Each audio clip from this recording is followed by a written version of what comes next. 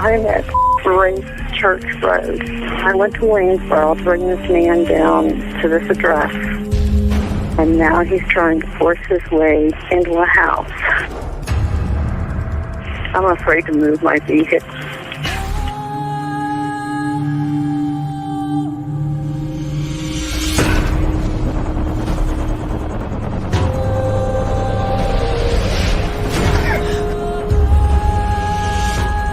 Just fighting in there. It's inside the house now? Yeah. You have your doors locked? It's open. I'm in a van. You need to make yourself safe, okay? Even if you've got to drive away from there to get away from him and close that and lock that door.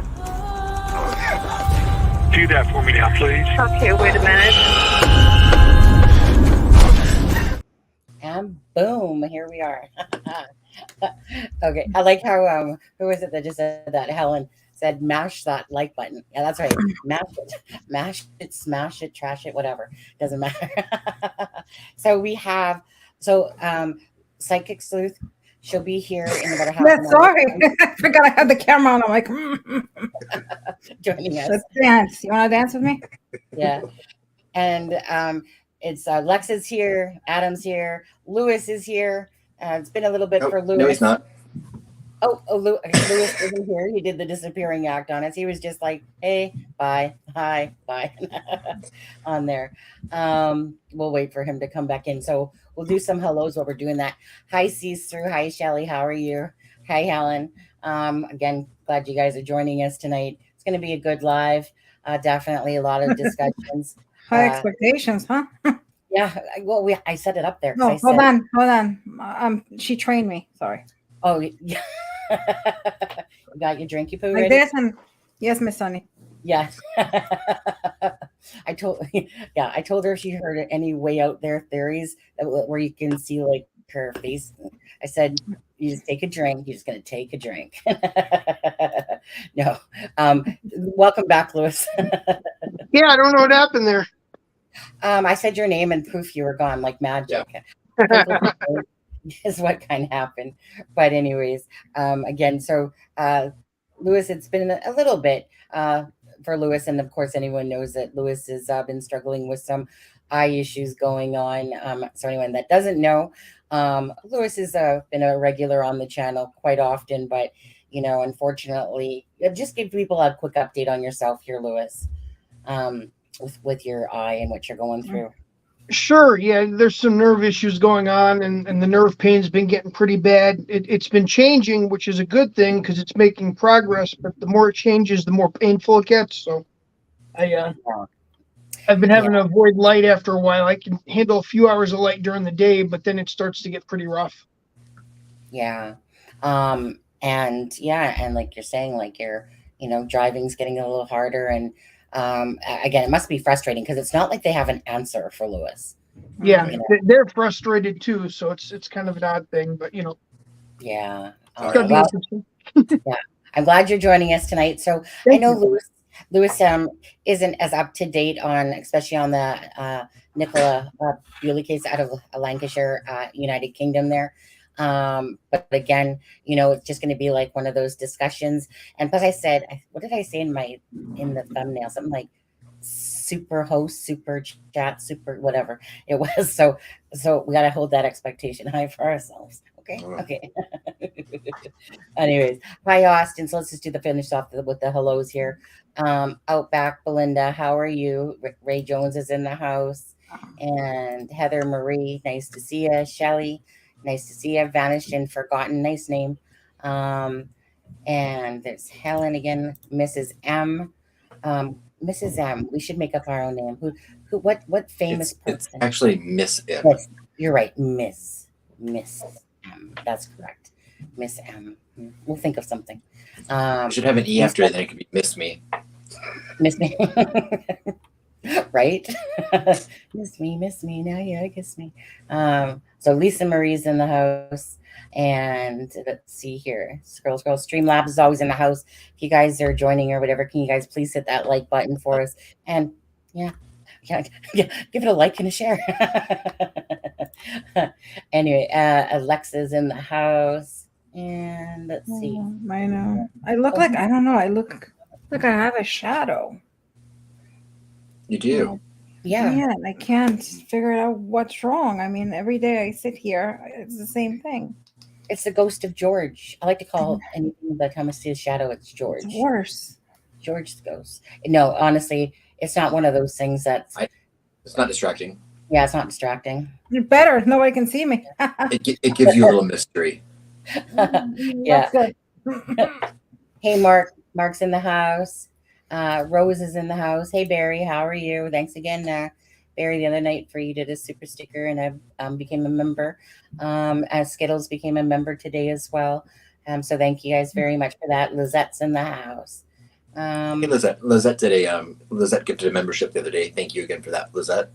Yeah. So Lizette, I didn't see that. And then when I asked you if you were still in house, I didn't see you say anything. So yeah. So it was all confusing to me. And then, anyways, so I wanted to say thank you for doing that as well. You guys, again, thanks for spreading the love to other people, those that can afford to do so, and perhaps offer a membership to somebody by gifting them a membership. Don't forget, though, that in order to accept a memberships, you have to click on that gift that she has up there when somebody puts one up, and you have to be able to accept those memberships. Okay. So just know that whenever you see that. Hey, country girl, how are you? Yeah. So we did a live today earlier. Louis, Alexa knew and all that, but we did a live earlier on the Nicola. I always want to say the name wrong. I always have to Bulley? catch myself on Bulley. Bulley. Yeah, Bulley. Yeah. Anyways, very, very interesting story, Louis. This is like playing Clue, but it's real life. And it's like who done it? What happened to her? It's like someone that disappeared, but there's obviously an answer, but it's so confusing. And we're gonna get into that. Thank you, Lisa Marie. See, that's beautiful right there. Let's see. Hold on. Let's just see who's got those. So let's see. Okay. Jizwiz was gifted a membership. Heather Marie was gifted a membership. Miss Thang was gifted a membership. And Miranda Cromer was gifted a membership. And Drunk Turkey Show's in the house. Look at that. Oh, is Drunk Turkey in the house and we didn't know it? He's like, peekaboo, stop the boat today. That's funny. Well, you don't see someone and then they're gifted a membership. So now I know you're here. Know you're here, Daniel. Yeah. Right. Hey, Deb. Daniel. Yeah, Deb's here. How do we? How do we collect a gifted membership? Yeah, Marcy, they're given at random. But you'll have to like hit the little $sign and enable gifting, which I think you can also do through your Google account. Yeah, and once you get it, you're automatically become a member. Yeah. So that's pretty much how that works. It was something that YouTube introduced because YouTube does try to.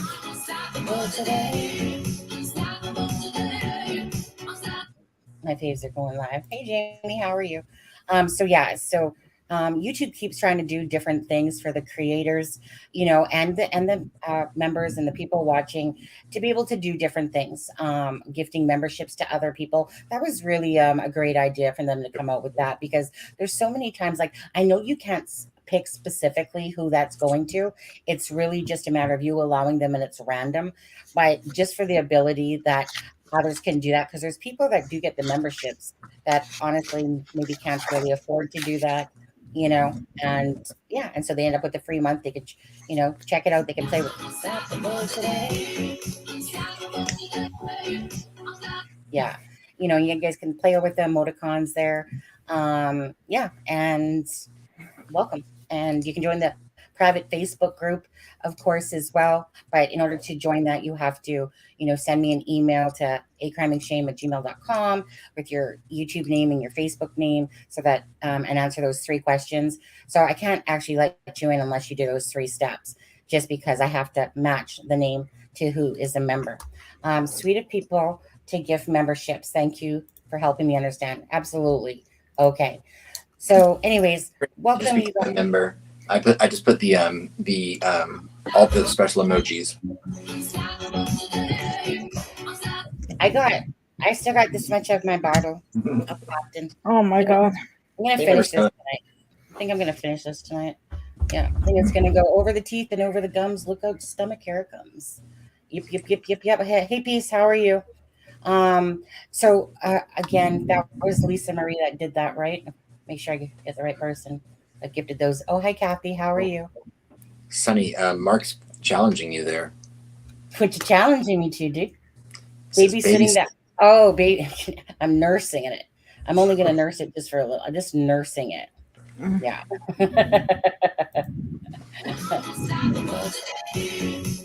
Oh, thank you, Lizette. I must be. What'd she say? Lizette gets the membership.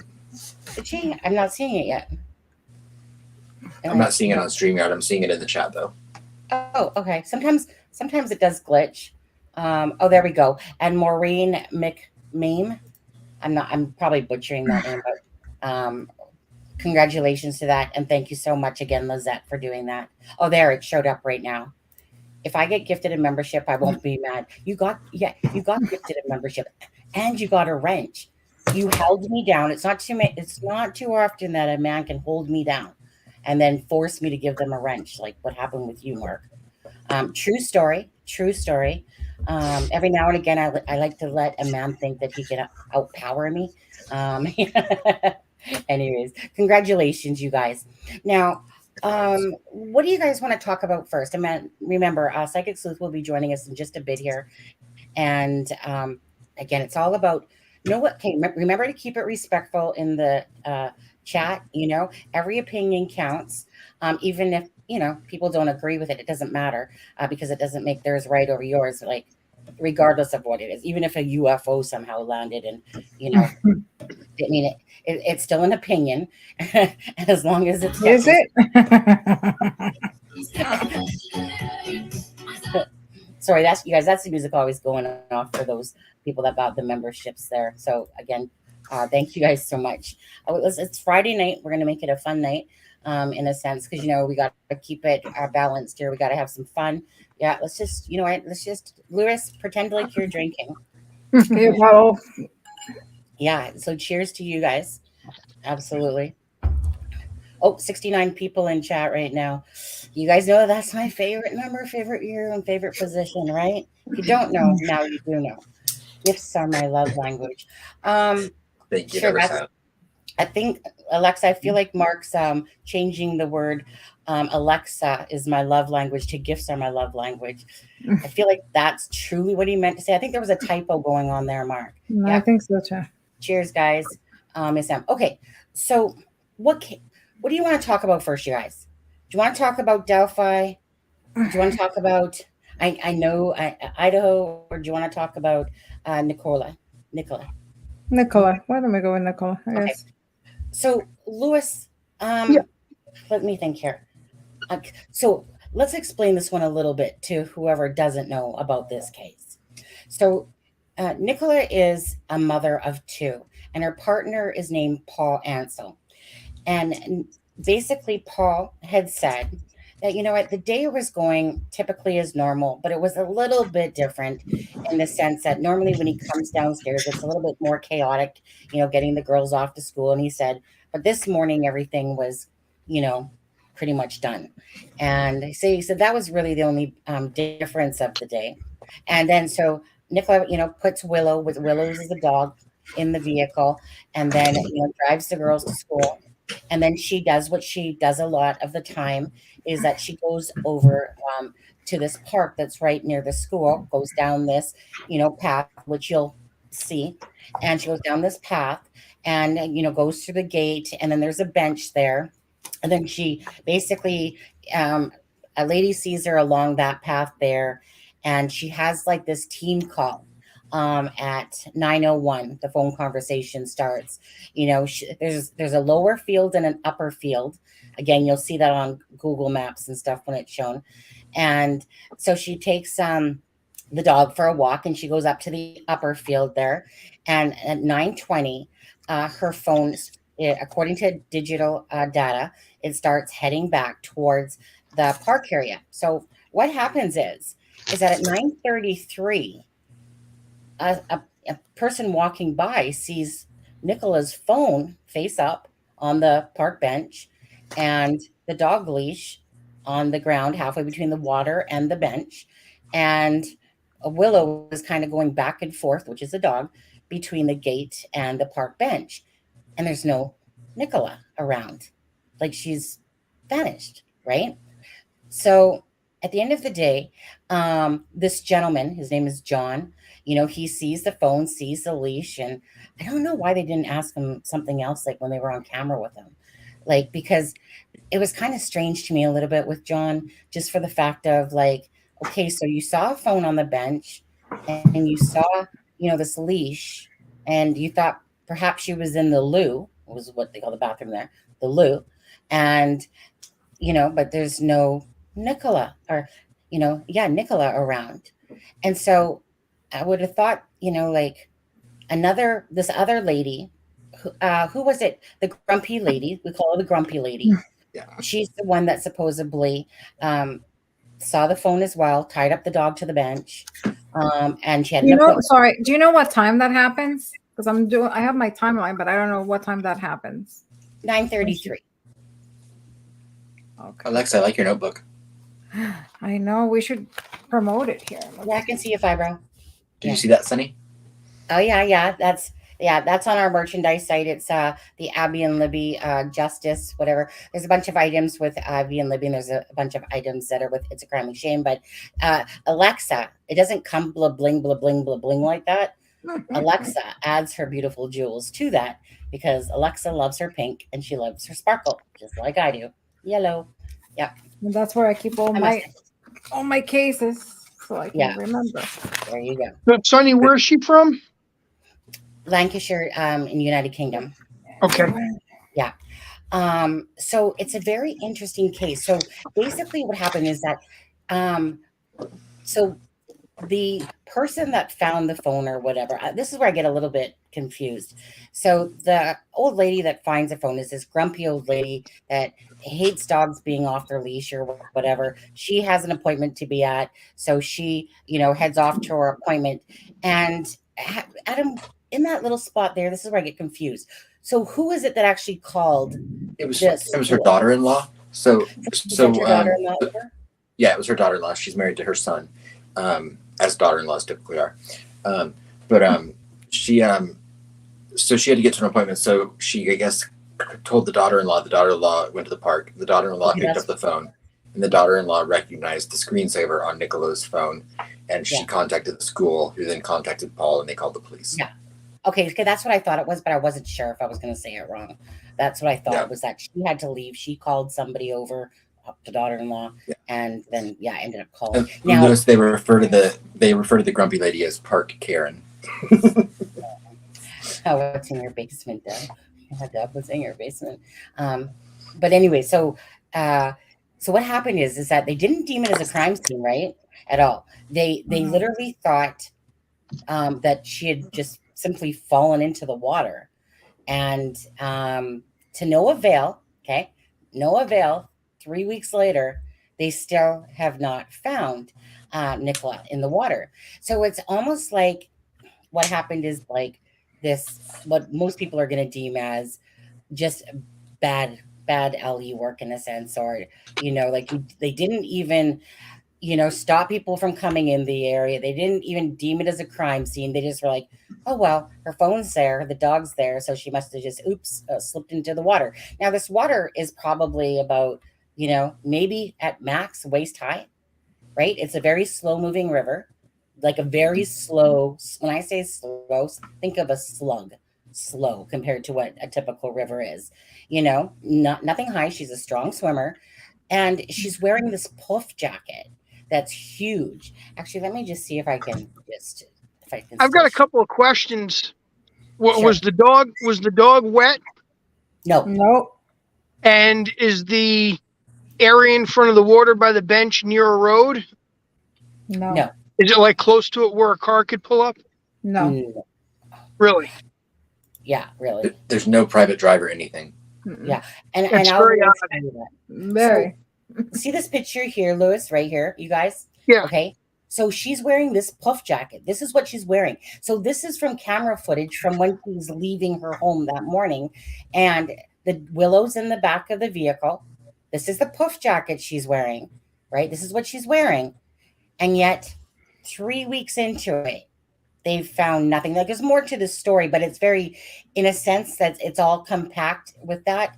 Like what's the chances that she fell in the water, that her puff jacket didn't float to the top, that she wasn't, because as it goes down, like it takes a long time for you to get down to the sea, in a sense. So the guy that was part of the search team, so the family asked for him to help. So the police tasked him to searching. Now he said, and when he was asked, like, is there any chance that she's out in the sea? And he's like, I absolutely don't really think so, basically, because she would have been caught on so many things that their little, blow up dinghy thing that they use bottomed out. So you got this puff jacket, you got, I think, keys in the pocket, you got all this stuff. Nothing Right. was found in 3 weeks. And she's wearing wellies, which are like little rain boots. Yes. Which again are going to be water resistant, so they would come up to the surface, I believe. So does anyone have any proof showing that she actually went to this spot? Because it sounds to me like a stage scene. Well, she was seen by a few witnesses. Because I mean, if the dog's not wet, she didn't go in the water, and if there's no way for her to get in a car, the dog would not have stayed. So I'm sort of confused because it almost sounds like somebody would have put the phone there and left the dog in the leash, and that's just odd. It is odd. And I'm just going to pull up Google Earth Pro for you guys again right now. Okay. It's a very, very interesting case. I'm going to take us off screen for a second here, guys. And then I'm going to. And Lewis, part of what makes it odd is that it seems like it should be so simple, but there are no answers. Right. Okay. So this is the park here. Lewis, can you see? I have Google open. Okay. Yeah, I can sort of see. Okay, so basically she parks her car, drops her kids off, and she proceeds over this little bridge here, across the water, and then she goes here. And then she starts going down this path here, and she's spotted by someone that sees her at 8:53. Okay. So she goes along this path. There's a gate before you get there, right over here. Okay. And just underneath here is a bench. Now she has a team call, but she's actually not talking on the team call. She sends an email to her boss, and basically her phone is on, but she's not on camera or anything like that. She's just listening into the phone call, and it went on till 9:30. Okay. So when the phone was found from police Ellie, or let's call them whatever, police over there, popos, when they found it, she was still logged in to this team call. So we're talking like Idaho, we're talking about a 10-minute span, 15-minute span tops, that something happens to Nicola. Okay. So she comes in, there's, like I said, a little bench here. This is where they would have said she would have fallen in, perhaps this area, based on the fact that the leash was there. So she goes for a walk, takes Willow, goes for a walk. This is considered the lower field here. Okay. Then there's this little entrance here past the bushes, which is called the upper field. So she basically goes for a walk, with Willow. This CCTV camera is not working. That's right here, but there's two cameras. There's one that's kind of angling this way, but I mean, if she's over here, it's not going to catch her because this camera is not working. And then so they don't really there's not really any footage that we are aware of that is showing Nicola, but besides witnesses, there's a witness that saw her, okay, and that she knew exactly who Nicola was, so she could place her there at the park. And then this elderly gentleman named John, and I believe John lives here. John was there as well, and he didn't know her name, but he knew that her and her husband had been there walking their dog because they have the same type of dog or whatever it was. Okay. I think they had the same type of dog. I can't remember. Either way, it doesn't matter. So At 9:10 is when the last account of that gentleman, John, sees Nicola. Okay. And so then however the path went that she took, she comes back, or according to the digital data, right? Not because somebody saw her at this point, but next thing you know, at 9:33, somebody finds that grumpy old lady person finds her phone on the bench here. So I'm just gonna bring down. I think I'm gonna come right here, if that's my best view. Okay, so this is the ground here. Okay, there's the bench right here. That's the bench. That's the gate to get in. Now, this is a gate, but the dog could easily leave through this gate because on the side of that gate here is a wood gate that any animal could crawl underneath, no problem. And so where this bench is, and this is, someone said that like this is about a 10-foot drop from the water down below. It might not look like it, but it's kind of got about a 10-foot drop, and it goes about 10 feet deep tops in the middle. So the dog leash was found supposedly right between the bench and the water. Her phone was face up on the bench, and so between 9:20 when her phone, okay, so her last sighting was at 9:10. But the digital DNA is showing her phone making movement towards the bench area. So between that time to 9:33 when her phone was found, something happened to Nicola. And they've found nothing in the water. Like nada, nothing. So perplexing? Absolutely. You know? Can you explain, for those who don't know, and I don't know too much either, I just heard a little bit. Did you hear about the company, about Paul's company? Yeah. Paul's company? Yeah. Anything So important or? Well, Paul had about 4 companies. 2 of them have been dissolved. According, now I haven't seen the proof of this, but I've heard it that the latest company on February 7th, I think you said, Adam. Do you want to explain that part, Adam? I believe it was February 7th. The company was set to be dissolved. Yeah. The paperwork and everything was already filed. I just don't believe that it when I last looked, I don't think it actually had been yet. So, and that was around February 11th or 12th that I looked, but it wasn't, the public documents weren't out there yet. So, and Sunny, when you get a chance, will you look to see if Fibro's account somehow got hidden? Because I think she got accidentally hidden last night, and then she said she can't chat, like in her other account, her regular one. I don't know about that, but I'll have to look later. What's the other one called again? Fibro? It's Fibro, but it has a purple umbrella on each side of Fibro. Yeah, I can't quite do that yet because it's not a simple task. I got about 1,000 people blocked. Okay, so if I did accident, like I don't recall doing anything like that, but if I did, I'll one today, but yeah. Oh, and Daniel, if you go ahead in Messenger too, if you wanted to join us up here and chat along with us, I left you a message in Messenger. You don't have to, of course. But if you did, I can easily drop you a link. So just let me know in Messenger if you wanted to or not, because you can come. Feel free to join us and just chat along with us. Now, so this is what happened the other day, Lewis, okay? And anyone else that's listening. So the other day, okay, they're giving this press conference. And in this press conference, they're basically saying that she has some vulnerabilities, okay? And you know that's all that they're going to basically say, blah, blah, blah. Okay, within 2 hours of that, they're literally telling us that these vulnerabilities are that she has alcohol issues that have resurfaced, and menopausal issues going on. Basically, trying to let us know that she's honestly, basically, might as well say an alcoholic of some sort or a very good drinker, one of the two, and that she has women issues going on. So instead of just saying mental health issues, they let the public know, and according to that, I mean, they, you could tell. Can you guys not tell that people wanted to know?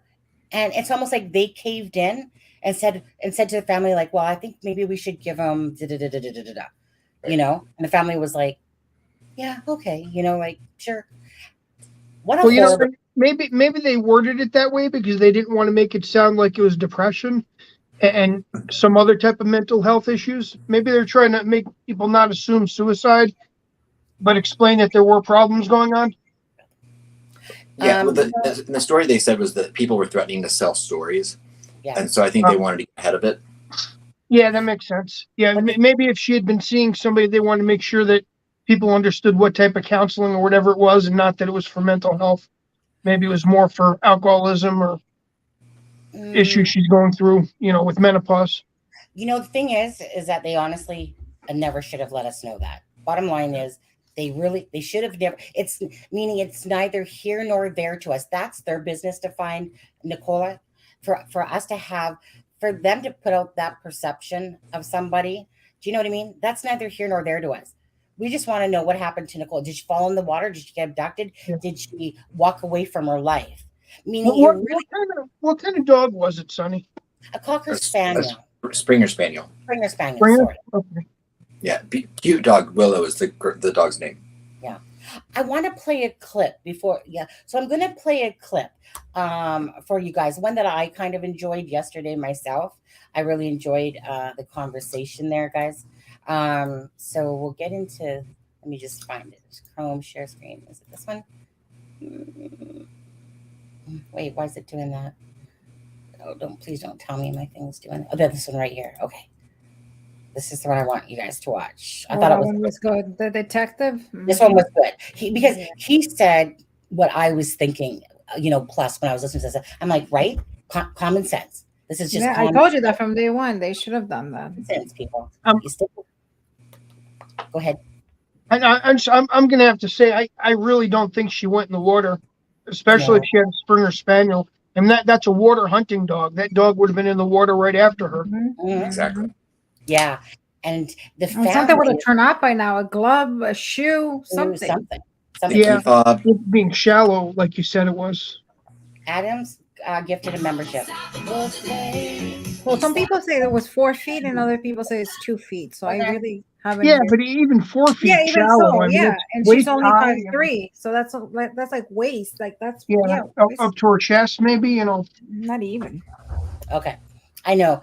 So let's watch this. This is a really good interview, I thought. Okay. Right. And Marcy got that membership. Oh, Marcy, congratulations, Marcy. Thank you for spreading the love, Adam.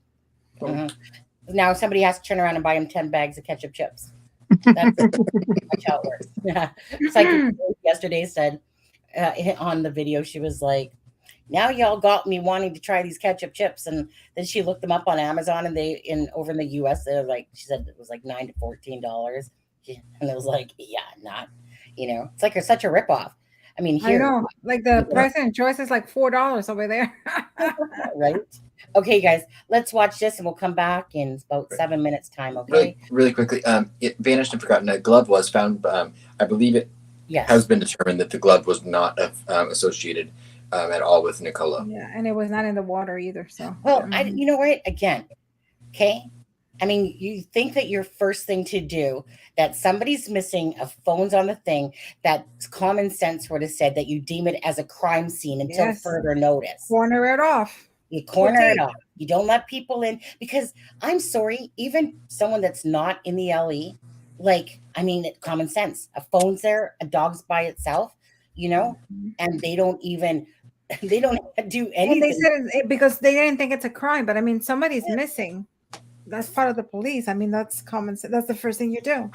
That's how I see it. You want to see if there's another, you know, of course it's hard DNA because there's so many people, but still. But still, it doesn't, you know, my mind is blown by how this is being handled a little bit. No, that was horrible. I think that, and I said that from day one, they should have treated that as a crime scene and at least that area. I don't understand not everything, but at least that area. There she is. Hey, Rochelle. Hello. How are you? I'm good. How are you? I didn't realize I was on. Oh, you know, just sit back, drink like we were. You know, Alexa this one day, Rochelle, she didn't realize that we were live, and she's just kind of you know, normally she's adjusting herself a lot and stuff like that. She's like, oh, are we live? Yeah. That's funny. Rochelle, welcome, of course. Thank you for joining us. And we were just about to play this clip. I don't know if you actually seen this one yourself. I thought it was kind of like a good interview. It's about 7 minutes long.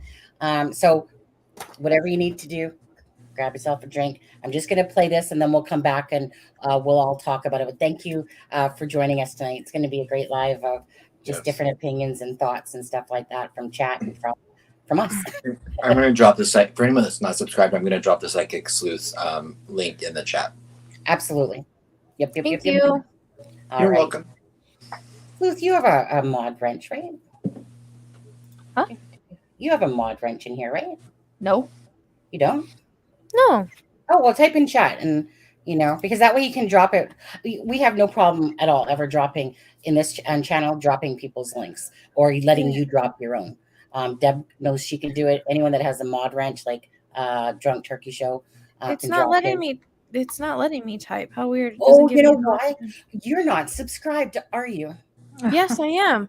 You know what? I hope it's the right channel that I hooked up with because I did it like follow YouTube, but I have other ones. Oh, so okay. I hope it's the right one. Oh, okay. Just subscribe on all of them. Well, I don't go to any of them, but it's like my old. I don't know. It doesn't show me like how many subscribers. If I saw the amount of subscribers, I would know it was my right channel. Yeah. So I don't even know if it's the right thing. What right one? It's all good. It's all good. I was just gonna wrench you up there so that you could drop it, but it didn't give me a chance to like change it either. Hey, yeah, all good. So I'm gonna play this video, you guys, and then we'll be back in about 7 minutes. Okay? Sounds good. Okay, doke. Thomas. I'm a former police detective and I'm now an investigator, and I work across lots of cases reviewing murder investigations, disappearances, and that's what brought me here. I've been in contact with the family and they've specifically asked me, very gratefully, if I could come up and have a look. And Peter Fording is a very close friend of mine and we've worked very closely together over the last few days. Having spent a few days in St Michael's, what is your opinion of what happened to Nicola? What is the most likely scenario? Well, there are three hypotheses, not just one, there are three, and that is that Nicola came here and that she ended up in the water, which is, of course, has been the police's main hypothesis. But there are two others, that she left voluntarily on her own for whatever reason, things in her life. And the third one, of course, is the most sinister, that there was a third-party involvement. Looking at the police investigation, what mistakes do you think were made and what would you have done differently if you had been leading the investigation?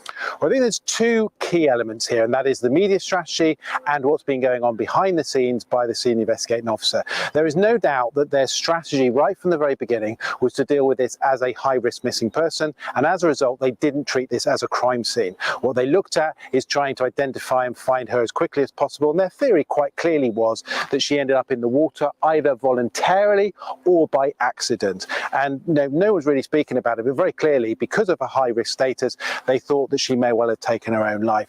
The reality is, though, is that could she have gone in this water and committed suicide? And what I would say is that that is almost impossible. How did she end up in a depth in the middle where she could end up dying? Because if she'd come down the side here, it's so short, so shallow, she couldn't have died. How has Nicola's vulnerability affected the investigation? Nicola's vulnerability has now become a major issue, and it's very detrimental to the family. The family are now in turmoil. The last 24 hours for them have been horrific because the police decided yesterday to release that she was a high-risk misper. Why they decided to do it at that point, I really don't know. What they should have done is done it on day one. Get rid of all the speculation, dealt with it, had a very clear strategy with Paul, how they were going to deal with this. Nicola's got issues in her life. We all have issues in our life. That doesn't mean to say that she is any less vulnerable than anybody else, in terms of the process of what could have happened to her, i.e. third party. Now, I worry that there is a position that is impacted so massively on the family. I also also worry, of course, in relation to Nicola. If she is still alive, what's the impact on her to come back? Say she was listening to this. But more significantly, the criticism the police have received gives us less confidence and faith in the police service, which is at an all-time low. They got this media strategy totally wrong. And I know that because I've spoken to them in the press department, and they acknowledge that. They've acknowledged they've made major failings. Their performance yesterday was shocking. Not only in the fact that they released that she was a high-risk misper at the press conference and then refused to explain what that was about. How did they think that they could release a piece of information like that and journalists, investigators weren't going to say, what are you talking about? And as that built up over the day, and when I spoke to the police yesterday, before lunch, and I said to them, listen, I've got information that something has gone on within the family environment, that there has been emergency service at the address. What are you going to do about this? Can you please confirm that that's true or not? And as a result of that, they then early afternoon, evening, released that information to say that there have been issues in Nicola's life. But we mustn't forget all of that. It is really important. It should have been released earlier. Nicola is still missing. And what we need to do is find her. If the police are unable to ever explain what happened to her, where does that leave Lancashire Police? Well, it leaves, first and foremost, the family in turmoil. They don't have Nicola. They can't mourn. They can't move on in that process. And of course, her young children are in a position they never know what's happened to their mum. So that's the first and the most important thing. What it impacts on the Lancashire Police is that they need now to go right back to the very beginning in terms of their media strategy, externally look at it and go, do you know what, we got it completely wrong. Let's not make this mistake again. And it will happen. There will be other major investigations they have to deal with. Let's not make that mistake again, learn from it, put in place changes. And I think in terms of their back-end element, what they mustn't do is become focused too early on one scenario. Back to the investigation, the fact that the dog was walking between the bench and the gate, does that give us any indications where Nicola may have gone? I think it is. I think it's really significant. It's only when you come to the scene that you actually understand, and that's why it's so important as an investigator always to come back to the scene. I call this a crime scene. That's how we talk about it. And what's really significant is the police have said it is unlikely, and their theory is that she hasn't left the area.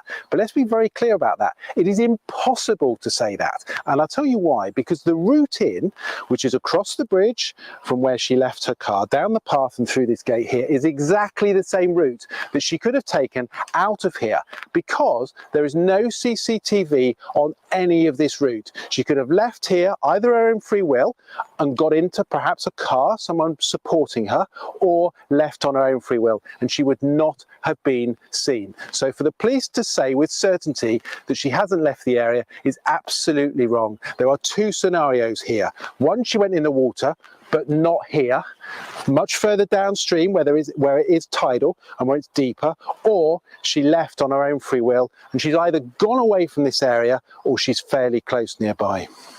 If you were leading the investigation now, how would you proceed in the next few days? Well, I think there's a number of things. First of all, I'd talk to the family and I'd get Paul to give a press conference. I'd get Paul to talk to the public and open up his heart in terms of how difficult it's been for him and the family. And let's get some sympathy back for Nicola. She's gone through torment, as many people do in parts and times of their life. Let's get that back in tune. Let's stop calling her, people have alcohol dependency. It doesn't make them a bad person. What it means is they've got issues in their life.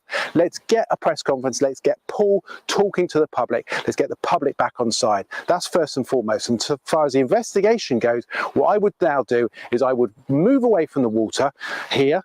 It's no relevance here. I think they've probably exhausted all the elements downstream, and if she ends up turning up, then we'll find her. I would put searches in the whole of the locality around here. I'd go back out and I'd start appealing to the public. Is there anybody there who's got another piece of information that could fill this jigsaw puzzle? Because if she is still alive, and there's a big if, of course, sadly, if she is still alive, someone will be helping her. So my name's... Okay. So for me personally, I love that guy. Someone with some common sense there. Finally, somebody intelligent. Talking, I felt, yeah. And again, if just because she has issues, there was no need of that to come out, to be honest with you. Again, that wasn't for us to really know. We just want to know where Nicola is. There's really about three basic options of falling in the water, abduction, and either left this world or left her life. One of the, two happened. And psychic sleuth, because we were talking about this last night. What's your thoughts on this case so far? Well, I definitely don't think she walked off. You don't leave your dog running around in an area where it could get run off or hit by a car if this is your baby. All of us that have dogs, regardless of if we have depression or whatnot, we know our dog is a lot of our emotional support, or a cat or whatever it may be. I just don't see her taking her dog and leaving it there and running off and leaving her dog loose. It absolutely makes no sense whatsoever. Well, if she would have gone, through the gate, right? If she would have gone through the gate. Yeah, and allegedly leaving her phone on the ground. I mean, it was supposedly on the ground, then it was on the bench, then it was on the bench. We don't really know where it was. I saw it on the ground when I did my reading. Okay. And then someone said it was on the ground, but then a guy came out last night and said it was on the bench. So I don't know where it was. They've said it's been on the bench only multiple times. It's been on the bench. I've never heard it was on the ground until actually I heard, now I think it was Tammy that said, yeah, it was on the ground, but I'd never heard that myself. So I personally never heard on the ground, just the bench by the witnesses, the two witnesses. Yeah, but this was her baby. If you're gonna run off, you leave it at home. Right. I don't see you taking your dog to go unalive yourself either. It doesn't make no sense. And usually if you go unalive yourself, you're usually found.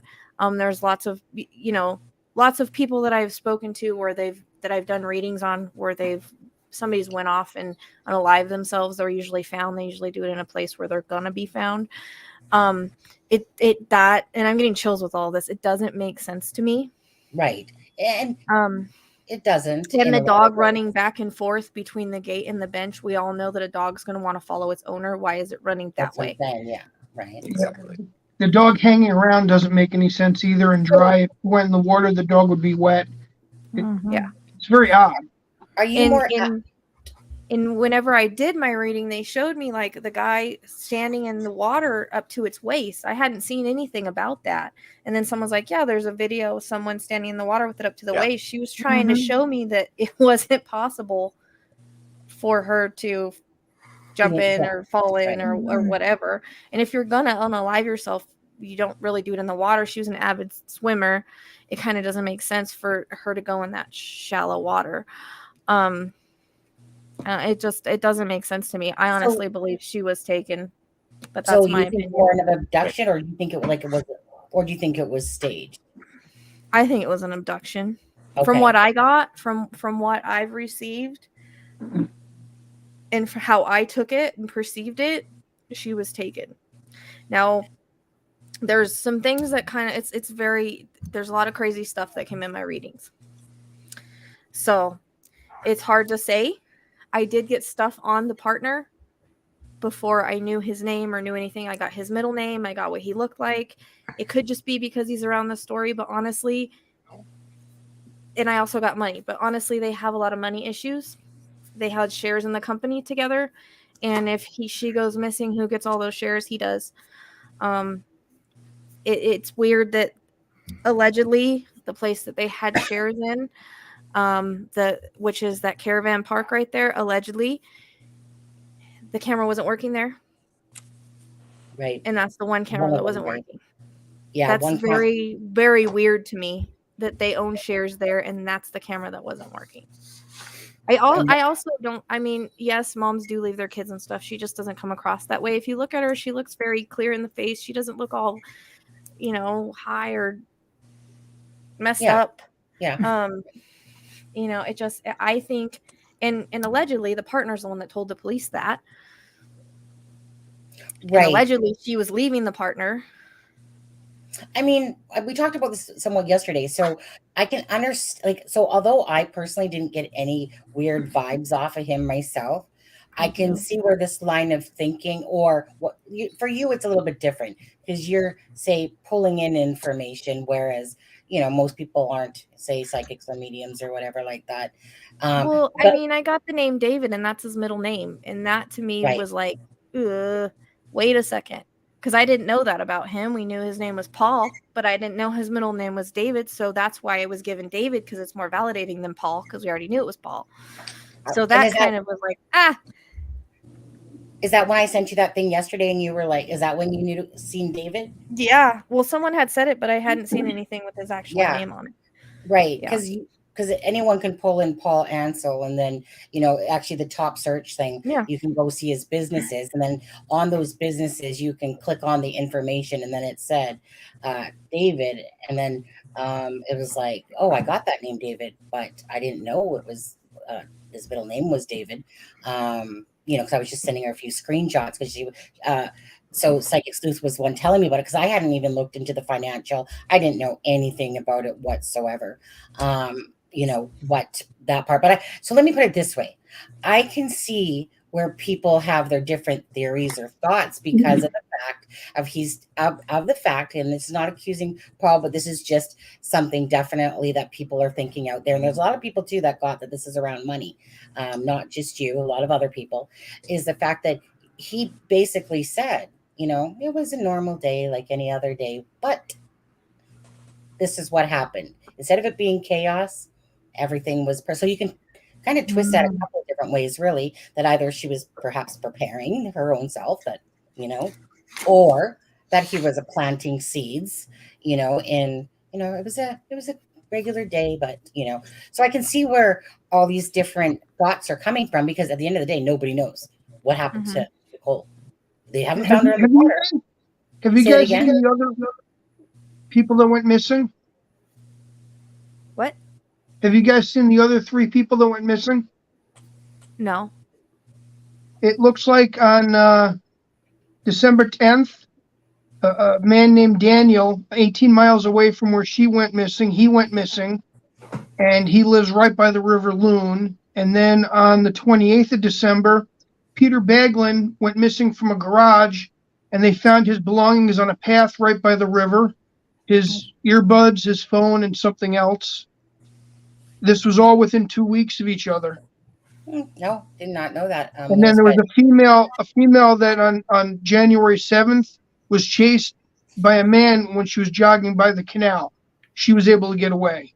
Yeah, I heard about that. Yeah, I heard about that. But the other 2 gentlemen are missing right now, and they're all within 20 or 30 miles of where she was. And both of them, one of the belongings were found by the river, and the other one lived right by the river. So same MO, basically. Very odd. I mean, to leave the same type of stuff for one of them on the trail, and he disappeared from a different place, but they're not sure exactly where he was when he disappeared. He was just last seen at a garage. Yeah. I don't know. I've tried to let go of the guy. I just can't. I just don't know what the reason is. I'm not saying he's involved. There's got to be a reason for it that I feel the way I feel about him. There's something off about him. Right. I was going to say like we were talking about, right? Like, meaning I was myself. I think he's an undercover sleazeball. I think he's good at hiding who he is. Really, I think he's a good actor. Yeah. I mean, there are some good actors out there. He's got his toes in all these different little companies. Yeah. Well, I was going to say, I didn't even know anything about any finances to do with them whatsoever. But I mean, I know, see, the thing is that this is what's so strange is that, so they deemed it, like, I'm just so mind blown that they didn't deem it as a crime scene at all, that they just kept searching in the water, and even to the other day, that lady at the press conference, whatever her name is, kept saying, and still our main focus is the water, and I'm like, okay, what, you guys haven't found her yet now, have you? She has on a big They've had multiple people come in there that are, experts in the field saying that if she was there, they would have found her. It's very mellow and low right there. Yeah. It literally doesn't make any sense. If she fell in, she would just stand up. I mean, I guess if she hit her head or something, but still, it just doesn't, it doesn't make sense to me. I can't wrap my head around it. I went in thinking that because that's what everybody was saying, but that's not what I got. Louis, just about a little bit that you know yourself. Yeah.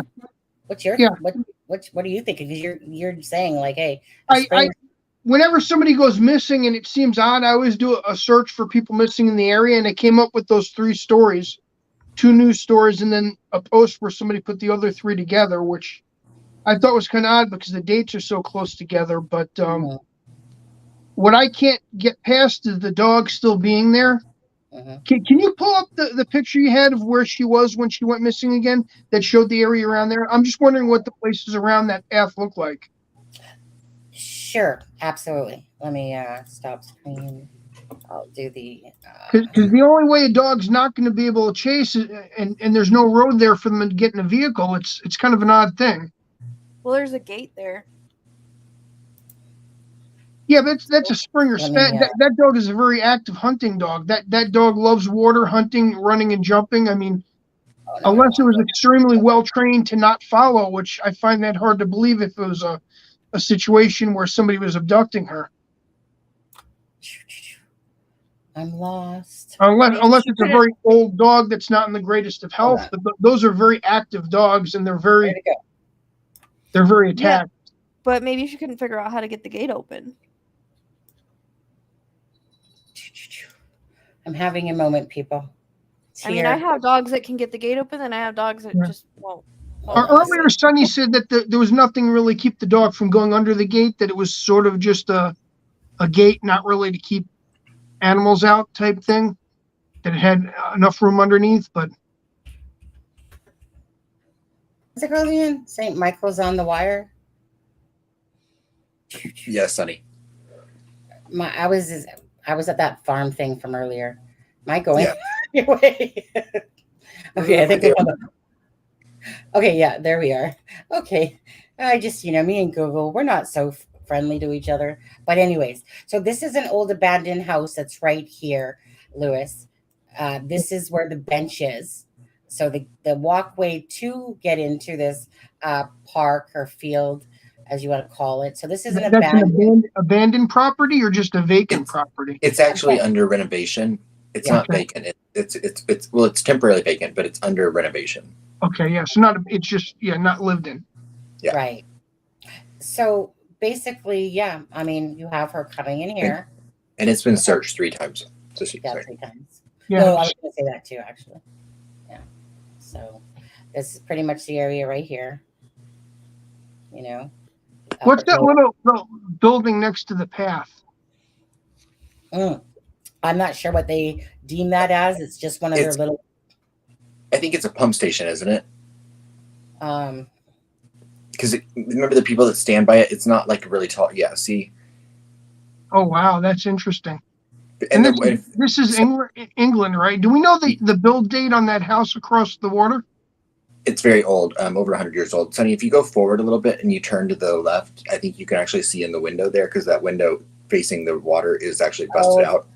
There's nothing that's going to take me there. Oh, okay. Yeah, so I've seen pictures of that window that you can kind of see on the side of the building facing the water there. You can actually see it there. That path there is also the path she was on? Yes. Yeah. Well, this is the lower field here. Okay. So this is the lower field here. Yeah. So they make it seem like she was over here, is what it seems like, that she was walking to where these trees are. And there's that opening there, which takes you to the upper field, which is back here. Okay. So coming through here and basically walking like this. And then her phone starts heading at 9:20 back towards the bench. This gives me more Murray vibes, sort of like the people that lived in the house that won't let them search.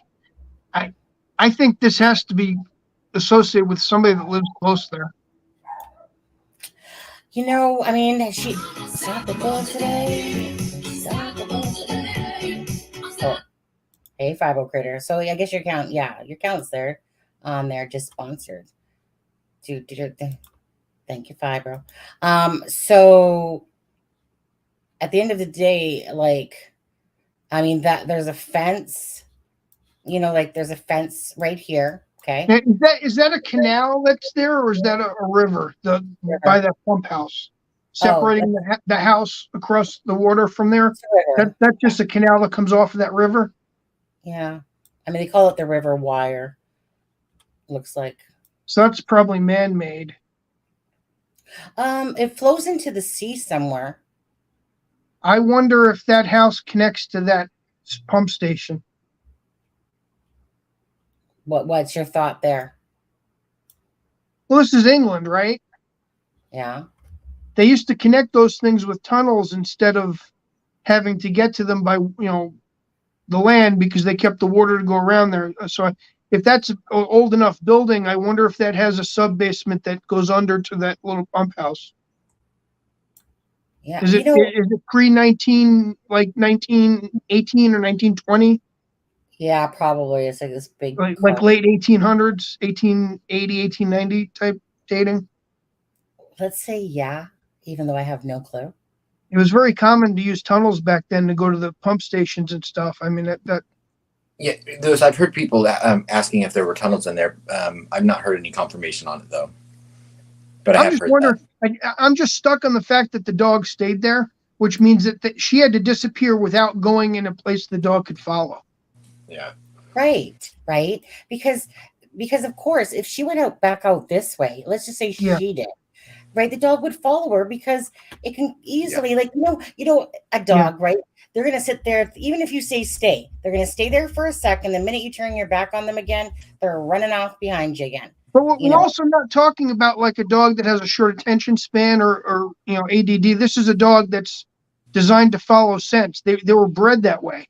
This is a dog that would not lose her scent if she was.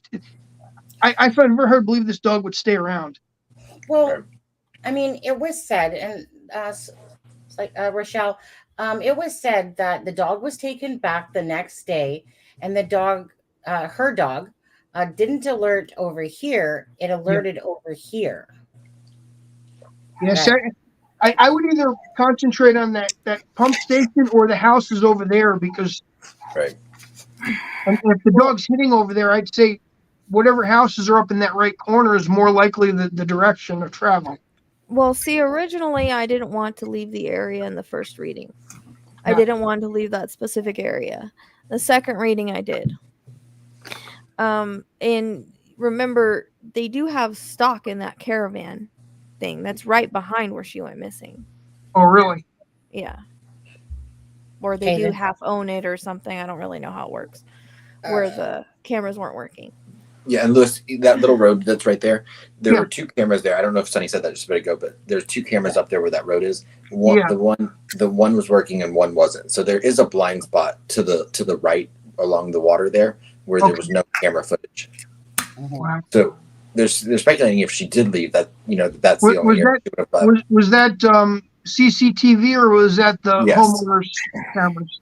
It was that was state-run. Yeah, state-run.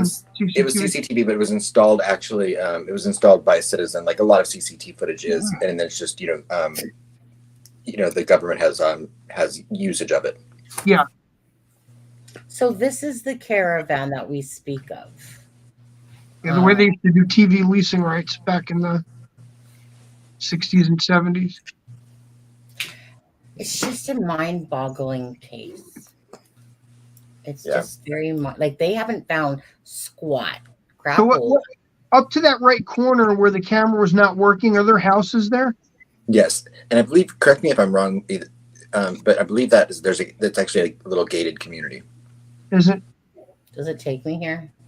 I think this is the closest it takes me, because this is going to take me right to the fence. And that's not the direction she would have come from. No. But that's where the dog hit on. See, that's the closest it will take me. Yeah. The house is up there, right? And other than that, go ahead. Sonny, do you remember the creator that does that's done all of the videos of walking that whole area? Because I know there's like a whole there's a whole like series of videos where you can see all the paths and everything. I can't remember the name of the creator that did that. Yeah, me neither. I mean, there was a lady called Michelle After Dark that literally on the walk. Whoops, where am I, guys? And it's 100% confirmed that she's the one that brought the dog there. She was seen by the witnesses, and she was seen dropping the girls off at school. So, yeah. Like, there was two witnesses that we know of. Adam, I think that the one witness that's in the red jacket is actually one of the witnesses that was, I don't think it's the third witness. I believe that was the first person to see her at 8:53. Was that witness? I've just heard 4 people, but but we don't, like most things in this case, we don't know 100%. Well, and Louis, she parked her vehicle at the school and walked from there. Oh, okay. So she was seen dropping the kids off at school, and then she went from the school parking lot to the trail? It's been reported she was seen at 8:53 dropping them off. Is that right, Sonny? 8:53? 8:53. And then she was on her call at 9:30? I want 9:01. Is it? Okay. Right? Or 9:10?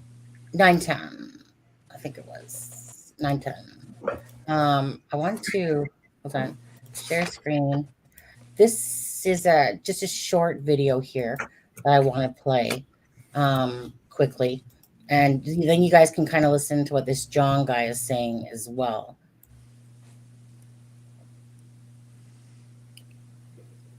Hello, not at all. Good to see you.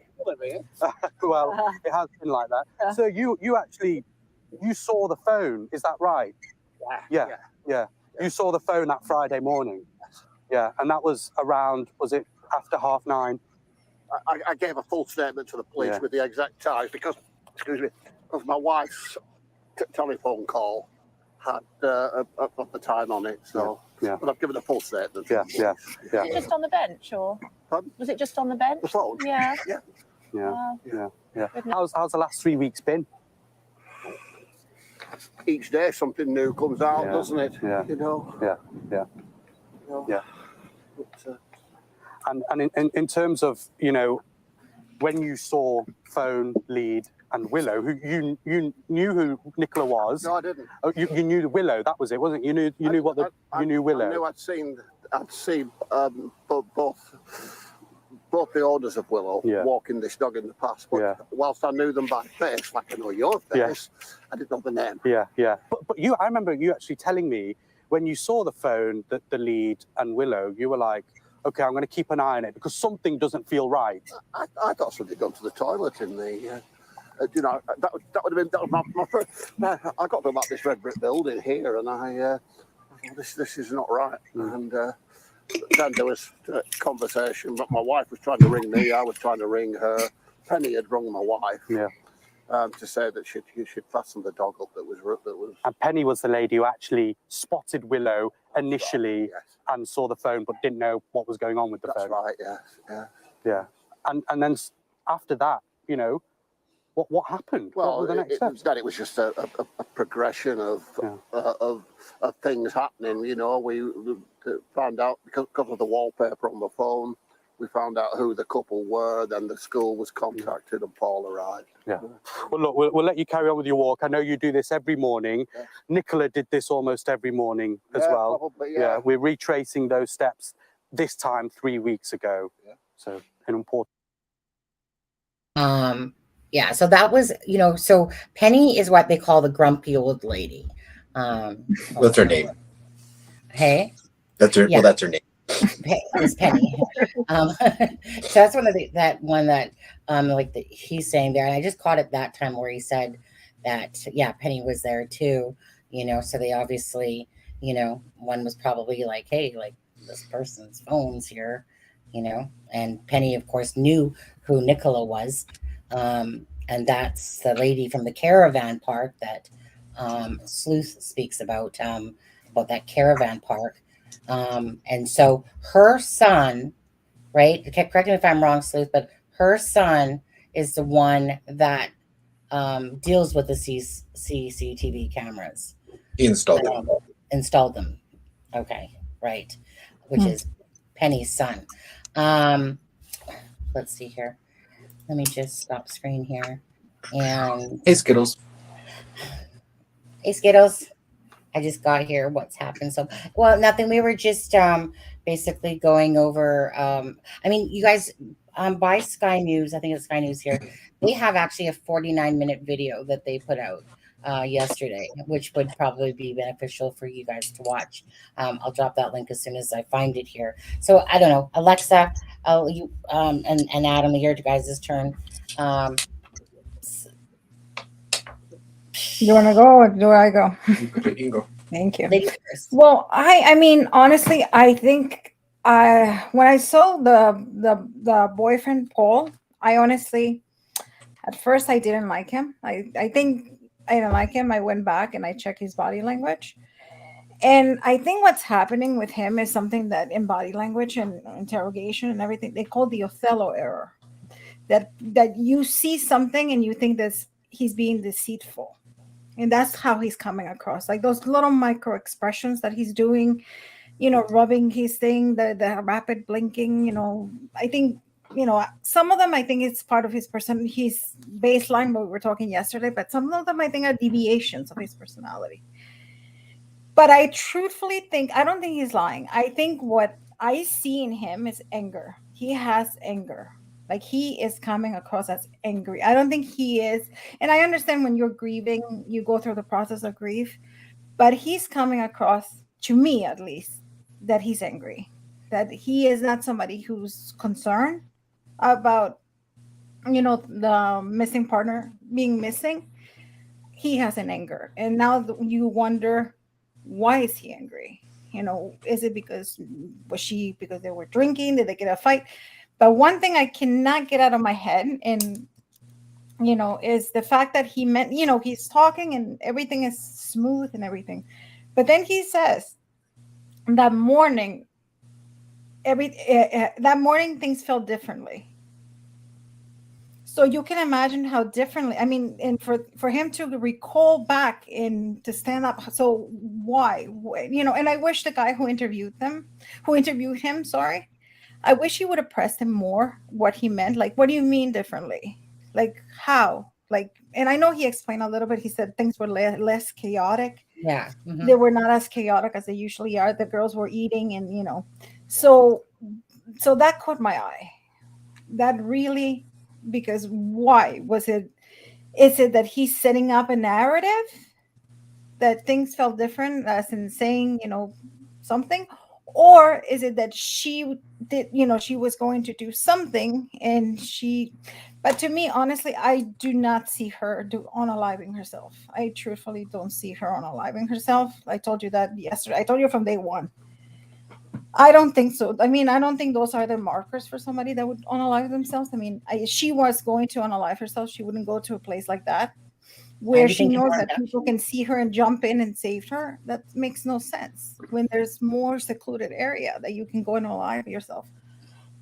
So to me, that makes no sense. But the partner, I do see anger. I do.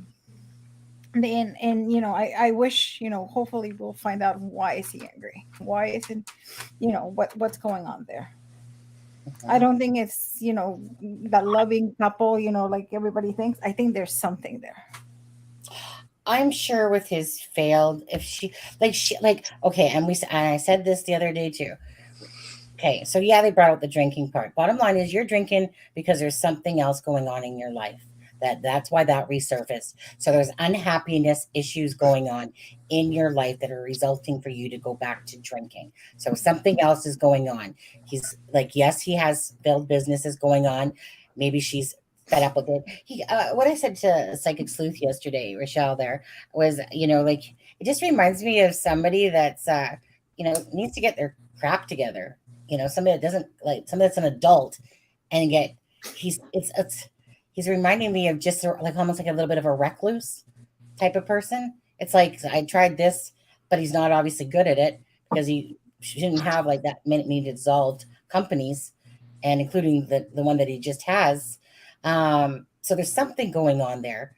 Again, the welfare check that was done on January 10th, they said that it's still under investigation. So there's something going on there. Nobody just goes back to drinking because there's an underlying issue there, and what that issue is within the thing. Because even as he was talking, though, I don't feel like this relationship was as you know, like this spectacular relationship. You know, I wasn't feeling that vibe, you know. I wasn't real like I was still reading that he was being sincere in his missing her.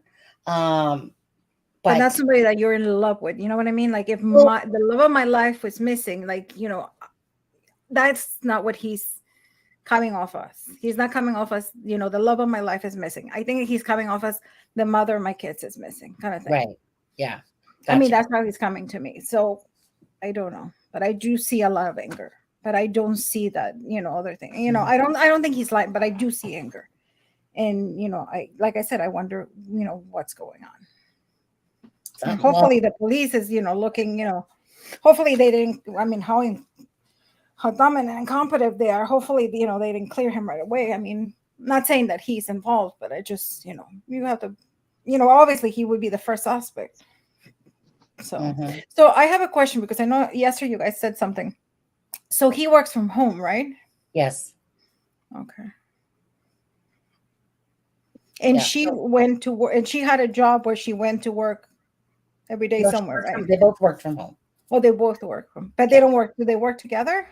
Well, I mean, they have shares in companies that company, but no, she works for an insurance company, right? Sleuth, maybe you can give us a little bit better on that one. She's a mortgage broker. Yeah. But they do have businesses together. I don't know if they're still active.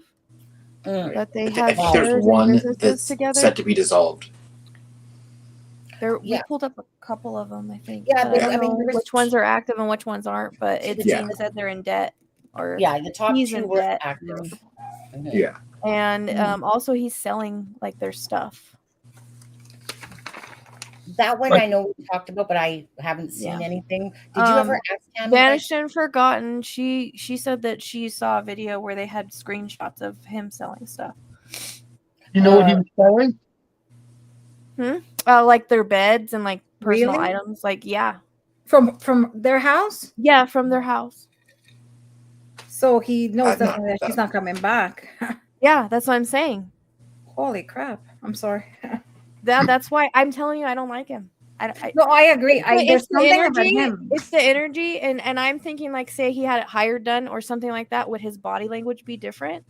Like if he didn't specifically have something Could to be do because with it? I mean it wasn't him. I mean, I mean yes, because I mean it's one thing that I tell you to do something, but I didn't do it. You know what I mean? So then even in a polygraph, you would be able to pass because you didn't do it. Right. That's what I was wondering. The knowledge of knowing, then you would fail. Yeah. Could that throw off the body language? Could. I mean, because I get a male and a female, and I'm not the only one getting that. There's been multiple readers have all gotten male and female, and so that's another thing that's kind of, you know, off. And I'm sitting by the heater and I've got chills, but there's something that's the bed they were selling. Vanished and Forgotten is the one that told me she saw it. She saw a screenshot someone was taking and posting of him selling. Yeah, like, I've just asked her. Like that. Yeah, I want to see that myself. Yeah, I'm sure she'll find it. I told her I needed to see it. And do we know the date? The date that was being sold? I'm sure it was after. Okay. There's also somebody just sent me an email. I don't know how accurate it is. I haven't looked at it yet to see if it's legit. But he said that there was, let's see, that there was a YouTube channel called Nicola Bulley Case, and it was joined on January 25th, but she didn't go missing until the 27th. Huh. So I don't know how accurate that is. I'd have to try to find it, but that's what an email was sent to me about. I don't know. It's just it's very odd. It's very odd when we all get kind of a male and female, and usually I don't get a lot of females in my readings unless it's like that's a rare thing, unless it's like, you know, kids or something. But I could not let go of this female I kept seeing. So, but it feels like it's connected. I don't know. This is definitely money. This is not a sexual thing. This had to do with money. This is major money things because all of us are getting the money. Do you guys know if she has like an insurance policy or something? We don't know. I mean, he does benefit from her going missing. If so, basically he'll get all of her assets and all the shares and everything. I mean, it's not like it's not plausible along with anything else, right? Because we don't know, right? I mean, we all know that the person. Adam, what were you? Sorry, you were going to say something a minute ago.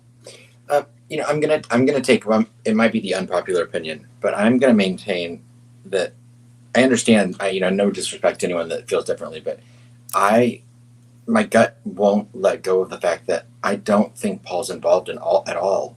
And I really, when I see what everyone else is saying, they see as suspicious. I don't see the suspicion there, and I get I get the logic and what people are saying, but I can't get out of what I feel and what I see, and I don't think Paul's involved. And if I'm wrong, I'm wrong. But as of right now, I'm going to maintain that I don't think Paul's involved. Well, I don't think it's involved, but I do see anger in him. I do see it. I don't think it's involved. I don't think he did it, but I do see that he has anger. Well, I don't see the typical. And I had 2 little girls that were asking where their mommy was. I'd be pissed off as. I don't know. Do you think his anger could be that the relationship was on the rocks? I think it has to do that. I think that could be why they were fighting. I mean, it could be that he also thinks she might have left. Yeah, I was doing a little reading here, and it says that as soon as she disappeared, the sister moved in, and there were rumors about him and the sister having an affair in the past. And she kind of looks like what I was seeing, but and the sister moved in immediately after she disappeared so she could take care of the kids. Yeah, I don't. Hey, Rochelle, Marcy in the chat is saying, can you elaborate on what you mean a little bit more by the feminine? Yeah, I was getting a male and a female involved in this. That's why I found this interesting, because you mentioned that, and then now I'm reading and I was seeing her with reddish brown hair in a ponytail, and I never seen the sister before. I'm not saying the sister's involved; it's all alleged. I'm just saying she kind of matches what I was seeing. Could it be that maybe they pushed her to leave or something? I don't think so. I don't think she left. I don't either. I literally do not. Having dogs myself and knowing how you feel about them, I could never just leave one running around. I would leave it at home. That's why it doesn't make sense as to why. Yeah, that's what I always said. I agree with you 100% on that, Rochelle. Do they look alike, her and their sister, enough to where somebody would confuse them with a hat on and a jacket? They do. They actually do. Yeah. I didn't think about that, but I saw scene tells me staged. I think staged the way things were left. I wonder if it wasn't her that dropped off the kids and brought the dog there and let the dog go. No, because they saw her, somebody actually, and they spoke to her. She looks exactly like her sisters. I saw a picture of them today. Yeah. Exactly. Just different colored hair. Different colored hair. Yeah, she actually looks like that neighbor Emmy White more so too. I saw a picture of them together. They have the same facial everything. They do. They could be They could be twins, except for the color hair. The sister's hair is more like my color. If you've got a hat on and somebody sees you from a distance and they recognize the jacket in the car, they're not going to think twice about thinking it's her. I didn't think about that, but yeah. No, but there was somebody. No, but in the school they saw her and they spoke to her, and then there was one of the people CCTV footage of her putting the dog and the girls into the car. They actually saw her, so they know it was her. Because the woman in that picture had blonde hair with a ponytail. I mean, like I said, I think nobody can disappear. Either you're taken or you leave, and I think exactly. And you can't hide your own. Taken. You can't hide your own body. No. But I mean, let's say, so if they took her, I guess the only possible way would be towards the back, right? And that little where the CCTV wasn't working, right? That little path. That's the path. That's the path. Is that the path with the camera that wasn't working? Right here. It's also where the dog ran to when they brought the dog back, right? Yes. Yeah. So, the camera was there's two cameras here in a sense. One's facing this way, right? Like a little bit this way, and the other one's facing this way. This is the one that was red and not working. So here, let me give you actually a better visual of that. Let me stop this for a sec.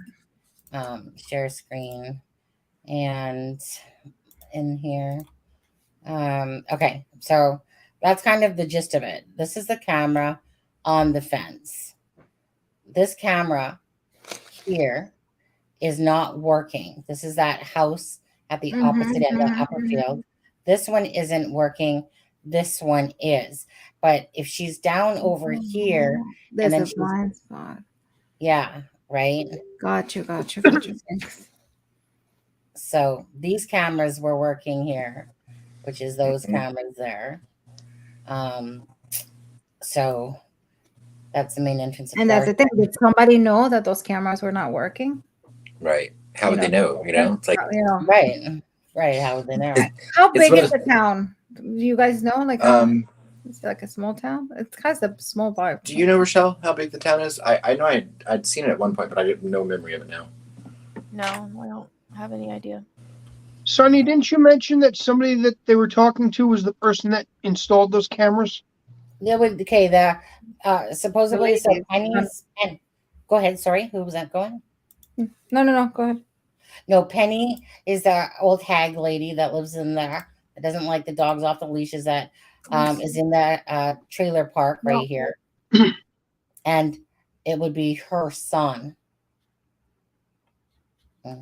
That I think right down her son that set up the cameras or was something like that. Whatever it was that you said. And who called the school? Was it her? Who called the school? The lady did.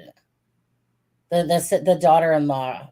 So the old ladies. This is where I get confused a little bit too, because if you got that old guy John that says that, hey, yeah, I was with Peggy in a sense, like they obviously maybe came about it at different times, and it was like phonier, but she had an appointment to go to.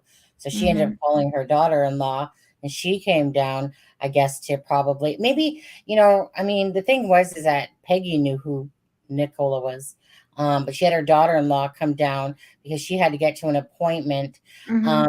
But Penny, that John guy said, when that guy asked him, he said, so you and Penny both saw the phone on the bench? And he's like, yeah. Her name is Penny? Penny's that old hag. Yeah. The grumpy lady. The grumpy lady. Yeah. Okay. The park Karen. The daughter-in-law was the one. Okay, I got you. Now I understand. I was confused about that. This thing doesn't have the 9:20 time in it, but this is the gist. On January 27th, what happened? She goes over the little bridge, and then goes down the path, and then again, So I'm not exactly sure why these dots were what they were supposed to represent. They were supposed to represent where, I think this is supposed to represent where she was at 9:10 during that team speak call. And at 9:20, she starts heading back to where this, I mean, this is obviously going in, but this is where the bench area is right here. 9:01, she's on the phone. She's seen walking dog along the upper field at 9:10. 9:01 was logs on to call team speak, which is at the bench area here.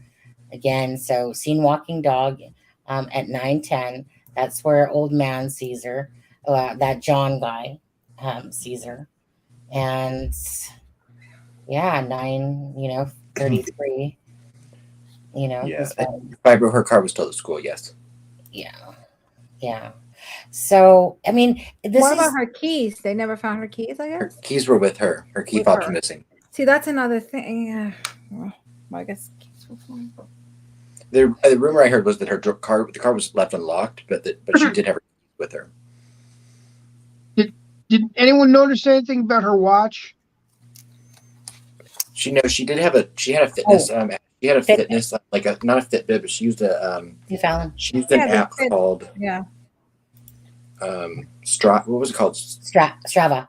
Yeah, Strava. But it hadn't synced her data since I think Tuesday, the 24th, whatever date that was. Yeah, being a mortgage worker, I wonder if she had a watch that was synced to her phone, but no. No, I've not heard any reports of her having like an Apple Watch or anything like that. Yeah. Yeah. Again, Alexa, the time that's not on here is 9:20 when the digital data. No, I had like 2 things missing from my time list, so it was. But I can't. Yeah. I mean, like I said, it's a very intriguing case because it's like, who done it? Who done it? What happened? Who done it? Right. Did she do it? Did someone else do it? Right. And Gigi, was it an actual Fitbit or was it just like an app that she had on her phone for Strava? No, I think it was an actual. It was a Fitbit. Okay. Only because in the conference they said Fitbit. Mm-hmm. Okay. Thank you. So she had a Fitbit, but it wasn't synced, huh? Correct. Yeah. But somebody said? Well, I mean, I just wonder if the phone would have showed her vitals and if her vitals stopped. Mm-hmm. Right. If it was connected, sure. Yeah. But they said that the Fitbit didn't provide any information because it hadn't been synced. It's like, why wear a Fitbit if you're not using it? You know. Mm-hmm. Right. It's an odd thing to wear.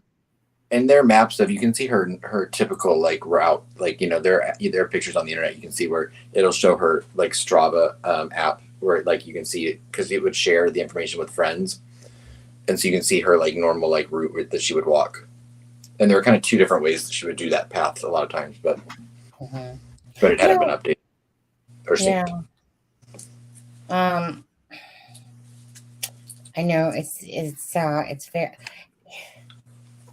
You know what? Again, let's just go to chat. 1, water. 2, abducted. 3, she vanished herself, type of thing. Where's everybody still at with it, with what their thoughts are? Because it's like you can't make sense of the water because, hey, that doesn't make sense. Her falling in. So unless she bounced her head off a rock, but she would have been caught somewhere along there. She has a big puff jacket on. Doesn't make sense. And wellies. Right. They haven't found her. Okay. Well, the big thing is the time frame doesn't make sense because it's 10 minutes. Yeah. I think it's more of a 10-minute walk to get from that end to the other end. And well, there's a 10-minute window that she basically went missing from. Yeah, that's what I'm saying. And to not see anything in that small frame, it's very odd. And that's why I said, the case, one of the thing that makes it so interesting is that it doesn't seem like it should be a complex mystery, but it is. Mm-hmm. Yeah. Yeah, but definitely she's not in the water. Definitely, that's a. The dog would have gone into the water unless he was trained not to, which is odd for that type of dog. Mm-hmm. Mm-hmm. It's another mind-boggling face. Like nothing like Delphi though. The person that found the phone, is that person related to the person whose son set up the cameras? Yes. Oh well, isn't it? Yes. What'd you say? The person that found the phone, is that the same person that is related to the person that set up the CCTV camera that wasn't working? You mean the woman that called the school and that called Paul and they called the police? That was the wife of the person that set up the phone or set up the So the husband found the phone, and the husband's son is the one that set up the CCTV cameras that were not. The grumpy woman is her son set up the CCTV footage, and his wife found the phone. Okay. After the grumpy woman called her because the grumpy woman had an appointment, and so she called her daughter-in-law, and the daughter-in-law went and she recognized the picture on the screensaver of the phone. Gotcha. I think they need to be looked at.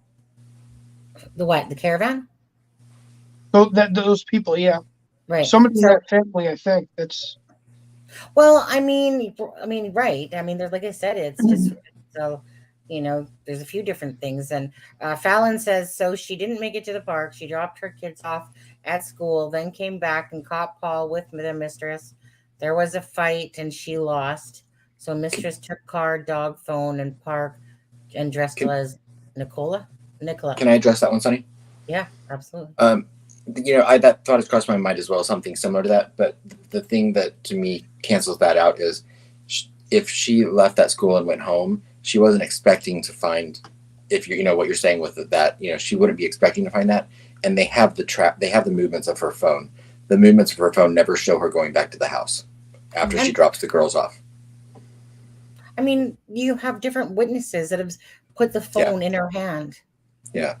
If you look at the timeline, she dropped those girls off. She walked into that park. She didn't drive home. Yeah.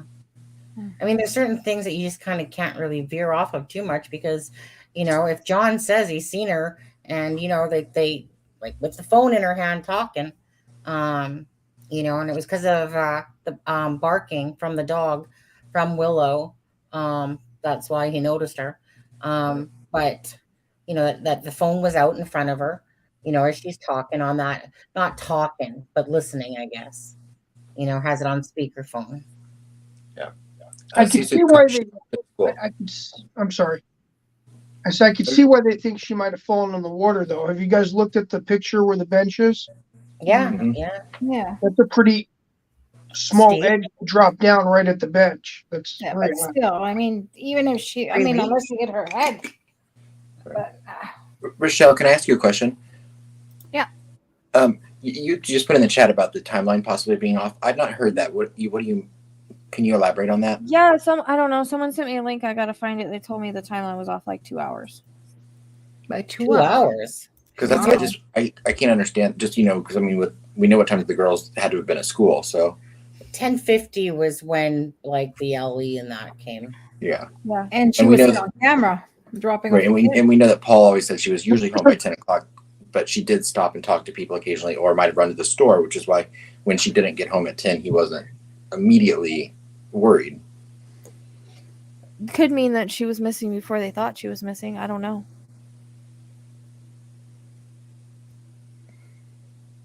I just think I'd have to go find it. Yeah. That people have seen her. Yeah, and she was. But I got the timeline was off too. So. Did you? Have you guys looked at the picture of her putting the dog in the back of the car? Yeah, that is from CCTV footage outside of their house, which is time stamped. I would like to see that whole video. I'm just saying her hair doesn't look the same there as it does in the pictures of her. Well, she's tied back. Yeah, and that picture is the tint in that picture is a little off because that jacket is actually black. It's not navy. Yeah. But in those pictures, it looks navy. Yeah, it looks like somebody gave this a little bit of a look. You do. Her hair looks weird with the ponytail. It looks dark. Yeah, like almost like a wig. Yeah, it looks really weird. From the side, it doesn't look as weird, but from because her hair is not normally blonde, and where she wears it, she keeps the roots black. Her hair is blonde. Her sister's hair isn't. Yeah, but that's something the police said. The police said that she had brown hair, and I'm like, she doesn't have brown hair. She has blonde. Have you seen the pictures of her from the front where it shows where she keeps the bottom and the roots dark? No, I haven't seen a lot on it. I try to stay away from it for more readings in case I decide to do it. So, I mean, this is their hair right here. It's got dark roots. Yeah, it just looked odd from the back. I don't know. That's another thing too. You're gonna disappear in the middle of a phone call. Sonia, I sent you the picture I was looking at. I think it's similar to the one you've got up on there, but without the backdrop. Okay, let me just take a look here.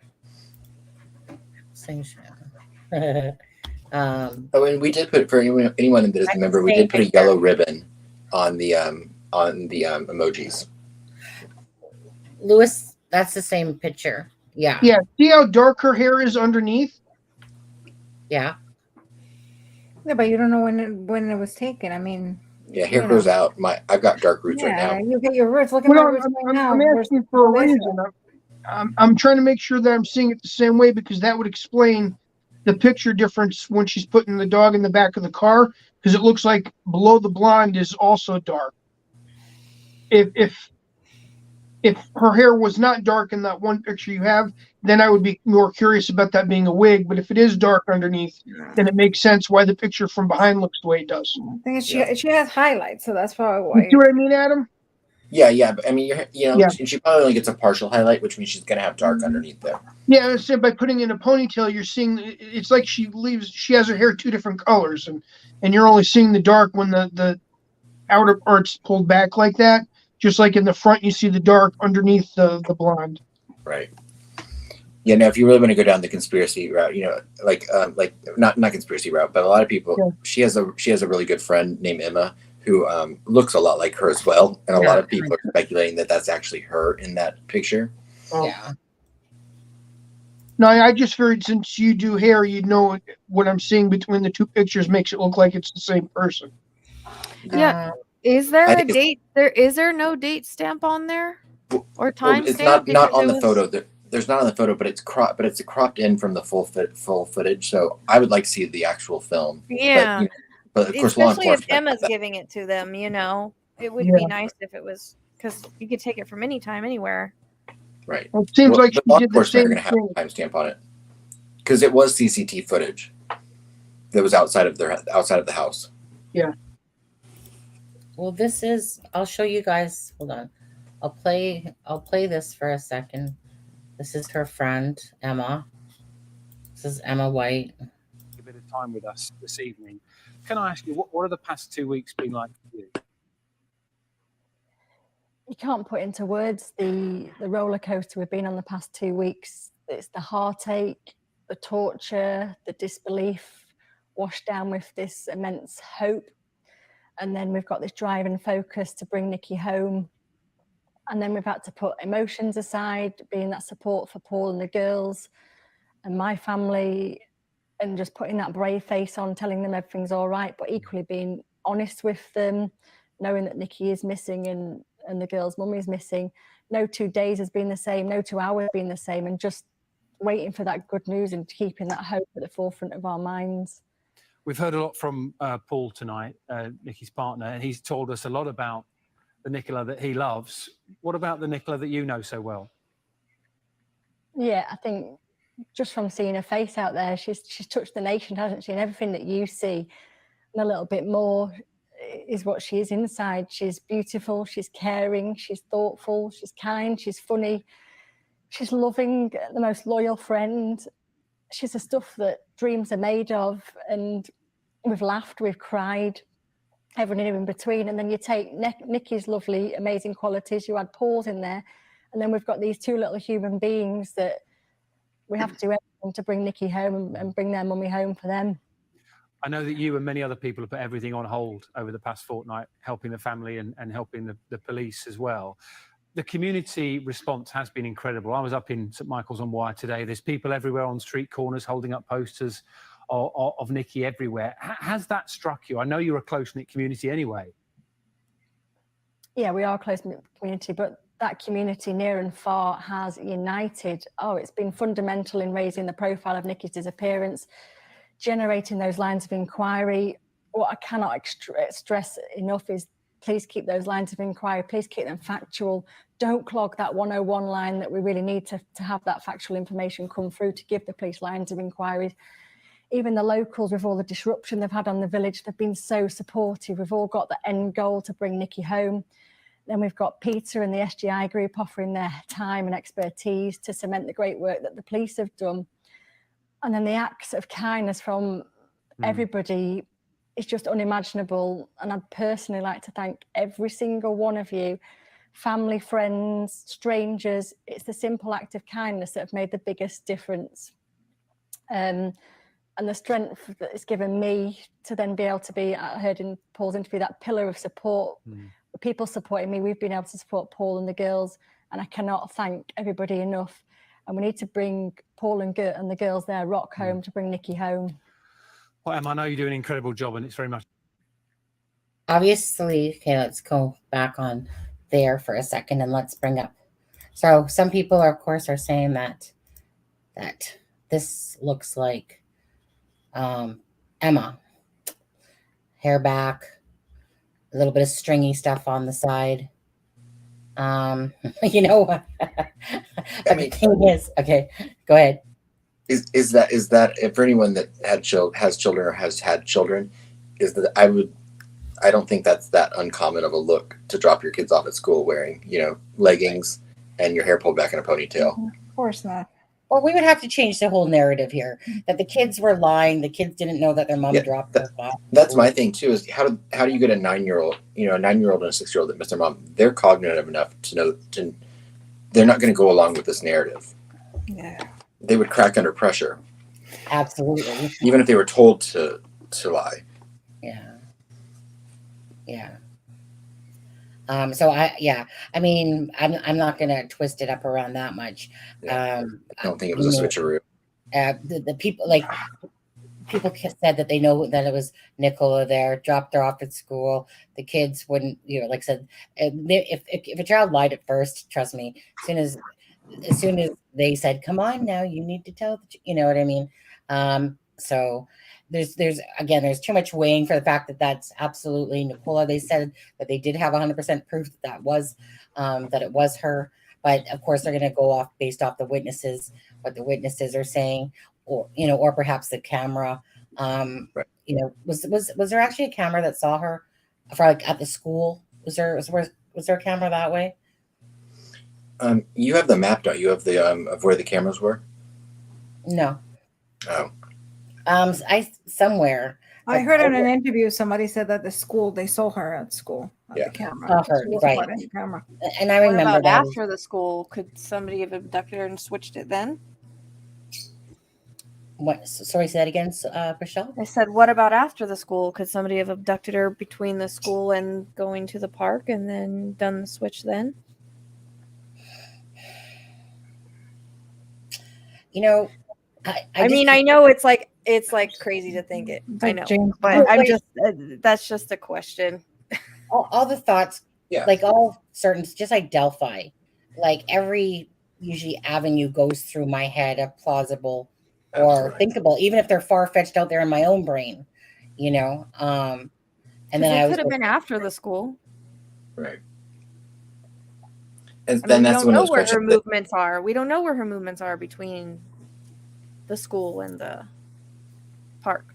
Yeah, we only know what law enforcement has said, and it's one of those. That's one of those incidents that of course, law enforcement probably know the answers to that because they probably have the movements from and everything, and they probably know what camera she's on and which ones they aren't. So sadly, we're not at the luxury of having that information. Mm. Yeah, but I'm sure that everything we're talking about, law enforcement has looked into. I would hope. Yeah. No, they think she fell in the water. They're not really doing an investigation. That's fair. Yeah, they think that they think it's over. They've done the water. They're done. Right. Yeah. 4 days it takes to even look at the scene at all. Really. For me personally, I'm just going to stick as close to what we know as possible. That people seen her in the park, verified that it was Nicola in there. That this is her right here. That she dropped the kids off at school. And honestly, it's one of those things I just can't wrap my brain around it because, right? Yeah, the logical thing was that perhaps she fell in the water. It's a pretty steep thing, but and she's a strong swimmer. So when you put all those in place and what the expert said, the search team expert, who's done land and thing, and that's another piss off about that as well. Because like he said, had he been told it was a high risk, he would have handled it differently because he does land search and water search. And basically that's what he spent his life doing. And so he would have handled it differently had he known that she was a high risk that had vulnerabilities to it.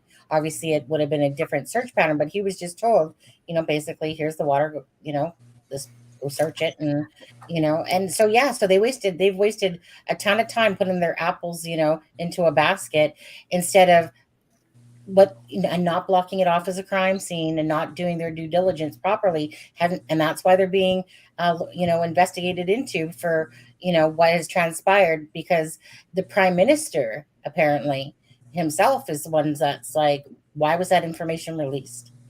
Like, what made it so that they felt that they needed to release that information? Because there's nothing to me that justifies releasing that information, because that's information that they should have only, and the public should not have known that she had resurfaced alcohol issues or menopausal stuff. That's it was allegedly said that the boyfriend's the one that gave that information. Right, Paul. And so how many times do we see boyfriends or husbands trying to make us look crazy? I know. Right. To cover things up. I mean, that happens a lot. Yeah. I mean, and I get it too, with Rochelle, with you, because you're So getting that's this odd. reading. Yeah. I'm sorry. I can't let him go. I've tried. No, I fine. You don't have glad. to. There's I mean, I think it's important. there's something that's like really off with him, and like she said, like, you know, because I know the behavioral panel also says he's not involved, but if he didn't actually do it himself, that would throw off his behavior and mannerisms. So I don't know. I can't get rid of him. I don't know what it is. Because I didn't get any like sexual anything with this. It would seem to all be around money. And that was before I knew anything about their money issues. So well, right, exactly. The thing is, Rochelle, like I said, yours is coming through a reading, and by no means, right? If this is if that's the avenue, you know, that you're feeling, and that you're feeling the oddities of them, whatever, because we don't know. We simply don't know. You could be so right, and you could be so wrong. I could be so right, or none of us could be so right or wrong. Who knows? We don't know, because the logical thing is that she, you know, her phone's there. Maybe she tripped over Willow, ended up in the water, but or a crocodile got her. I'm kidding. Yeah, or a crocodile, right? Or a shark. I mean, yeah, right. What was the connection with them in the caravan? They own stocks in it or something. And the caravan is that area over where the CCTV camera is, where the people live? Allegedly. I wonder if that's the money connection. Rochelle, I found the thing you were just talking about. To me, the easiest explanation of this is that yes, this person joined on January 25th, 2023, but you can change the name of a channel or an account after the fact. And so I'm assuming that whoever had this account probably just changed the name. They just changed the name. So, or did they? Yeah, I know. Chris. Yeah, I know, right? But yeah, if this is a YouTube channel, I can easily go right now and change my name and change my handle as well. That just takes a minute, to be honest with you. Because if you go to my channel, it says it was created in 2012. Because that's just when I started my YouTube account. Yeah. I mean, somebody obviously joined it and then switched their account because it was just a new account, and then they obviously are interested in this case. And but she's just been abducted by aliens, I guess. I don't. You know what? Don't make me say that video. Don't. It's a 411. Yeah. Well. And until this week, I really think this week has really been the tip-off point to a lot of the and I think it's good to think outside of the box. Sunny. I think it's good to think outside of the box, but this week I've noticed like there's a huge influx of new theories and ideas that some go, in my opinion, a little far out there, and then others, are plausible, but are they probable? When I did the second reading, I was even like, what the heck? Because it so out of the realm, and I'm not one that lets my mind run away in readings, and I'm not all for the conspiracy stuff, but man, it had me I was second guessing everything because it was so wild. Also, another thing that doesn't make sense. I mean, if she would have run away or whatever, I mean, she made plans for that week because she arranged. Didn't she arrange a play date? A play date, and she was excited that she had just signed a really big new client. Yeah, so that which was going to help a little bit with their money issues. Yeah. Here, let me take this down for a second. Yeah, so you don't make plans. I mean, I guess if you want to set it up, but I just don't. I mean, she could have set it up by leaving her dog at home. Setting it up easier. Leave your thing at home. Go to a more secluded area, and that's it. But this seems so out of or the even way. to walk off. I mean, you can leave your dog at home or take it with you. I mean, you can take dog with you, or leave it at home. The leaving it running around is just really the thing that. And also the phone. Same. Why connect into a business call? Yeah. She could have done it after the business call. Yeah. And Sunny, the picture I just sent you is the picture that people are using to speculate that she was a victim of DV. I don't personally see it, but not seeing that there either. But to be transparent, I mean, like I said, I don't think Paul's involved. You definitely can't always see it. No, that's correct. But I don't why they chose that picture to use it. Because if you zoom in on her, people are, I guess, speculating that she's got something wrong with her eye on it would be her right side, I guess. Oh yeah, yeah. I'm not going to even touch that one personally. Yeah. I mean, again, people would not know that I was had domestic violence for 11 years. There was me neither. So that is very apparent. I always had a smile on my face in front of everybody else. No one would ever have known that I was like beaten for 11 years, and that was kicks to the eyes and stuff like that. But for the most part, besides, there's only one time. But even though I just said that I got a Charlie horse I did get a Charlie horse. Where Dion kneed me in the leg so bad that I literally couldn't barely walk for a week, and I was limping. And I couldn't explain that one away because I was clearly limping, but meaning I just simply said, that I had hurt my leg, didn't say why. And even when I got a remote in the eye and stuff like that, this skin's pretty tough here. It's one of those things like I'd get thrown into the bathtub, thrown into the sink, thrown into the back of the towel rack.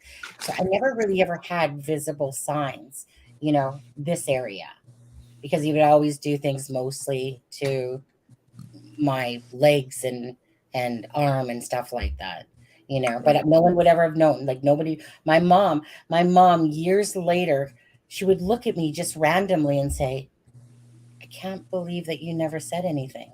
And I'd be like, because it wasn't my thing. I didn't want to burden other people with my own issues. Like it was my problem to me to deal with it myself.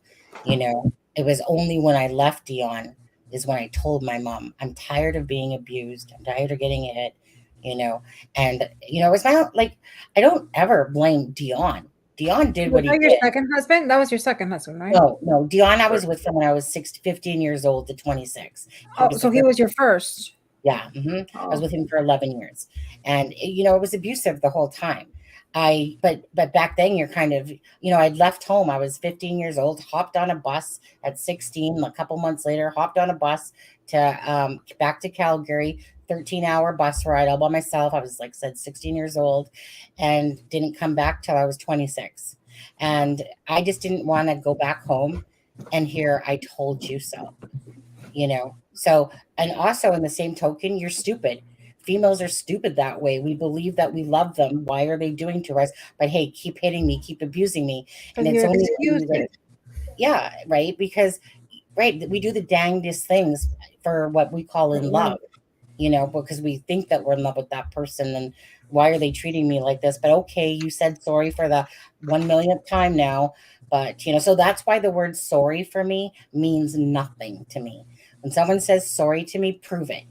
Actions are strong, actions will show me. Words mean nothing to me. So when something means sorry, it's because I heard sorry so many times after getting hit. It meant nothing to me when somebody said sorry, because you just equate those little triggers with, what you've gone through in life in a sense where, you know what I mean? So when I hear the word sorry, someone going like, oh, sorry, I hit you. Yeah. Or sorry, I did this to you. I'm just like, yeah, whatever, because it just doesn't mean a lot to me, that word anymore because of that. But anyway, we don't know what's going on behind closed doors. We don't. We really don't. Right. Mm-hmm. Rochelle, do you still get the feeling that she's? Wait, do you still feel like she's alive? That's so hard to tell sometimes. Like the first reading I did, I felt it, but the second reading, I wasn't feeling it from what I was seeing. You are. But I could always misunderstand and misinterpret. Yeah. I knew your first reading. I hope I am. I hope I am. But sometimes when they show me I saw her standing on the other side and I see they're passing, that's usually, but you know, I've been wrong misreading the energy before, or misreading things before, because I'm not perfect, but it was weird. It was like for a time, but for some reason I have a hard time connecting to her. I have a really hard time getting information from her for whatever reason. I was gonna say, I think we should. No, go ahead. Go ahead. I was saying, have you, when you have trouble reading someone like that in this, have you noticed any pattern in the cases that you have difficulty connecting with? Well, with usually if I can't get a lot of information, they're usually alive. Okay. Or like that's why I was thinking she was alive, because she's hard to connect to. But then I had seen, because I connected to someone else to help me get information on it. And so from what I had seen from that, and then I tried to connect to her, but I was also very exhausted by the time I got to her. I had already done an hour reading, so by the time I got to her, my energy was low. So I'll probably try again. It can be a lot of different things. I mean, it can be they're not transitioned all the way. It can be they're alive. It can be she just doesn't want to talk to me. Like she does not have to talk to me. So if there's things that she doesn't want to say, she doesn't have to come tell me. You know? Did you use TED when you talked? Did you use TED when you? I did. Yeah, I did. Right, I was just curious. Sorry. No, it was good. He always gives me really good information. So when I get stuck, I kind of use it, and he's always accurate with me. So.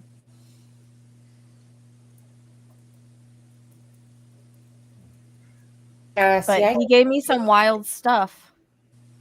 And so that I was like questioning it. And he's like, "Look, you just need to listen. You just need to listen to what I'm telling you." I was like, "Okay." Have you guys looked at her Facebook page at all? I think they took it down, didn't they? No, it's still up. What's on it? I haven't actually been to it.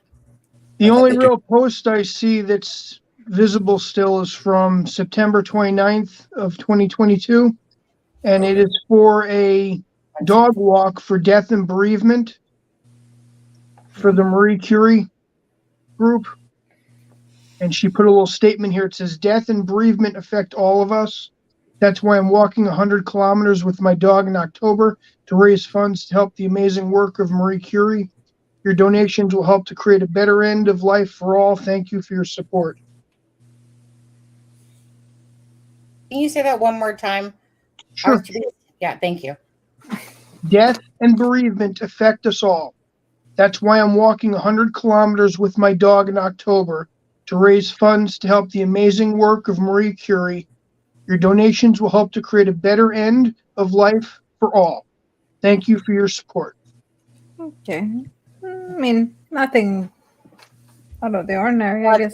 Right, yeah. Mm-hmm. No, but it's what it's about. It's for death and bereavement, and she's walking for that. So well, it's not for death and bereavement. It's for the Marie Curie. She just chose to pick that as being why she's walking.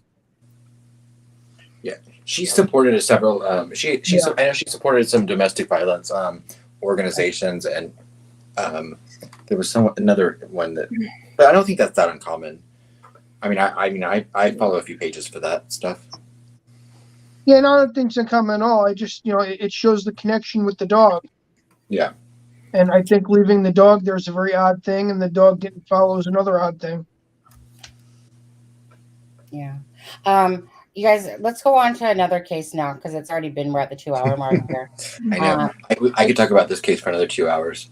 Let's see. Sleuth, Idaho or Delphi? Which one? To you, your channel. I'm just a visitor. But she's actually the one that created that fundraiser. It wasn't a fundraiser she was promoting. She actually created the fundraiser for their group. So that shows a little bit more in depth how she was concerned with their group as opposed to others. Yeah, see, I'm with you, C-Through. She didn't leave that dog by choice. No freaking way. No I way. agree 100%. No way.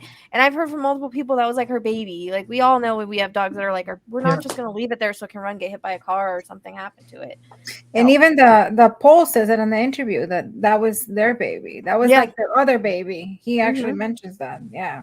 Oh, someone asked the other night how long her and Paul her and Paul had been together 9 years. 12 years. I thought it was 9. Well, it was. I heard 9. 9. Oh, see, I saw 12. Well, they said that well, I mean, what they reported was that they celebrated their 9th anniversary of being together a couple days prior to this happening. She met Paul 12 years ago. That's what. So maybe they didn't start dating right away. Maybe, right. So maybe she knew him. Yeah. I mean, I keep getting... She used to have a boyfriend that was actually on that Coronation Street, which if anyone's in the UK, he's an actor on the Coronation Street show. Yeah. You know, again, this very intriguing case. Nonetheless, you know, I'm gonna keep keeping my tabs definitely on this one. It's sad. The heartbreak goes out to the family of Nicola and the girls, of course, and Paul, because obviously, you know, I mean, there's nothing to show that he's done anything as of yet. Allegedly. Yeah. I mean, what about the boss? Right, Psychic Sleuth? What about the boss? What about Mr. Moneybags? Yeah, there's something with him, but I could just be getting that because he's sleazy. And I think that's because I saw him. You know, he's very he's dirty. Right, Fibro. Thank you. Yeah, and I saw him being led in handcuffs. Now, whether he ever gets arrested or not, or whatever, it could be for anything. Because I get stuff around the case, it doesn't necessarily mean it's involved. But I mean, there is something with business or something like that came in. Money and business seem to be, for some reason, I mean, involved somehow.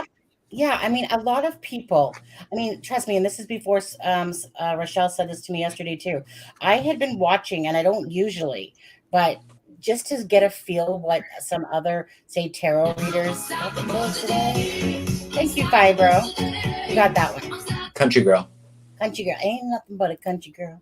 Do random people get that? I always wondered how that worked. Yeah. Random. Okay. Yeah, they have to click on it, Rochelle. Like someone did when I was in your live the other day. Somebody did it, but I didn't know how it worked. Yeah, and then I was too late because I have to click on the thing to accept, first. But by that time, somebody's already been given it. There's times that it used to be slower actually. Now it's like boom, boom, boom, boom, boom. And then, but yeah, you have to to accept gifts first before you can receive one. I still get, every time I ask Pendulum, I still get it's alive.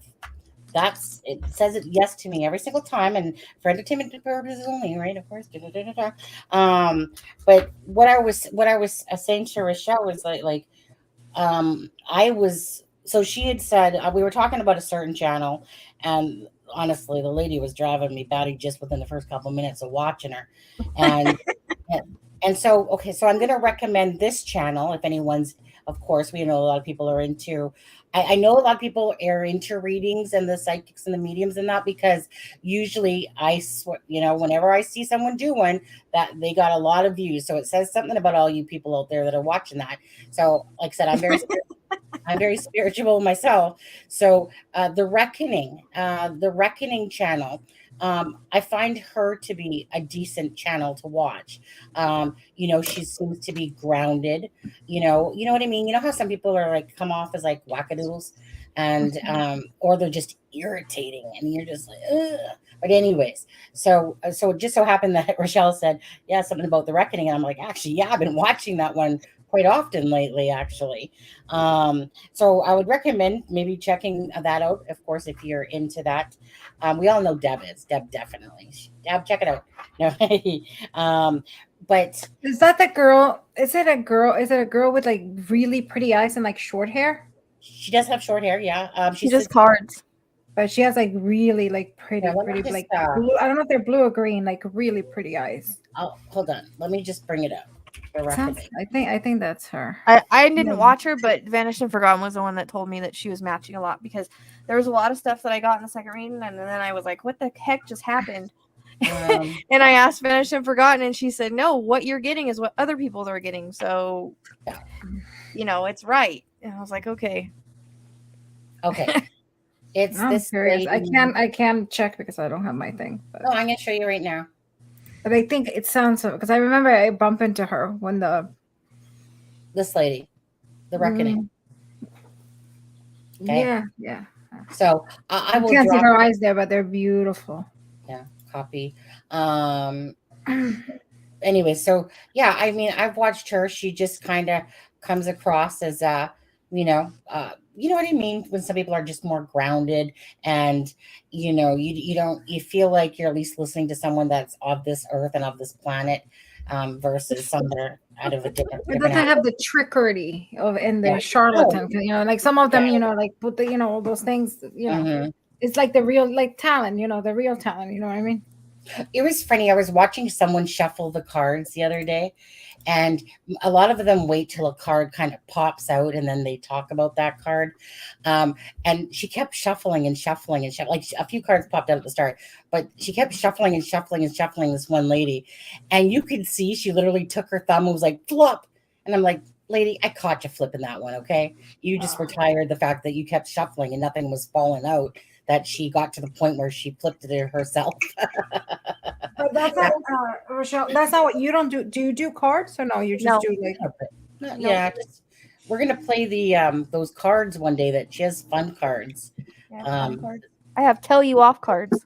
Oh, that'd be fun. Tell you off cards. I know I want that night still. I keep thinking about it in the back of my head. I was on TikTok last night and I was like showing them the cards, and people were talking about procrastinating, and I was like, I'll pull out a card, and the card was, what are you waiting for? Get on it. I was like, that's so funny. We were just talking about procrastination, and here's a card telling you to get it done. What are you waiting for? I always remember too when that Aphrodite guy was talking about Delphi, and then all of a sudden he's looking at the camera and he's like, he said, something about money, and then he flips over this money card at the same time, but he didn't know it, and he's like, that's what I'm talking about. See, and you could just literally see, like, as soon as he said money, this money card flips over, and it was just one of those perfect exact things that was meant to happen, obviously. But it was the way he got so excited about, like, see, that's what I'm talking about. I told you guys. These cuss. They have there's no filter on these cards.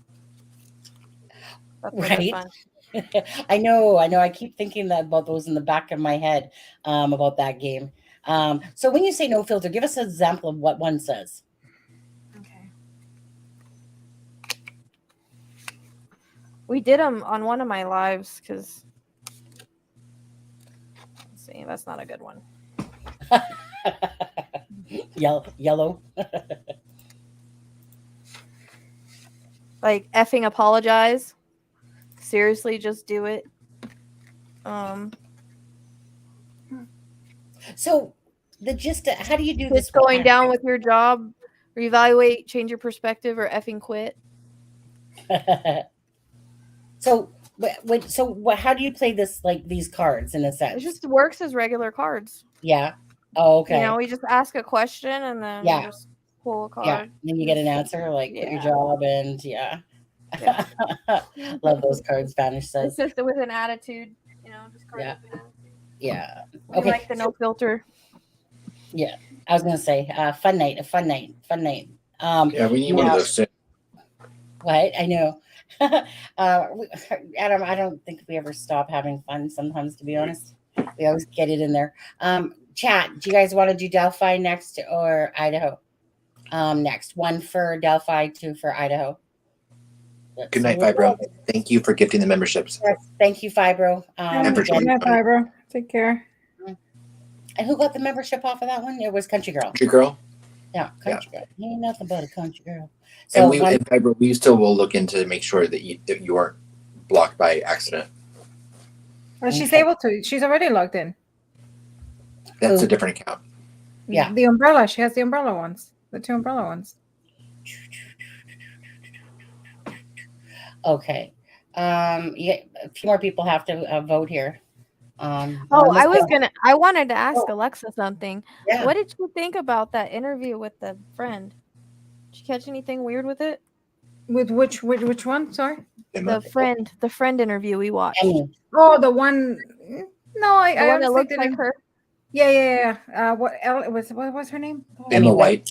Emma White. That's it. Emma. Yeah. No, honestly, I didn't pay 100%. attention, but no, I don't think nothing struck me. It struck me like she doesn't. It almost seems like she doesn't know her too well. I mean, do you guys know how long they've been friends? That's what it appeared to me. Like almost like, yeah, they're friendly and friends, but it doesn't seem like it's a relationship that's been for years. Like it didn't seem like she knew her in depth, kind of thing. Does anybody know? I mean, probably. You know, if anybody gave me, like, she gave me more vibes than actually Paul did for me. The only thing is somebody said that she did a GoFundMe, and I want to know, why are they doing a GoFundMe for what? Does anybody know if that's true? Oh my God, because Paul's broke and they need money. Yeah, he's broke. Yeah, I mean, think about it. Like, yeah, that's probably the only reason that he wants the money. Because why would they need a GoFundMe for what? Like, because he's there's broke. no funeral. There's no. You know, a lot of times they'll do it. I mean, I'm speculating in this, but I mean, I want to find it. I want to go and search. Her income is obviously gone now. They said 2021. That she's been friends longer with Paul. I guess she was originally friends with Paul first. Oh, so Emma was friends with Paul? Yeah, that's what that's what she's saying. And then she became friends with Nicola. Yeah. It's kind of weird. We're knowing each other so long and now for 2 years. I will tell you guys that there's nobody named Emma at all on her Facebook page that's liked anything she posted.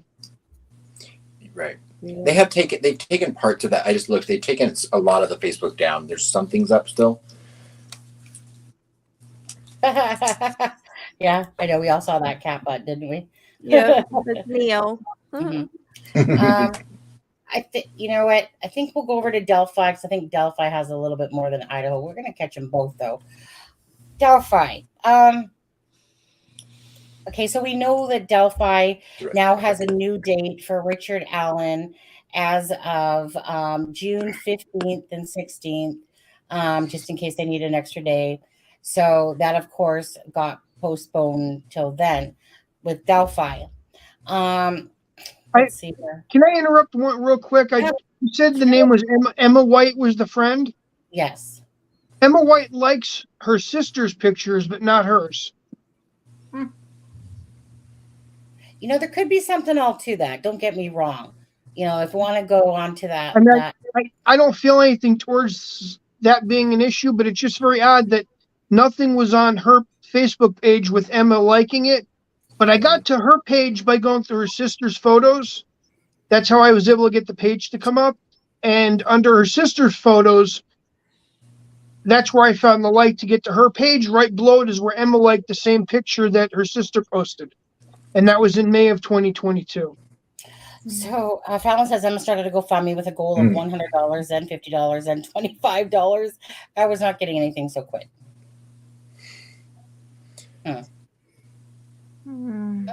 Yeah, because I mean, no. Why are you going to donate for what? There's nothing. Well, it's not like the girls need, like, you know, I understand if the kids needed money, you know, for school, or they, you know, they found the body and they need for the body. I understand, but now for what? There's no need. Well, I mean, for his sake, he seems like he's broke, but. I mean, wow. I mean, you know, I had to look into, because I did see that she didn't seem as, you know, like a friend that really knows you. Seemed like it was somebody that doesn't really knew her. She seems like she's all about like the attention kind of too, huh? The friend? Yeah. She's the one doing all the interviews. For me, I got more of a vibe off of her for more giving me a eyebrow up than I did with Paul. Just one of those things, watching her look at the camera when she looked down, you know, type of thing. But I haven't overly looked at her enough. I've watched a couple interviews, but I wasn't overly paying attention to her because in my head, I'm just kind of going, okay, water, abduction, you know, or she just left. But again, a lot of those details, of course, the Pope over there will know more so if they get their butts off of the whole water thing and actually do what they should have done in the first place and considered it a crime scene and been looking at other avenues a lot harder. You know what strikes me again. We watched a video the other day, and be,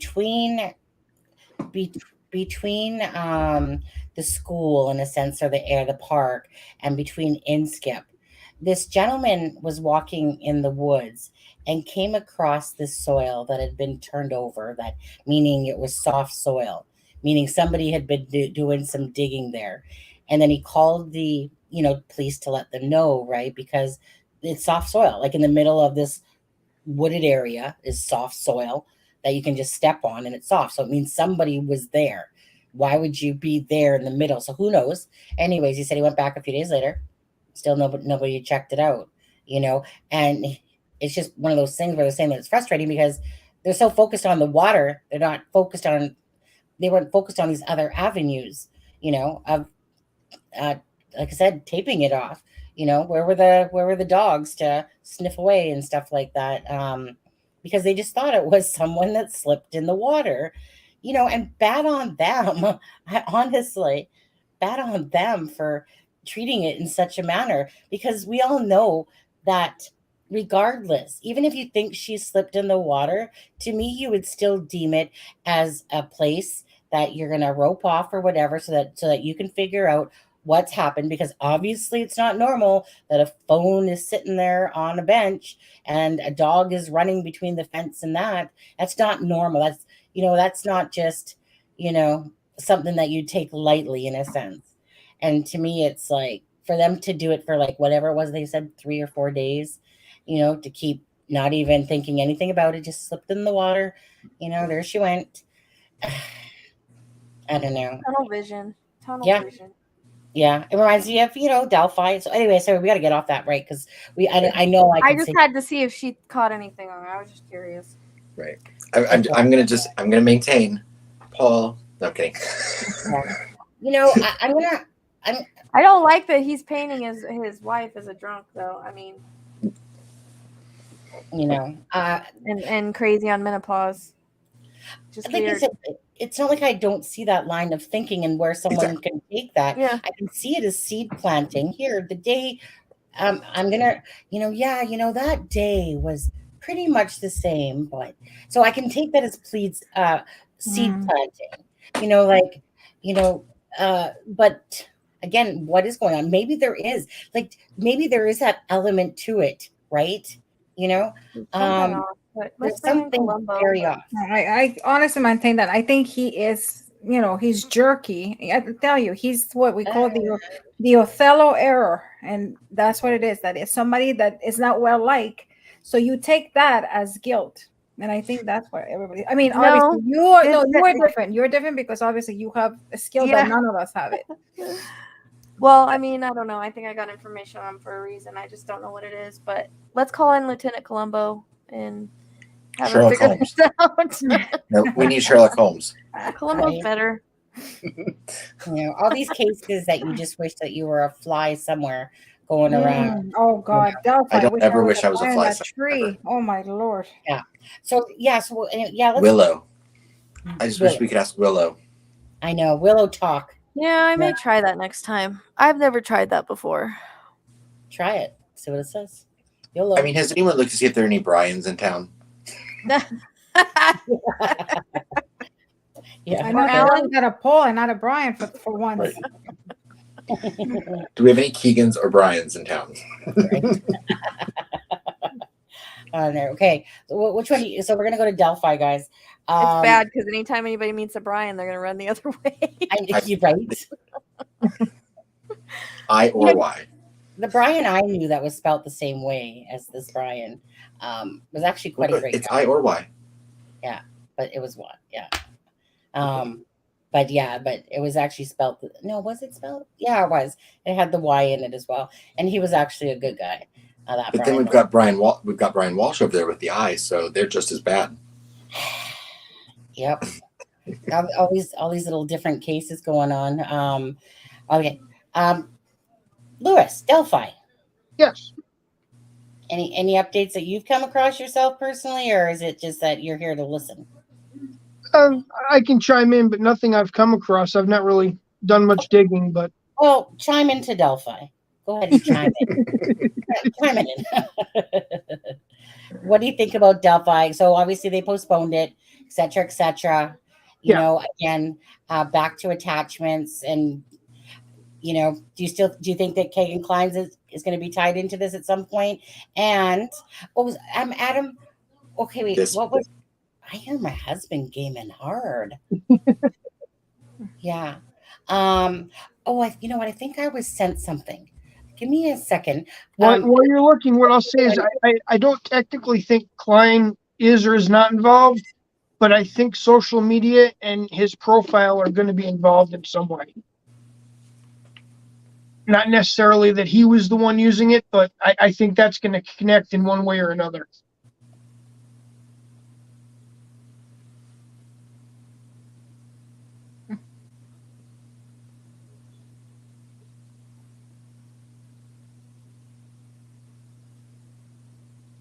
Isn't he from where Alan used to be from? I'm sorry, what did you say, Rochelle? Didn't they used to live by each other or something? Yeah. Kagan and Alan?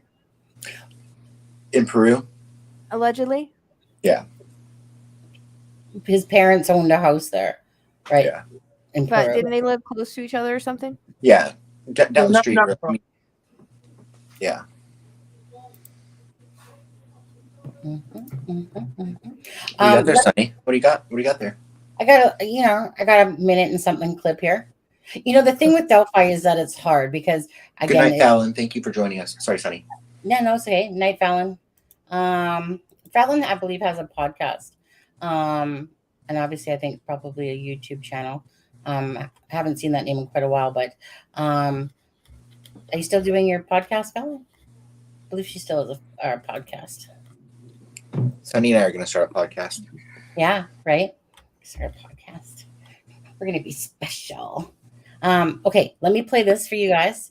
And it's just 1 minute and 54 seconds. And we'll be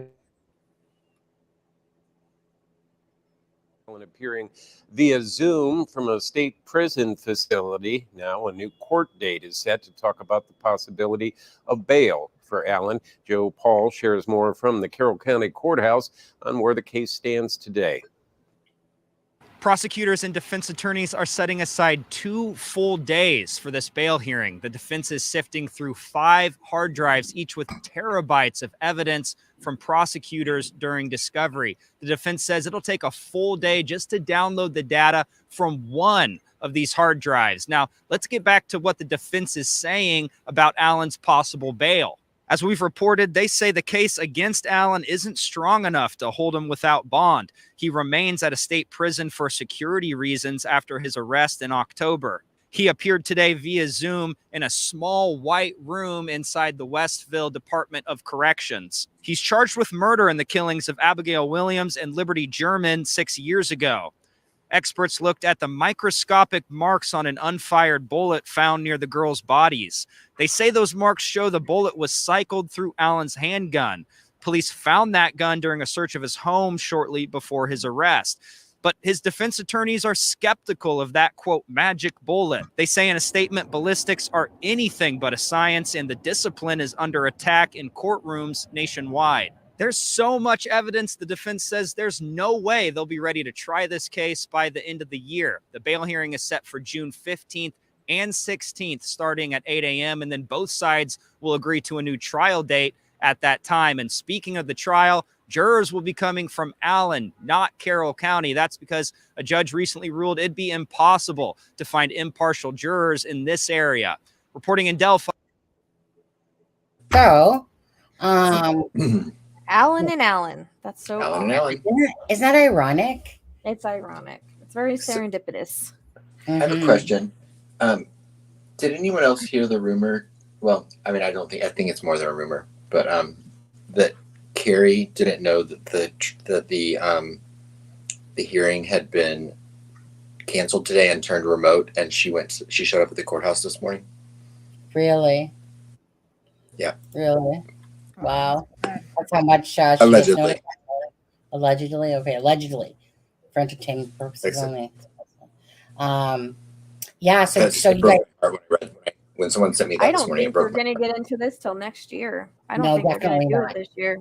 No, I mean, they just said that they're actually not even going to like that, not going to be ready before the end of the year, if that type of thing. So, this is going to drag out. So, 7 to me has always been the lucky number. So April next year. Yeah. So hopefully. I'm here in April. So we'll see. April next year. We'll see. So, Michelle, what do you think about what's been said about the, other people involved, in a sense that, but yet I haven't been watching. I don't know what's going on. Yeah, I was going to ask you if you've even been paying attention to that. No. So, I mean, the whole reason, one of the big reasons that it got kind of, hidden, the information has been being more hidden is because they believe that there's, another person or persons involved. We haven't seen anything to show that somebody else has been arrested that we know of, or maybe they're already in the prison system. Who knows? So it's really that there's a lot of nothingness going on with Delphi, besides them just changing dates. So it's really just rehashing all of the stuff from the affidavit for people and stuff like that. But there's really nothing going on besides, I mean, what sits in my head the most personally, and you guys can all chime in here, but what sits in my head most is where's the Kagan Klein tie in? And I agree that it's going to tie in through like some sort of social media or whatever, or possibly the luring part. And that there's other people involved in this. And, if you're not really paying attention to it, Louis, do you think that this case is strong enough against Richard Allen? You obviously know that there's more stuff than meets the eye, like any case. I think they have more than what they're saying. Yeah. They have to. Absolutely. Mm-hmm. Anybody in chat too want to say? Anyone in chat want to ask Alexa, Sleuth, anybody, Louis, Adam, or myself about Delphi? What I'll say is I still think that they're putting all their eggs in a basket on the kidnapping conviction to get the charge the way they've got it, and I think they've got enough to where they think they can prove that to a jury, and then the other stuff is just circumstantial to add on there. I don't think they're concerned with the inconsistencies. Mm-hmm. Right. And I know, and that probably feels the most logical of what's going to happen. I'm almost afraid they're going to get a conviction and it's not going to be the right people involved, or we'll be missing the main people involved. Okay. Did you guys both, I don't know about Sleuth. Sleuth, did you see the pictures 2 pictures that someone released? 3 pictures, sorry. Of the garbage. Yeah. There was 3 pictures that, so information was given to someone. His name is Chris Todd. Be right back. And so Chris Todd released 3 pictures out there. One is of 3 items, including one of the shoes in the water. Think of, do I have any pictures in my thing right here? Let me just take a look and see if I do or not. No, I don't. Okay. So think of the water, and then there's some sticky twigs that are coming out of it. When water flows over it, and when it's higher, it covers it up more. But then, it's that sticky twig stuff that's in the water. So you could see that one article was Libby's shirt. You could see that the second article was, I'm sure if you even just Googled it, you'd find them. Then the second article was the Nike shoe. And there was an article right between those, which it's not been identified, at least that I know of, but people were thinking that it was like underwear or an undergarment. I'm not seeing that. I'm seeing this as more like a knapsack bag, or that something that has a little bit of a handle to it, like a drawstring pouch type of thing. Because when I look at it up close, you can see that there's these like a little handle, almost like maybe Libby had on a knapsack on her back or something like that. Like not a purse, but some sort of, because it doesn't look like pants, because why would pants have some sort of handly thing? I'm just going by what I'm seeing, but we don't really know. There's one where there's a pink sock in the water. I think it was just actually really the 2 pictures and then somebody just made another picture of the one, I think, right, Adam? Yeah. I think it's just really the 2 pictures, to be honest with you, really. The third one is just in portion with that. So yeah, so I mean, I keep trying to find that area a little bit in the water, but I mean, this guy named gavinfish.com, somebody sent him the images, but Mr. Bookwriter that thinks it's Ron Logan. Did you ever, I can't remember now, did you ever feel like Ron Logan was involved? Do you remember? Me? No, not you. I know what your answer is. Sorry, Rochelle. Who are you asking? What? Yeah. Who are you asking? You're asking. Yeah, you. One of us. You, Rochelle. Yeah. I don't know. I think there's a connection there because I think I got the description of him and I got his initials. I felt like he was connected, but we've heard that maybe they knew each other at the bar or something. I mean, right. It might not be some like we're best friends, but I think there's some kind of connection there. Mm-hmm. Miracle Hearts saying, question, Lewis, do you think RL is completely irrelevant, and do you think the defense will pin it on RL? Pin it on RL?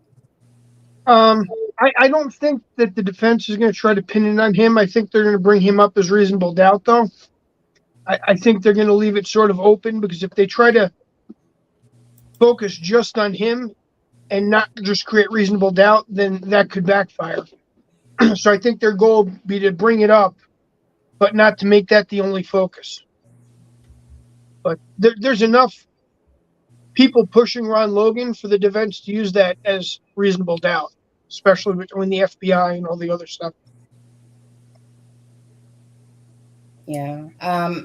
I honestly don't think of Ronald Logan. To me, he's someone I've never been able to include or exclude. I've always left it at that. He's that wild card that I'm unsure of still. Of people, like, I mean, obviously, a guy's not gonna unalive people. You would think on his own property and all these different things. Yeah, obviously he knows that he's gonna get in trouble if he's caught driving, and lied, and that's really set off the chain of events. To look at Ron Logan. But yet that wouldn't make sense. I don't know where or if he fits into the puzzle with Delphi. Richard Allen just boggles my mind. Go ahead. It makes me wonder if he didn't know RL and then chose his property to try and pin it on him. Like that thought just kind of came in.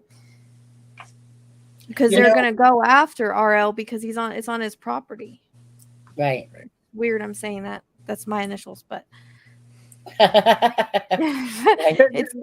there's some really scrupulous stuff on Ron Logan that comes up if you look into him deeper, but nothing I think that connects to actual Delphi as a crime with the girls. But it's possible in a roundabout way he's involved, but not him intentionally. I'm just wondering if he tried to because he knew RL and he knew it was his property and he tried to make it look like he did it. The only thing that I think of with RL is about Garrett Kurtz, meaning I can associate Garrett Kurtz saying that he's a dirty old man, because Ron Logan, I mean, we all know he's not that nice of a guy. Right. There are a lot of dirty old men. And I'm sure he is a dirty old man that sits there and he has his magazines and tosses off multiple times and, stuff like that. Like, honestly, you can picture it. Oh, sorry, is that TMI? No, I don't want to picture it. No, but you know what I mean? Like, if you look at the relationships he kept, he was involved with escorts and stuff like that. His dating options were not the norm for somebody his age. They were not the norm for a farmer in the country that raises horses to be right. dating the girl he was dating. Have you seen how good those hips worked? He walked up and down that land. So his life is more complicated than people even know from what I've found, but I don't think he was directly involved with the girls. But there could be things that roped him into being included for any other reason. Do you think he knew Richard Allen? I don't think he did. I really don't. You know, I mean, small town, USA. Yeah. You know? Didn't they both? I mean, if they're both drinkers, it's possible they knew each other at Right. a bar. Like, That's- not anything like, oh, you're Yeah. my best friend, but still know you or know of you. Dirty old man. Hi, Yorkie. Yeah, we're just talking about Adam again. No problem. You know, I'm not when old. So you say. Witch. Yeah. You're making me show your face again. What? I still can't get the other person out of my head that I've told you I think's involved. Pat Brown? No. What's the I initials? mean, him also, but the just Julian Powell. I cannot get him out of my head. Every time I reanalyze this, he pops up, and if you look at the fact that where his business was, it connects to both the Kleins, and if Richard Allen's connected to them in some way. And then I start thinking Richard Allen's dad, I mean, his grandfather was a principal to school, and Julian Powell went through school problems when he was in school, and they put him in one of those mentoring programs with the military to help him out when he started getting caught for stealing car parts. So, I mean, there's things that circumstantially can connect the three of them together in a roundabout way. Julian Powell being on that bridge the day before the girls with a Google, with a camera, no, what I've seen, but disregarding that, again, to me, always I've said, it's something that there was so much physical evidence that something you would want to take a picture of, and I'm telling you that I see cameras, on the BG and on the crime scene, and, and then the whole YOLO thing, the whole YOLO app that we went over with the other day. I have a hard time the fact that Julian Powell, who knows the Kleins, whatever, was on that bridge, almost like a test run. It was like to me for some reason. So my thing is this: what's really hard to understand or try to equate is that you have Richard Allen, who basically has no social media presence. There's nothing. So where is his involvement there? Is it through? Right? Is it through? Like, do you know what I mean? Like, there's really nothing on that guy. Different profiles. Pardon? Different profiles. Could be, but it's one of those things, Rochelle. When I look up somebody on Intellius, typically, if they've used different emails, right? Like, for instance, let's just say, I look up you and I see like 30 emails attached to you over the years. With Richard Allen, it's one email with his wife's name on it. And he doesn't come off to me like this guy that would have started back in the day of hiding his account. And maybe I'm just not feeling that whole vibe. So it makes me think that his involvement is because of knowing someone physically around him that's involved in the dirty deeds. Oh, like someone like Judge Fouts, perhaps. Just tossing that name out there. Yeah. But I feel like there's this big ring of these old farts out there that are into this pervy stuff. Well, there is that. Yeah. And that's where I keep feeling like the connection somehow lies with these people knowing each other, that there's the ring out there of Kagan Kleins, Judge Fouts, lawyers, prosecutors that have been, that are definitely, like, I know that from Tiara. Okay. So if Tiara tells me that she slept with one of them and stuff like that, I'm pretty much going to believe her. She has no reason to lie. She's the one that uncovered the Judge Fouts thing because Judge Fouts was totally feeling her up. How is Tiara? She's not doing well, to be honest with you. Yeah. I knew she was struggling a little bit, but and when I say struggling, we're talking about an autoimmune right thing going on with her. She's going through, I think, quite a bit. in general. I need to actually message her again. But yeah, so I always just get this whole vibe that how they know each other is maybe with Richard Allen, because he doesn't have this huge social media presence. It's because of the people that they know. This meaning, like how I kept saying, like, I feel like the Palladinos are going to fit in this somewhere.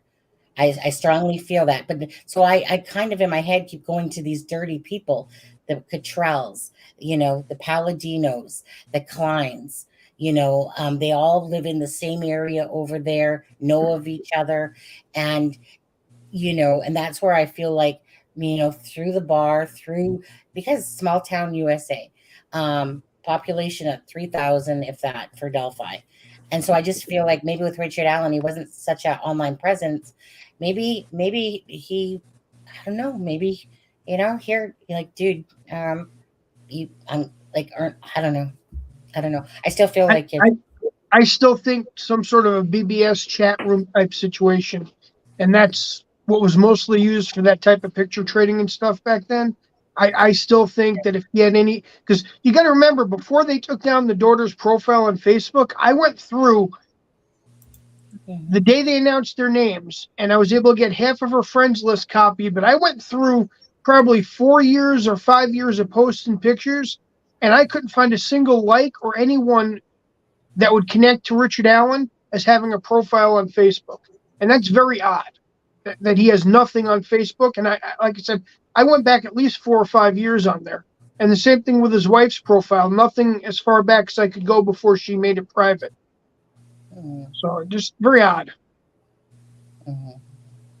Yeah, I mean, I know people without social media, though. I know somebody that won't do Facebook. Yeah. Or he could do different names, but I think there is a ring. I've always said there was a ring, but it's just, I agree. Someone tried to act independently off that ring. But even if they're that way, if you have a daughter and you go on there and you look at the daughter's Facebook on all the different things where there are monumental pictures taken, and you look and you see that the mom liked it and this person in the family liked it, but nothing.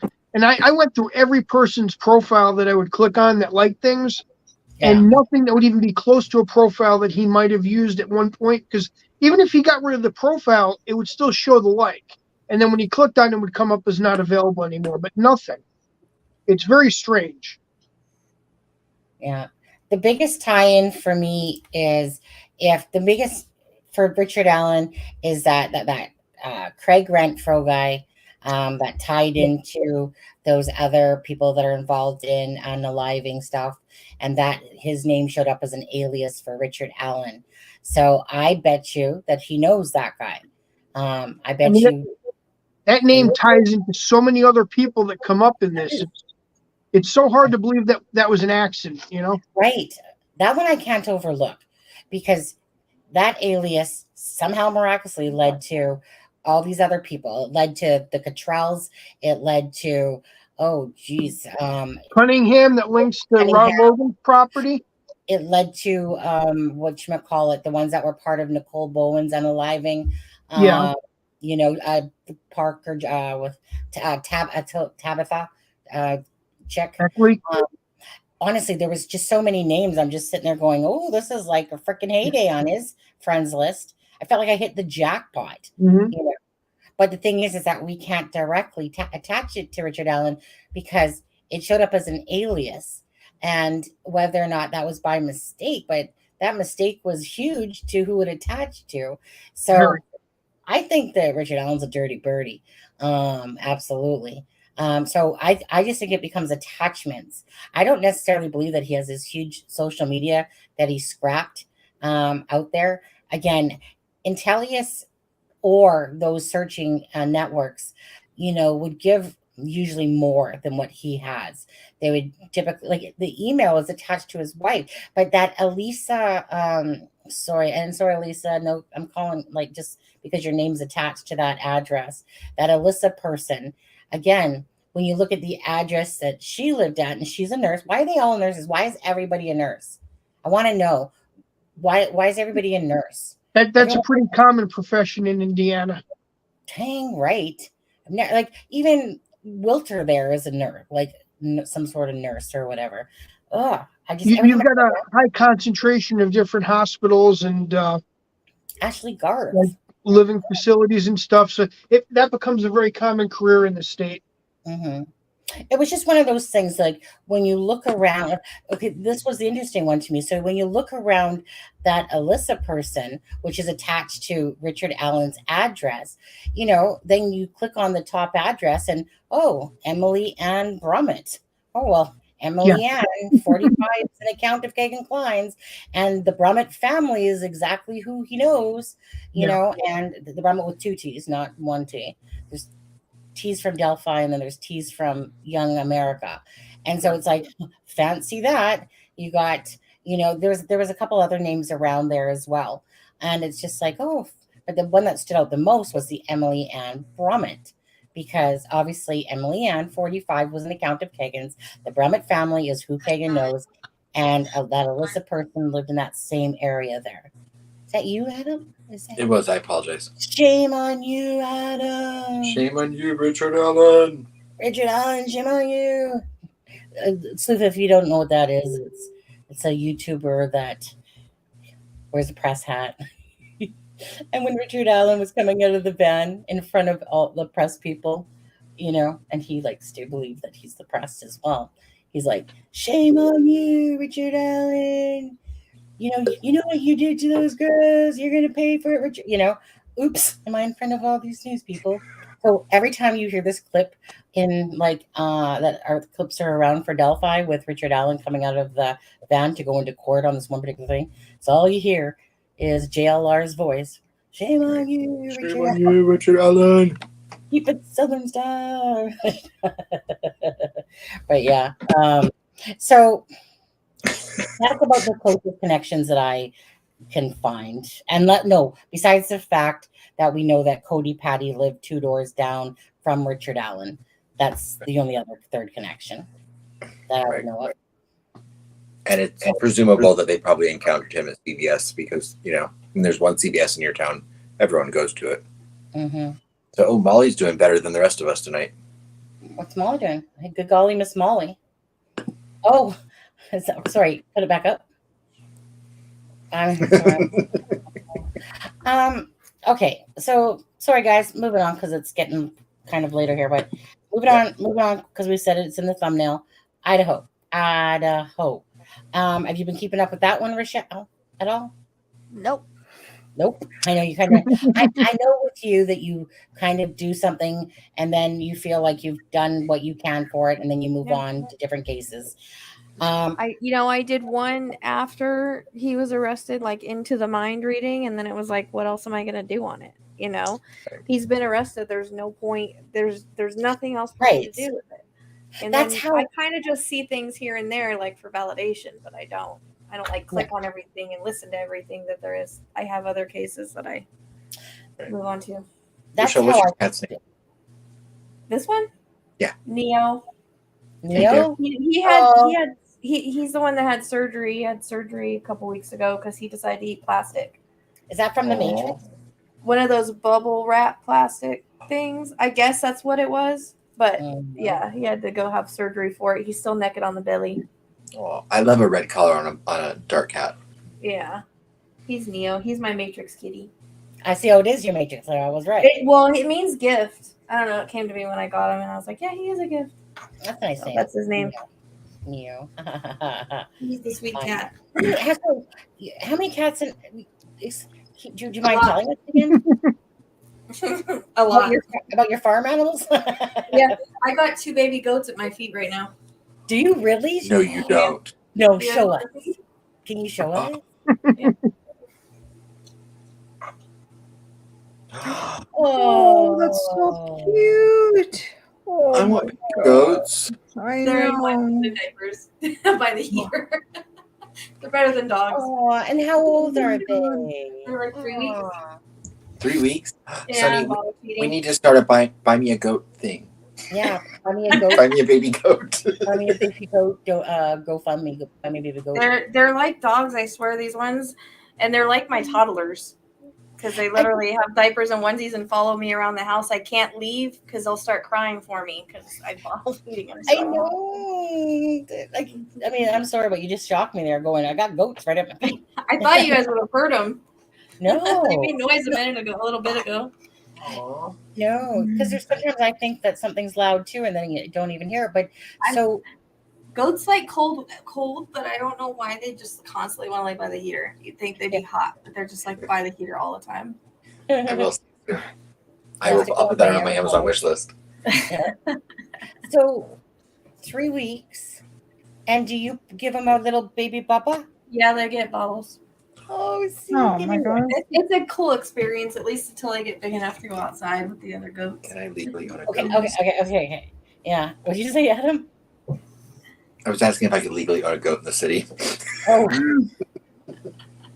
Probably not. It has to be zoned for hoofed animals. Okay, so if you were to add up all your animals, give me a number. Too many. That's That all. many? You know what? You really, Too many for me.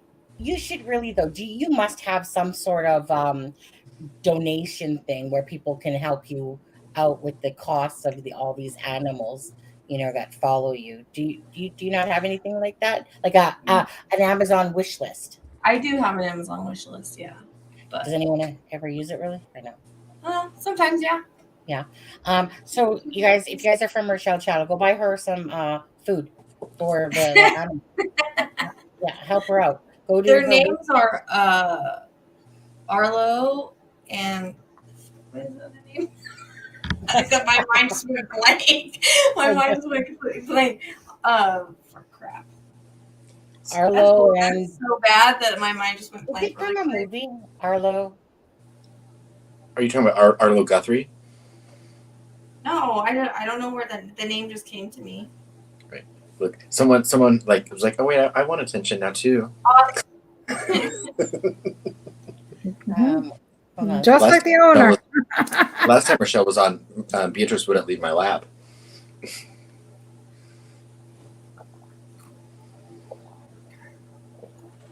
I don't know why my mind went like blank. That's really bad. I think I'm getting Alzheimer's. That's funny, actually. Yeah. Archie and Arlo. I just want to go buggy.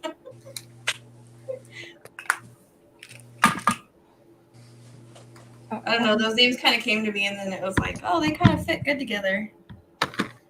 Good names. You know what? Yeah, they were just outside of a store in Wilcox. Rochelle, look at the baby goats. I know.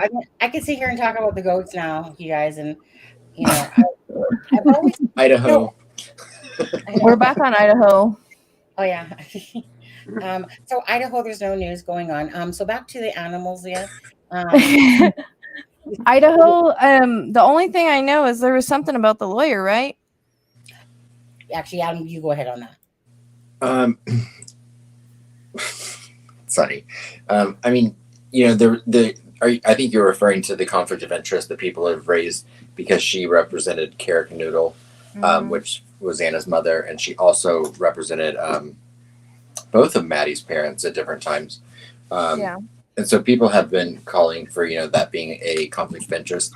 The latest thing I've heard on that is that Ann Taylor, who is Brian's court-appointed attorney, did meet with the judge. I have no confirmation on this, but that she met with the judge and went over why there was not a valid conflict of interest, and laid out the reasons that she felt like she should remain Brian's attorney. So whether that's 100% true, I don't know. It's so odd he has a female attorney. Yeah. I know, right? What irony, right? It's so odd, and she's blonde. It's odd. It's a weird coincidence. Right. It doesn't mean he won't try to out. It doesn't mean he won't try to control the narrative. I'm wondering if that's part of like the whole thing, like to make him look not as bad because he's got a female lawyer. Well, it was court appointed though. Girls. Yeah, that was my thought too. Court appointed lawyer. I don't know. That's I don't think without there being documentation on it. Okay. I think there would have to have been a request from him to change lawyers. Huh. I thought Shelly was saying that Psychic Sleuth charges $200 an hour, but it was the lawyer. I wish. You know, I'm just like, I do. what the heck am I doing wrong here an hour? Sunny, I do. Yeah, I did. Link. Okay. I put 150 for you though. You guys, I put thanks. I love the barter system there. That I'm so worth nothing. I put Rochelle's Amazon wish list out there. You guys can also go to Rochelle's channel if you haven't subscribed to her. I know a lot of you have from this channel as well. But anyways, let me put it this way. She just said too many. Rochelle has a lot of animals, and you know, I'm sorry, but you warm my heart with that, because anyone that takes on that many animals, you know, it's crazy. No, it's not. Because I would be that person too if I lived on a freaking had some farmland or whatever it is. Yeah. You know, I would be that person too. I cannot say no to animals. That's my problem. That's right. why I have Libby over there. So I get it, you know, but for me personally, just as a human being, not being anything besides just a good-hearted, loving, caring, empathic human being, takes upon that because you care a lot about people and animals, and probably, I'm sure, children in there too. Maybe not. Well, I have one child and he's in California. He's 18. Right. So I don't have any little babies running around. No. So they are my babies. You still aren't old enough. Do you have any help with the animals, or just you? Just me. Just me. you? Because I work what from time home. do you get up to feed and? Nah, it's not that hard. I don't have a lot of farm animals. I just have goats. Easy. Easy peasy. Yeah, for the goats. Do you make soaps or anything like that out of like any? No, none of the goats have milk. You have to have babies to do milk. I could if I wanted to do that with these guys. Right. Because they're still intact, and I have girls that are, so I could if I wanted to. I just don't have the setup for it. You know, to separate the boys and have like kidding stalls and all. I just don't have. That's like so popular. My friend of mine has a farm, and she started that, and the products are so much better. Like the one, yeah. It's good. Goat's milk's really good for you. Yeah. I mean, I did it as part of my son's FFA project. That's how I got the goats. It was his project. FFA. Yep, it was his project, and I ended up with them. Isn't that how it is always? Yeah. For anyone that doesn't know what FFA is, it's Future Farmers of America. Yeah. Didn't know that. Thank you. I didn't know that.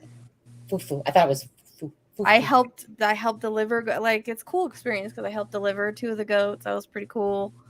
But yeah, it was a cool experience. But I haven't done it since. But I ended up keeping those ones. You don't have any chickens? Please, some eggs? Just goats. Okay. And I live next to a couple of horses. They're not mine, but I go over and pet them and feed them because they come like right over the fence. Aww. They're really pretty. So I want to go on a field trip to Rochelle's house. I know. Well, I know. You see, because that's just the thing is that, like I said, I want to get away. I would love to be away. Sorry, people. I would love to be away from people. I would just like to have some space where you feel like, you know, I'm a country girl. Okay? I'm that way too. I don't like being in the city. No, you know, me neither at all. Listen to that sound going off right now. Who's got the car alarm?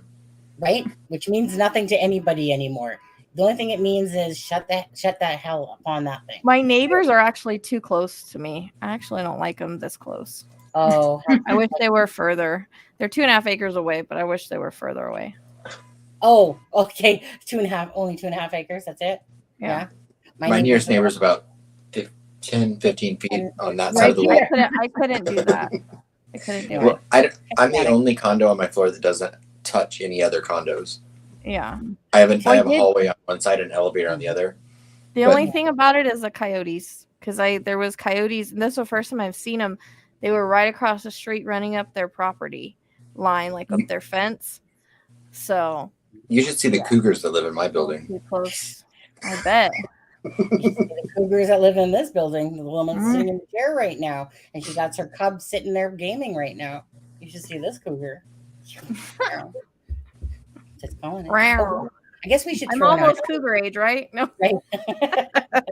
Well, okay, hold on. Let's throw in one Idaho. I just had a birthday. When's cougar age? Oh, did you? I think it's more of a mindset than an age. Oh.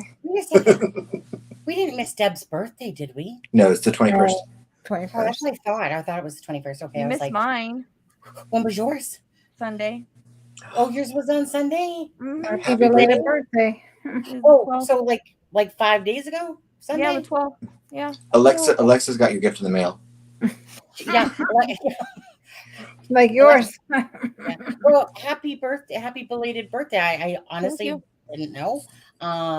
And yeah, so cheers. Let me have a drink for you.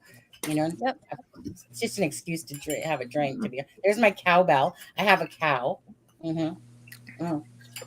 Or it's a little whatever. My husband, I'm like, husband, why didn't you buy me the bigger bottle? And he goes, Isn't that the measuring cup for the The jigger, they call them.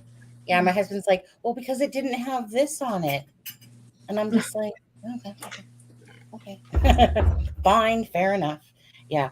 You know, but yeah, let's just go back to Idaho just because, you know, I want to appease people that want to of course talk to this one. Idaho, wasn't there something about the lawyer? Adam, you heard today about the lawyer talk to the judge and that. Sonny already talked about that. You missed it. Okay, so let's moving on from that. Does anybody believe? Rochelle, remind me if you remember this. Do you believe it was just one person by themselves that did it, or do you think there was others involved? That's all I got. That's all I saw in the house. I mean, right. I followed his movements through the house, and it was just him. Yeah, I don't believe there's anyone else either. I really don't. I think it's. I don't think it's some like conspiracy thing where like a bunch of people are involved. It's just not what I got. So yeah, it's just a copycat of Ted Bundy, is what it is. Right. I was just gonna say. I mean, it's so. Whenever I come across that picture as I'm scrolling down my pictures, every time I come across that picture, I'm like, dude, you guys. You think of me. Yes. Because of them looking so much alike. Because I honestly, I wasn't paying. Like, I mean, I knew you did a live on it, and I was like, why? Like in my head, I was just kind of like, oh, I guess she's off of Idaho doing on Ted Bundy, something like that. I had no idea at the time you were equating it to Idaho. So I just thought you were like talking about Ted Bundy, and I remembered the name Ted Bundy. But I was like that's an old story to me about Ted Bundy or whatever. I didn't realize that you were I didn't think about the association of these people, or any SKs for that matter, up until, like seeing that Ted Bundy and people talking about BTK and, that daughter saying that perhaps my dad's talking to Kohberger, type of thing. So it was very similar, very similar to when Ted went into the sorority house. Right. There. I mean, for me, I know Alexa over there disagrees a little bit on this one, but I thought it was very eerie that he went into the sorority house. About the whole one victim was basically almost unrecognizable. Kind of what happened in Idaho there, where it was kind of like the face. See, I'd like to know if that was true because I did get that reference. I did get the reference when that is true. Ted used to be in, do that to how he grabs something and beats somebody with it. That's what I got that reference, and my head would always hurt. It was a wood stick for him. Yeah, and I did get that reference. And so so that so those there was a few things that just struck me that all I could picture was Brian Kohberger having books at his home, and he's in a sense taking like Barry Morphew to me, like he's taking notes, he's taking thoughts, things from the different things in a sense. And Barry Morphew, because he even asked if somebody else was arrested, and I believe Ed Kemper did that when he was arrested. Wayne Garcia, was it Gacy? Said Gacy. Gacy. I think a couple of them did. I think he was. I want to call him a copycat. That's how it comes across to me. Yeah, right. And I was kind of feeling that vibe myself. I was just like, there was just to me some like a few similarities there that I'm like, dude, are you like sitting there, like picking the same thing, like doing a sorority thing. And then about the face, I don't know, and the look-alike. I just pictured him having books at home that he, or on the computer, probably books too, and that, like that he was like he in his mind, whatever age he, I just pictured him, one day, it was like that he was just sitting there waiting for this moment to arrive that he was going to end up doing something. I think he spent a lot of time looking at this stuff. And I think, yeah, he did. He studied it because he studied criminology, but also his mom like really liked Ted Bundy, I guess. Right. That's true. That's true. So he grew up in his shadow. Maybe he was just like, okay, so I'm gonna be like him. I don't know. Be that. I mean, Allegedly. Allegedly, for entertainment purposes only, people. Baby cows should be the only thing than milking a cow. Can you We're having a very dark conversation in the chat there. Yes. You can come milk me. They're talking about milk now. Yeah, right. They're talking about the milk. Hey, okay, if you guys don't want to talk about Idaho, I'm willing to not talk about Idaho, and I'm willing to talk about animals. Milk. Oh my. Yeah. Sonny, I sent you 2 TikToks that I found interesting. I would like to. I mean, nothing. It could be nothing, but it could. I'd be interested to hear Rochelle's take on it. Do they got music to them? No, they do not.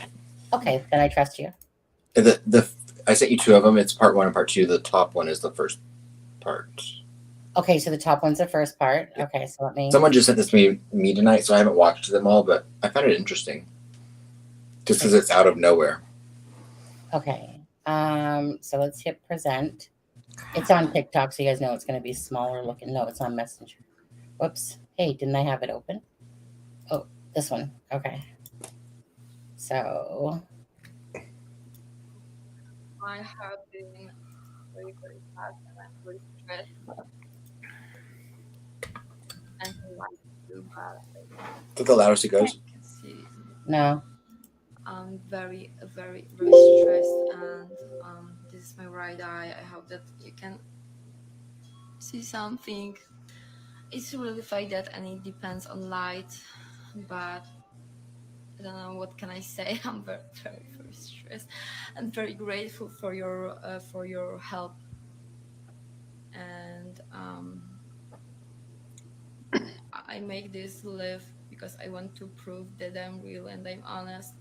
And I really think that I could be mad. Then I have some reasons to think like that, as I wrote, and I never have 100 people alive. Oh God, I'm very, very stressed. I don't know what can I say really, but I really thank you for your support, for your help, and I hope that someone will talk to me and will help me. And even if I'm not Madeline,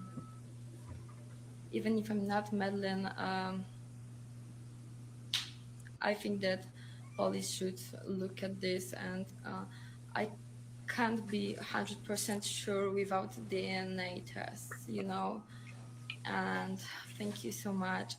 Okay, so that was part 1. Okay, so hold on. Stop screen. Let me find part 2. See, I guess this girl went live on Instagram, and she's questioning whether she's Madeleine McCann. Right. Gotcha.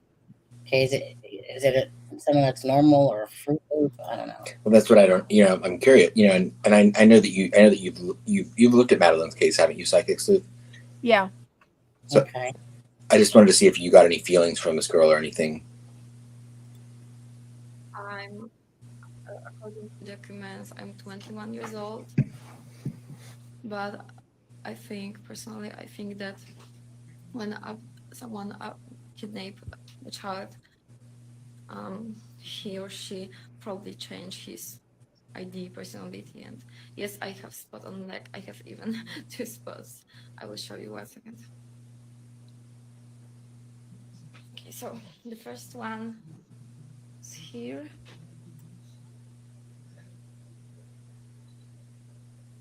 The second one is here.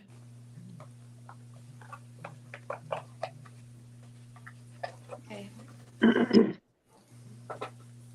Okay, so I hope you believe me.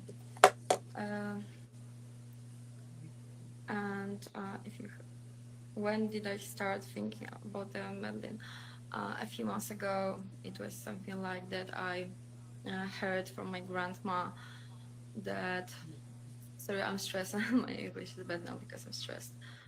My grandma said that she thinks that my parents and my family, I mean, my mother, my family, knew about my hurt from pedophile, and I don't have to say that.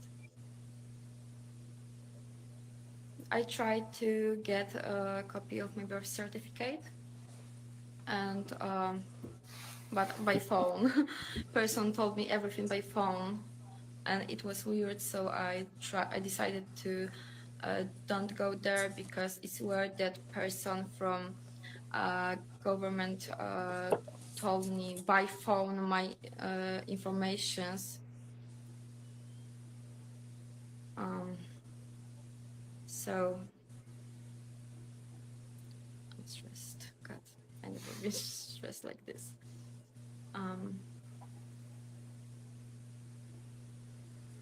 Okay, I want to make the DNA test, but police don't want to help me. Okay. It's hard to understand even what she's saying. Right. I'm sure Sonny can She's send you saying those. it because of her eye. Because my son has one of those little things in his eye too. I mean, I Right. don't know how rare that is. And Carol, you're correct. Yeah, it was in her pupil. So like I said, she could be a crackerjack, but I mean, someone sent that to me, and I was, since you were on tonight, I was like, oh, I'd like to get Psychic Sleuth's opinion about that. I don't know. I mean, I couldn't really understand what she was saying. She was really just saying, I need DNA test. I think that I'm similar, or I could be possibly Madeleine McCann. How old should Madeleine McCann be now? 21. Okay.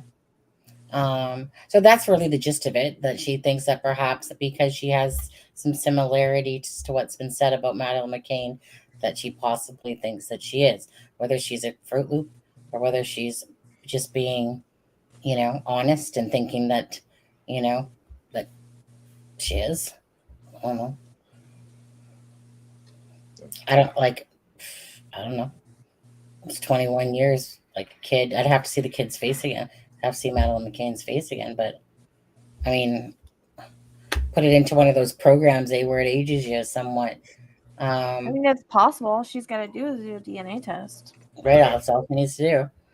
And those aren't that hard to do nowadays. No, right. She doesn't even need the police to actually do it. She could even do a 23andMe or something like that. Yeah, she can do like a $50 DNA test and send it in, and she would know who she was.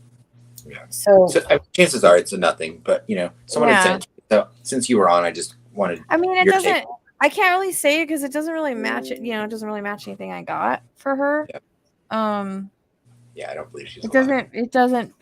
It doesn't feel like it, but same. I think it just might be somebody that maybe thinks it's not out of the realm of possibilities, but why is she going on TikTok instead of just getting a DNA and then being like, here's my DNA and this is what my DNA says? Exactly. It's more like, is that like an attention thing? Kind of makes me wonder if it's not like an attention thing, or could very well be. Like I said, I mean, I don't get the feeling that Madeleine's still alive, but yeah. No. I got a lot of information in her, so that's why I don't think so. I got very vivid information that matched with facts that we know. So I just 21, they said. Right. Cecil, she might be 19. I think this girl said she was told she's 21. But I think Cecil, I think you're right.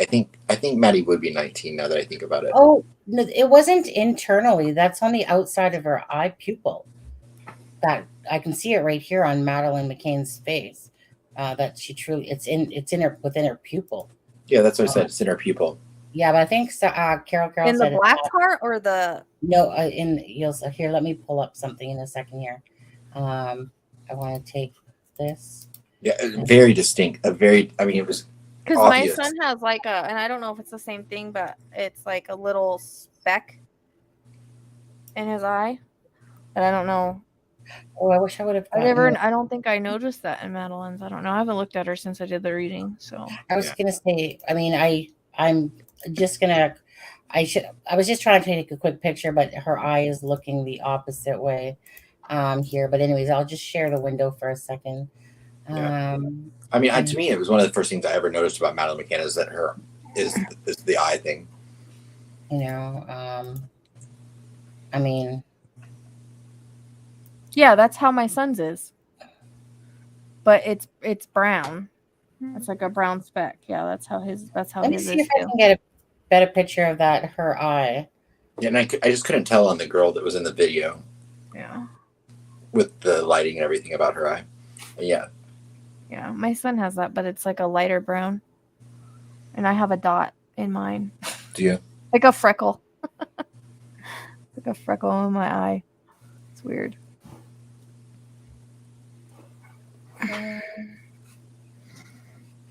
So I just wonder how rare that is, because like I said, my son has it. It's not as dark as it used to be, but he still has that little piece of speck brown and green eyes. And I think it is more common in hazel or green eyes. Yeah. Because Maddie's are green.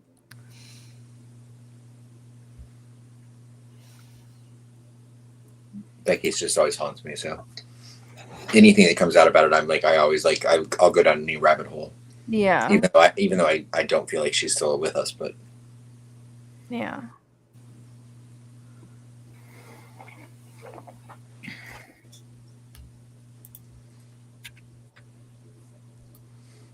The other girl's not looking great, so we can't see. Yeah, I know. And I'm sure someone in the chat will probably mention it, but yes, I will still do the Madeline McCann video from when I went to the condo. Did you go there? Yeah, I went there. I was in Portugal in November, and I went there. Ah.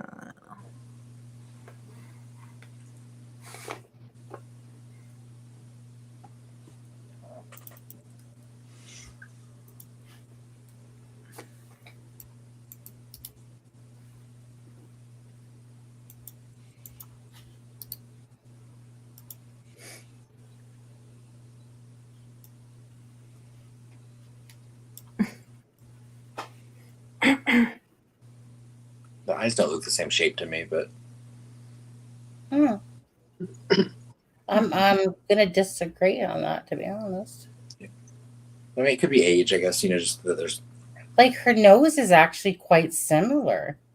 Yeah, and she looks pretty similar. She does but actually. Her eye, I can't see. It's right here. We can't really see it though. It's like really blurry. So. Yeah, because it's coming off of TikTok there, but it looks like it's right here as well in that same area. So I can understand. And she does have a very similar nose, like a little, that little tweak here at the nose here. But I mean, her lips aren't as full.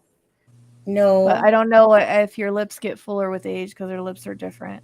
Mine did. But her eyes do have... And same with the little crease. I don't know what that's called, but under your nose, that little crease. Yeah. You can tell Madeline would have that as she got older. Would her top lip have changed that much? Because her lips don't look. Yeah, see, Madeline. That's the only thing. Madeline's eyes look way further wide set to me than this girl, but the nose is similar. Actually, I see more than that when I'm looking at her. She has the same kind of olivey shaped eyes as Madeline. She does have a thing in her eye right here where she's saying the nose is similar, but the lips are quite different. Yeah, the lips are way different. As I said, does it change that much? Because she has a thin upper lip like I do. I don't know how much of an upper lip. And this girl has a big upper lip. So I don't know how much lips change. Mine didn't really change. Ray Jones, we are in reality. Cupid bow, that's what it's called. Yeah. Right. I mean, it's not like she's far off, though. Not to me. I don't think she's far off. She does have that same similar shape of eyes. Those eyelashes aren't the same, though. No, the eyelashes definitely aren't the same. And when you got eyelashes, you usually have eyelashes. It's probably going to be just a, coincidence of things that there's some similarities there. But I'm sure she's going to be disappointed to realize that she's not Madeline. I believe Madeline is not on this earth, actually. Yeah. Ray says 100% no. Well, Ray. Yeah, like I said, Ray. I think more people have that thing in their eye than. Yeah, someone said in the chat what it was called. I can't remember. I don't know. My son has it, but I don't know. I never knew what it was called. It's like I call it a speck. Yeah, Caesar. Yes, it is still the same layout. It looks exactly the same, other than the shrubberies it's a little bit more grown up with the trees and stuff, but it looks exactly the same. The place, yeah. It's the layout and everything is still the same. The yeah, I can't remember the name of the topless bar, but yeah, it's all exactly the same as it was. Topless bar. I know. I was like, that's the one Topless. thing he brings up. Topless bar. Sonny, I sent you a couple of pictures if you want some better comparisons. Any bar I'm at is a topless bar. Let me see. Let's see here. Oh, okay. So you got a picture of her. Two of them, two side by sides. Yeah, I guess we can take a look at this one. Let's take a look. Let me just go back there. Sorry to sidetrack. Like, so sorry to throw that on you, Rochelle. I just was, okay. Since you were on, I was like, oh, I want her opinion on this. Curveballs. Yeah. Okay. Well, let's present it again, and we see, and just try this again. Ray Jones, pipe down over there. Yeah. These are pictures that she gave to the tab when they did an interview with her in a news article. Okay, so let's look at her face looks like different shape. Okay, this is. See, I think that the smile crease you get that goes from the nose down to the mouth. That looks real similar. There's a lot of similar facial structure, but her face is smaller. I agree. Like she doesn't have the heart. She doesn't have the heart. The heart shaped cheekbones. Face. Her face is more round. The eyes just aren't as wide set to me. That to me is the biggest difference.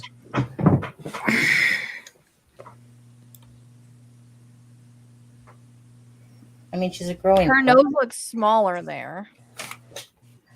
I'm looking at the gap between the nose to the mouth to the nose to the mouth. Yeah, Lewis was right. That looks very similar. I'd like to see her teeth because.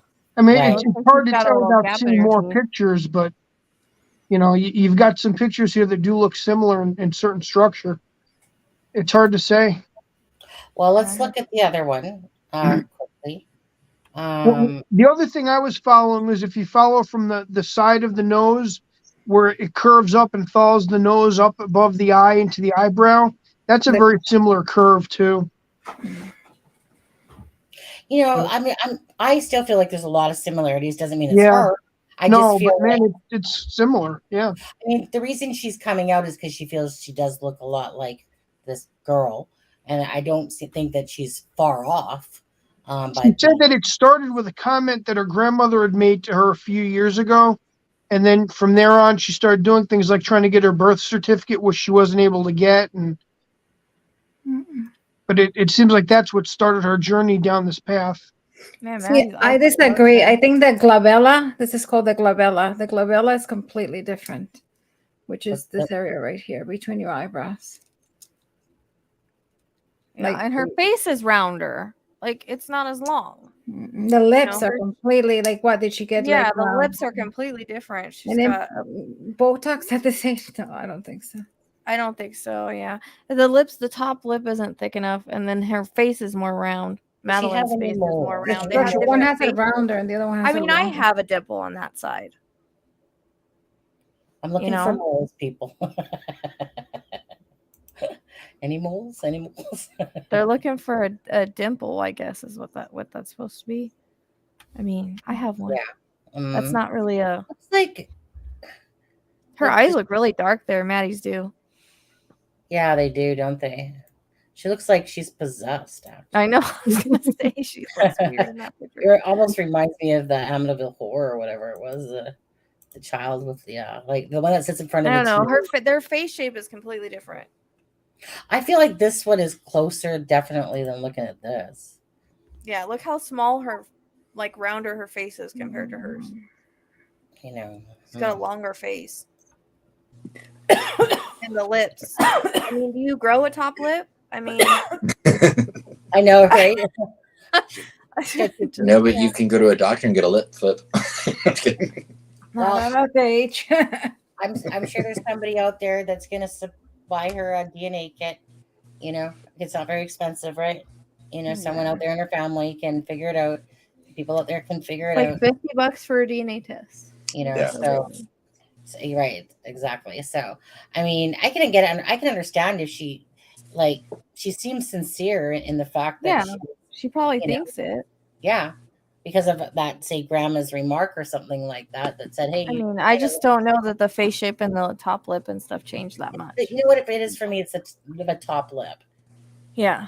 You don't just grow like a freaking water it. And I wish, because I didn't ever have really much of a top lip. I wish we could grow top lips. I know, right? They do 2 little Botox shots right here, and it makes your lip go. Yeah. I don't want to look like a duck. What are you trying to say there, Rochelle? You ever see on those TikToks sometimes, whatever, then they buy that glue and they do that to their lip, and then you ever see that when they kind of put spirit gum or whatever it is, and then they hold it, and then this one guy, this father comes and he sees his daughter when she's in the car, and he's like, and he's yelling to his wife like, Wendy, get out of here, come see what your daughter did to her lips, you know. And he's like, and then the mom comes out and she's like so disgusted in her daughter, right? And it's not even real, but she's just like, that's disgusting. Like, why would you do something like that? A friend of mine just had lip filler, and I've never had lip filler, but she told me that it burned so bad it made me go, oh, never getting that. Yeah. She said she could feel it going in and it burned the whole time. I was like, I'm personally not into that stuff myself, you know, like, you know, teach their own, but yeah. The only thing I wouldn't mind is like right here you get those 11 lines, you know, from doing that stuff all the time. Adam. Alexa, let's see yours. Oh yeah. Yeah. Oh. I get the creases this way, not this way. No, I get it here. On there. Let's I don't know, call it a night. Are we still talking about Idaho, or are we done? Well, I don't know what else is going on there. I mean, not much. Other question. I mean, there won't be anything for a while, so. When is the next court date? June. Did you pick anything up from him, Alexa? I just actually her like the whole body language stuff. I just want to ask her what she sees on all these people. Yeah, you go ahead. Did you pick anything up on Brian? Ask away. On Brian. Yeah. Mm-hmm. Oh yeah. I mean, I did a little profile before, even before, it came out, and I think it was pretty accurate.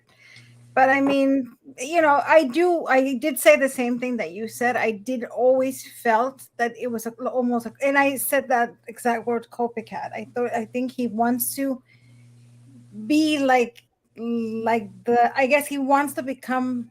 I'm just choosing my words so I don't say the word because I want to say it. Just say like allegedly. The S case that he read about. Mm-hmm.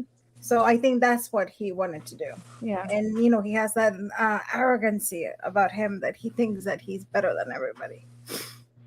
So definitely. But yeah. And I think that's also why he chose the 13. That was the first, I think that was the biggest clue for me that I was like, you know what? I think we might have like a copycat because, the 13, like why choose the 13? Well, the 12th was Charles Manson's birthday. Yeah. Mm-hmm. So so I think he knew exactly what he wanted to, what he was doing, and he knew that was going to catch a lot of attention, and that's what he wanted. That's exactly what he wanted. He wanted to get that attention. He wanted to be, seem like that grandiose SK, and hopefully one day become, in the books like one of them. Yeah. But and I'm not saying like the other ones are great or anything like that. Don't get me wrong. That's not what I'm saying. But I don't think he's at the same level as the other ones. I think this guy is short. Just, he fell short. He got caught quick. And he just falls one of many, it's not like Ted Manson, or Ramirez. Well, that's what Ted said in the reading. He said he's not like me. He's going to get caught. He's not anything like me. But of course, back then, I think things were a little different when Ted was in the game, and we didn't have all the cameras and everything we do now. So it makes you wonder if he would have got caught sooner if we would have had the cameras and all that stuff that we have now. I was just curious what you got off of his body language. Yeah, I mean, that's basically. I mean, he's very bland. He doesn't have. You're right back. He doesn't really have mannerisms. He's very, I think the first day when he came off the plane, I think he was still with that cockiness. He was, even his posture was like, he walked like he owned the place. And then what caught me was when he was at the court. I think it was when he was being arraigned. I think the second, after he flew back, and there you can see that he started to deflate because at first he was like this, and then when he was sitting, he was just like this. So it's pretty interesting. I would love to see, like when an interview with him. I mean, yes. I mean, I wanna hear, what does he think about getting caught? Because I think he didn't think he was gonna get caught. Yeah, I think in his head he didn't think he was gonna get caught. And does he look like a sober person to you, Alexa? A what? Sober person to you? Sober person, like drugs. Yeah, I know people say that he has done drugs and everything. I don't think he was in drugs. Okay. And I mean, one of the biggest proofs that we have is that if he would have been in drugs, they would have had to give him like methadone or whatever at the, to detox him. So I don't think he was in drugs when he did this. I mean, I could be wrong. I mean, I'm not psychic sleuth, but I don't think so. I don't think so. I don't think everybody keeps saying that there was more than one person. I don't see it either. I think it was just him. It was just him. He's the only one who did it. He's not the type. These type of people don't want a partner. I mean, there are pairs of serial killers, but it's rare. They want it all to themselves. They don't take on partners. Plus, there's a risk in that, anyways, in taking on a partner because a partner going to flip on you. Exactly. Yeah. And from day one, I was like, there's no way in. Yeah. And I always said, he's going to be the type of person that he's going to stand out. Like when people realize who he is, they're going to be like, yes, he stood out. He's not like a normal person. He's going to be because he was odd. And every single person I think I heard and read, they say the same thing, that he's always stood out. Even his friends, like even people that have been friends with him, have said the same thing. So I don't know. Yeah, I was listening to my readings today because I'm trying to cut them, like to make them, cut out all the extra from the live. And there's so much I don't remember them. So it's like I'm listening to them for the first time, and there's some stuff I was getting like odd and annoying. And just like stuff like that. Like I guess I'm wondering if Xana knew who he was, like had seen him around. Because I was listening to my reading today and there was a moment where she was like, right before, I know you. So I just wonder if she had seen him somewhere, in his stalking or online or something. Or she had seen him before. Or they had seen him before. He slid into one of their DMs, even though they had not responded to it. Yeah. It just makes me wonder if he had been around and maybe they didn't even know who he was, but they saw him, and then when she saw him, she recognized him, something like that. Because it's really hard to like stalk somebody and not ever get seen, especially if you end up going into a public, like if you followed him into a public place or something. I don't know. But also at the same time, it's like it's a small town kind of thing. So it's almost like if you bump into somebody, like you don't realize kind of thing. So. Yeah. But I always said that had to be stalking. I think I always thought he was stalking Kaylee. Like that was my personal. It's the blonde. It was the blondes, but I don't know which one. The blonde, yeah. It's hard to tell, but it was one of the blondes, and I felt it was like they snubbed him. He didn't like that. It was like an obsession. Have you ever seen that show, Obsession Dark Desires? No. If you ever get a chance, watch it. What is it called? People that Obsession Dark Desires. Sounds like something Cinemax would have on late at night. It's a great show if you like true crime, but it's basically about people that are obsessed. They go after who they're obsessed with, and I kept getting that reference. It's almost like take out who I'm obsessed with to make it stop, kind of thing. But There's I so many want to- crazy stories. It's nuts. What I want to know, I mean, I think he was stalking them, but I just want to know, what was the trigger point? Where was the point that he said this has to be done? Like, I would love to know that. Like, what was that? I think he trigger always knew. You think so from the I get? think he always knew, but I think especially if maybe they ever snubbed him or anything, I think it maybe spin him into That's a what I rage. always say. Right. Mhm. If I follow my gut, Because I always got this feeling of school shooters. You know how they always feel like they're bullied and they Yep. gotta take revenge. It was like that. Like maybe they snubbed their nose at him or didn't react properly, and it was a grievance towards. That's what That's I how it thought. always came across. Yeah. Yeah, Go that's ahead, what I Anne. thought. That he got upset. Like, how dare you, reject me, and now I'm gonna make you pay. And he tried to plan it really well because he stalked them all the time. So he's always watching their movements and seeing what they're. So he did try to plan it. Like, right. It feels like if someone goes with the stalker part theory in sense versus the say drugs Oh, or yeah. whatever substance.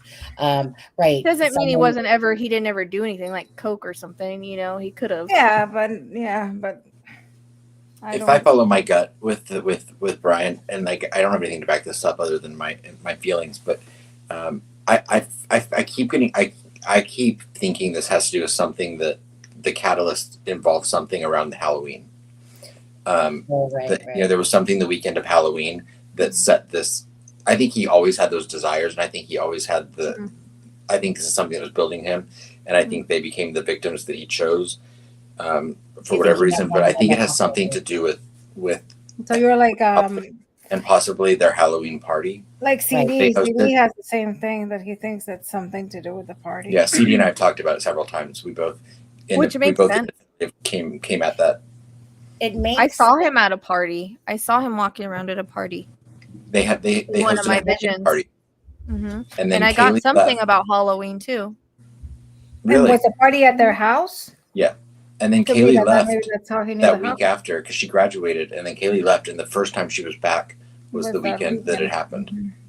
Yeah, because he knew she was coming back. Mm-hmm. That's If he's stalking her and stalking her online, I'm pretty sure she said where she was going to be. You know. Well, the picture that everyone has seen with them all together, that was Mhm. taken that day, earlier in the day during the football game. So I mean, he was probably tracking her moments and knew. You know. Right. Well, so It's maybe interesting. he came into them around the Halloween time, and then remember it was said that he was messaging one of them and that they ignored. So again, it could have been one of. I feel like it's a snubbed thing a lot. Could be because also he bought the. I mean, allegedly he bought the knife early October. So I can't get Halloween out of my head for some reason. I mean, it could have something could have happened around Halloween, but if he bought it early October, he probably had plans for it prior to that.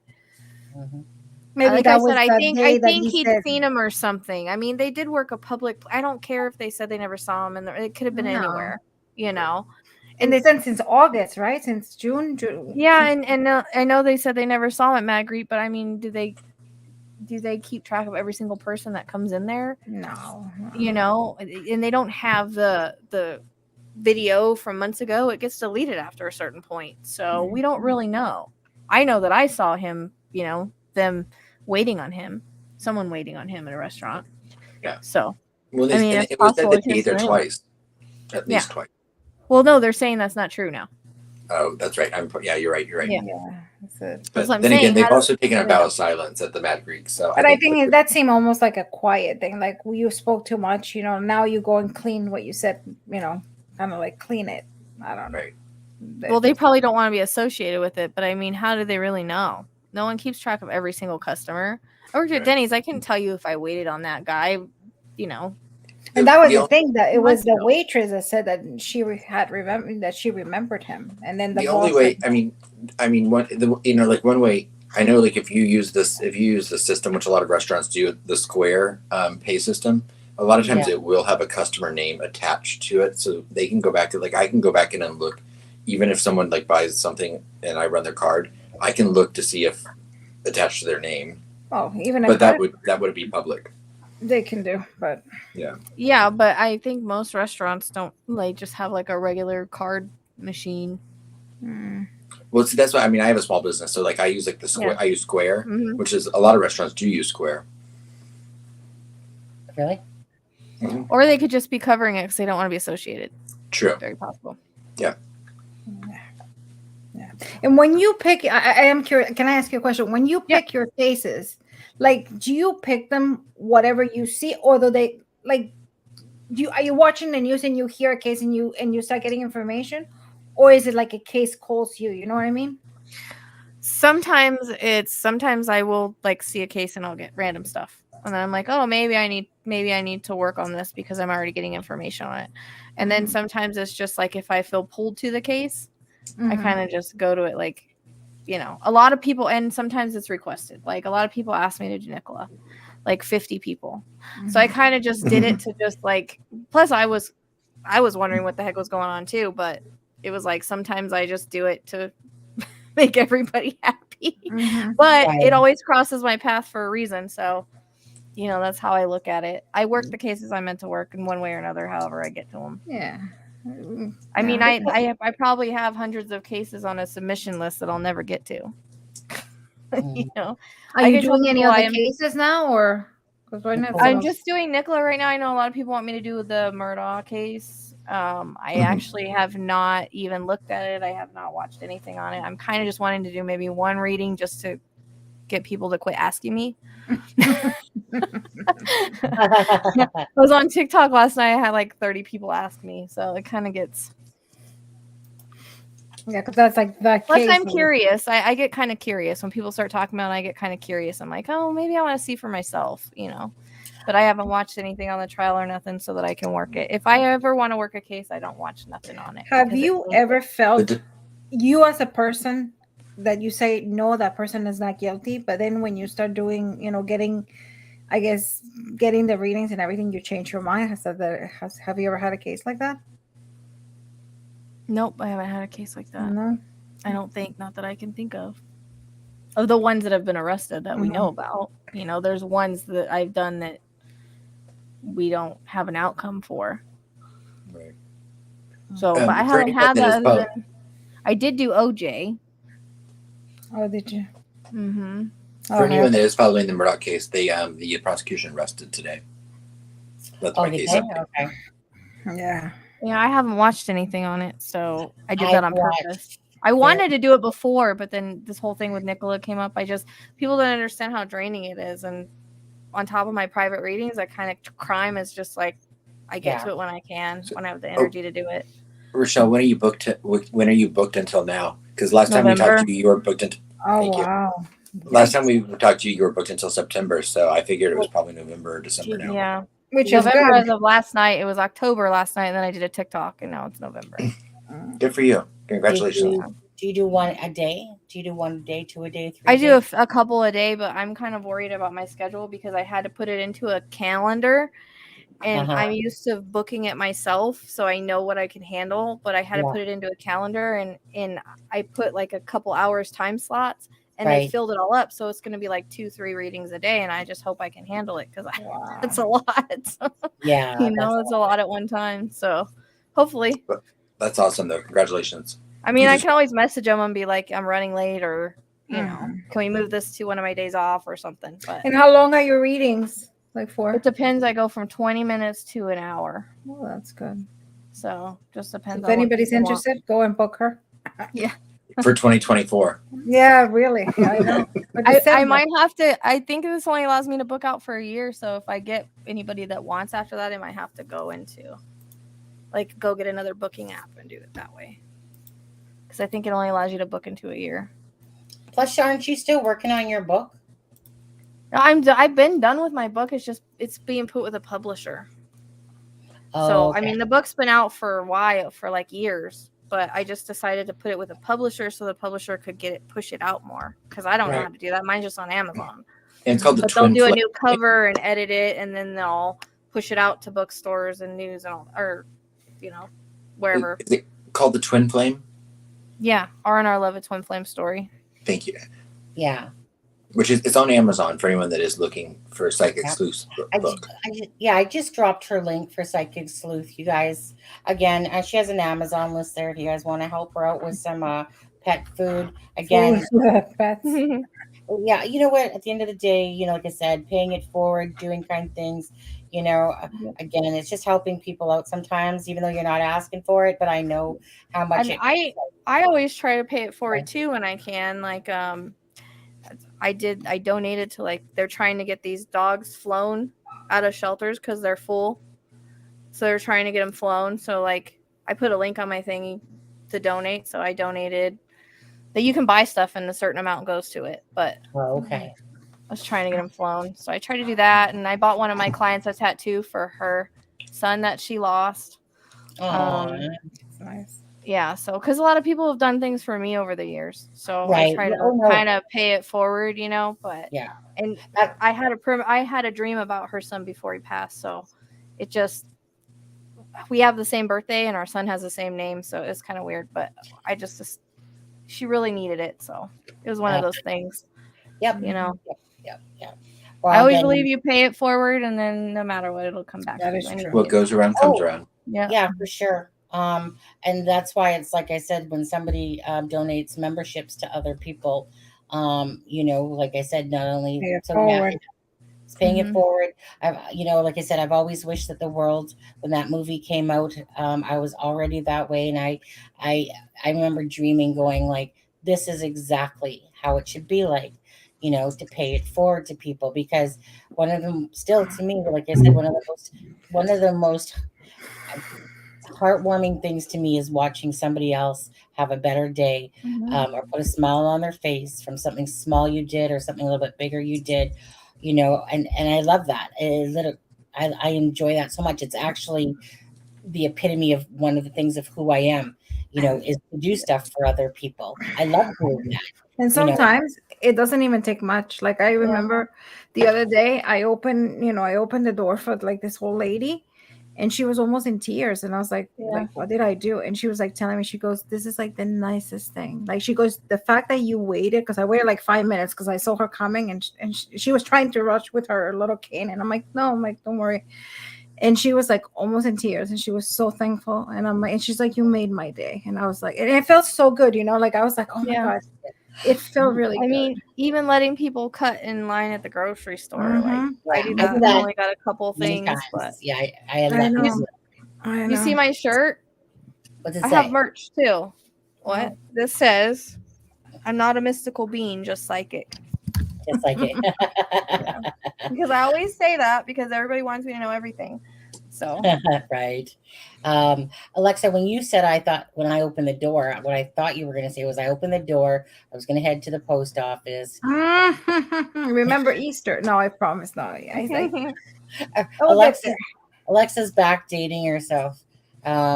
Easter, that's why I said it was Christmas. Now, then it was Valentine's. It was supposed to be St. Patrick's. Now we're going Easter, and then Mother's Day. So yeah, I want that written in paper now. I'm just Pretty soon it'll be Secretary's Day. Or, I'm sorry, Personal Assistant Day. Yeah, I didn't say Christmas. What year? Could be 2025, 26. Good night, Kathy. I was going to say, we're going to start ending this live here too. My husband's getting tired, he's saying, but I would really like to do that fun night with those cards, and just have, like I said, a fun night, drink night, fun night, whatever. I don't know. I like stuff like that. And Michelle, I love your hair color. Thank you. I think you've done it since we saw you last. Yeah, it's blue, purple, Yeah, she did. green, pink. I don't know. Is that like a mermaid effect? Yes. Unicorn. Or is it a mermaid? Unicorn or mermaid? I don't know. One of the two. Yeah. A mystical being, I guess. Yeah. Okay, so tell everyone what you're up to, what you do, what you're like. I mean, I know. Oh, was that? What was that? What? Lewis fell asleep. Adam popped out, and then he just popped back in. Everyone did on my screen. I literally looked on the different page for 1 second, and I hear pop.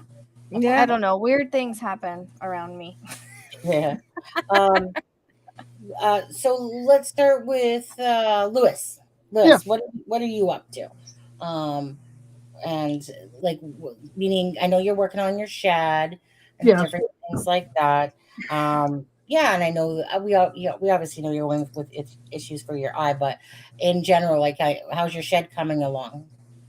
I mean, that was a 1-day thing. That was something that was already built. Yeah, I had to put the foundation down, then they delivered it, so that wasn't too bad. But the goal is to get things ready before spring, because I've got that food truck and trailer that's quarter of the way done. That's the plan for this summer. Hopefully, get that finished and finish what the C word interfered with. But that's the plan. I do need to come up with a different name, so that's my goal now. Is naming the food truck. What is the theme again, Louis? Gluten-free. Yeah, gluten-free hot dogs and loaded baked potatoes. And the food truck that I bought, I bought an ambulance, but I think I'm going to make it look like a fire truck. Right, you were And saying then, that. so I'm going to go from blue, yellow, and white to like a red and gold or red and white paint scheme. But yeah. So that's my spring and summer project, is to get that started and gutted and built out. Yeah. What have you been doing at work when you're at work? 911 bites. What you been doing at work lately? Well, when winter hits, I don't really go out to my building too much.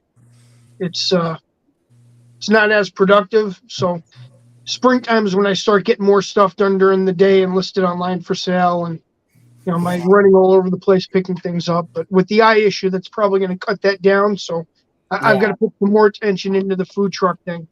Yeah, right. Yeah, that really sucks for you on that part of it for sure. You're starting a food truck? Yeah, foodie truck. Why did I not hear about? It's been a 5 or 6 year goal, and about 3 years ago, I bought the ambulance to make the food truck, and last year I picked up the camper to build the actual serving thing out of it. You know what a pop-up camper looks like? Uh-huh.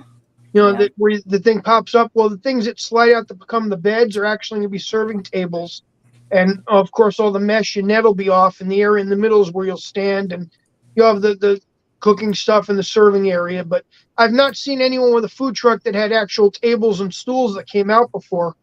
So I started designing that. That'll be the goal for that, because some places won't let you actually bring the truck in. You've got to bring just a trailer in, and then the ambulance will actually be a full service food truck also. Yeah. Rochelle, I want to ask you a question because it's starting to tick me off lately. Are many of your videos going yellow? Yellow? Yellow What do over you mean, green. like yellow monetization? Yeah. No?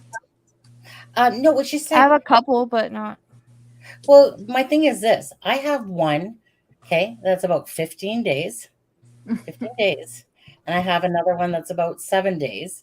And I'm like, what's going on with you, YouTube? Seriously. And then I have another one that's about 3 or 4 days. And I'm okay, but it's just like, well, seriously, YouTube, you're not this bad.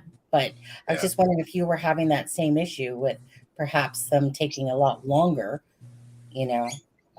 because normally it would be 1 to 3 days, typically, when one turns yellow. It just still sucks. Really? Yeah. How long? Yeah. 1 to 3 days. And it's just because I have 3, 2 especially, that I'm like seriously, YouTube. I mean, I even messaged you, not messaged you. We talked, you talk to those people that sit at home that always say, on hold for 3 to 5 minutes. I just wondering if you were having that same issue. Is that the goats I hear? Pringles. I don't think so. Not that I've noticed. I mean, Vanished and Forgotten Yellow means Vanished and Forgotten Yellow just means limited monetization. So it just means that you make limited ad revenue from it. Basically, I told her I've had that on a couple of them, but is that the goats I hear? No, yeah, the bird. I don't know the bird. Why he's making noise right now at 12:30. Okay, so for you, Sleuth, so you obviously got tons of reading. When's your next? You did a live, but lots of times you're doing. I know you're doing some premieres more so. Yeah, I'm not doing them live anymore because I mind read the chat accidentally. Yeah, you said that. Yeah, it was happening. We noticed in Idaho for chat. I wasn't watching the chat, but Vanished and Forgotten would tell me that they would say something in the chat, and then I would say it. And I wasn't even reading in the chat. Right. Gotcha. So I think it kind of, plus when a lot of people think of one thing, like there was a couple times where they had people in mind who they thought did it, and they were pushing all that on me. It was taking over what I was getting from spirit. So it was like I was getting these two people I couldn't get out of my mind, but it wasn't anything to do with spirit. It was just they were projecting them onto me, and I was picking it up. Right. And so once I told them to stop it, those images went away. Because I knew they weren't involved. So I was like, why am I getting them? And then I realized it was from the live. That's just too much energy. And so we decided to just do it and then put it as a premiere. It's just better that way. Yeah. Right. Right. I know. There's nothing interfering with anything. It's best that way probably anyway. Yeah. Right. Which I didn't realize it at the time. I didn't know. Yeah. I mean, I mind read my friends all the time, but I didn't know that I was gonna have a problem with the chat. So yeah. Well, and can you mind read anyone? Or for example, you know how they said some people are stronger personalities and they cannot be read. Can you still read them or no? Well, for mind reading, it just kind of happens. I don't really ever mean to do it. It just sort of happens. But for reading anybody, I mean, I haven't had a problem where sometimes they're a little bit harder to connect, like, or get certain energy or get certain information on, but I've never really had an issue. I've always been able to give a reading, knock on wood. My mom always gets like, my mom likes all that stuff, and my mom always gets that. Like, people say that she's like really hard to read, like they can't read her. So I always wonder why they always say that. Do you know that the three of us have the same microphone? Yeah, I saw that. Mine broke earlier. Mine's on my wish list. Does that count? Oh, it fell off, did it? Oh, okay. Yeah. Alexa has the same. You don't need it, do you? No. It's Alexa has the same one, but hers is pink. Yeah, I know. I wanted that one, but I went with black. They went like $10 more. Crazy. Yeah. Right. I know. But yeah, I've been putting them as premieres, so I want to do another one on Nicola because I feel like it's not. Like I'll go where I'm pulled. So if I feel like I can get more information or I'm not done with it, then I'll do another reading. If I feel like I'm done with it, then I won't do another reading. But I feel like it's kind of just left. Like with what I got, it's a lot of good information, but it still doesn't give me what I need to know. And that's all about timing too, getting information and the timing you're supposed to get it. Yeah. And I get that too, right? Again, I mean, I find it hard to write a case. It's you know. And then a lot of people ask me to do Tyler Doyle, and I actually sent the information to the searchers, just what I was getting, because I just didn't have time to do it. So I had some of the searchers message me, and I told them like what I was getting, just as I was talking to them, and not going to really do a reading on it, I don't think, because I don't think there's much else I can offer. I mean, he's in the ocean. So for anyone that doesn't know, Tyler Doyle went missing off of a boat near Myrtle Beach, South Carolina. And there's a lot of people that say he ran off. Right. But I kept getting big waves, like really big waves, and then I saw his brother on TikTok saying that there was really big waves. I just think he got taken under by the undertow. And you know, I was giving him an area that Spirit had me circle, but if he's under there, they might even miss him with sonar if he's like stuck in the under stuff, you know, like all the mossy stuff. Yeah. Seaweed. Whatever. Yeah, or whatever is down there. Like, it might be hard to see. He might be tucked under, is what I felt. Foil or something like that. Yeah, because I felt it was like he's like right on the edge. Because I kept getting the reference to, because there was a time where I was taken out to the ocean and brought back. It was like I was getting that reference, where I was brought back to land, but he's not to land, but like the edge. Because out there, that's like really edgy marsh, you know, and then you have the water that comes out. That's what I'm getting, is like the edge of where the smaller water goes into the bigger water. But I circled it for him where Spirit had me circle it. But where the wet water goes into the wetter water. Wetter water, bigger water, larger water. Yeah, Ray Jones knows. Ray Jones is in North Carolina, but Ray knows the coastline all through there. Yeah, but they had like searchers with sonar and stuff, and you know, I mean, it's the ocean. I mean. Yeah. It's not like I could point and be like, he's right there. But I did give him an area to look. And I said, there was a day I think I said like the 7th day or something, like where were they? And they said they were in that area. And I said, okay, well, that's my validation. You need to go back. And he's been missing for what, 3-4 weeks? He's been missing a while, yeah.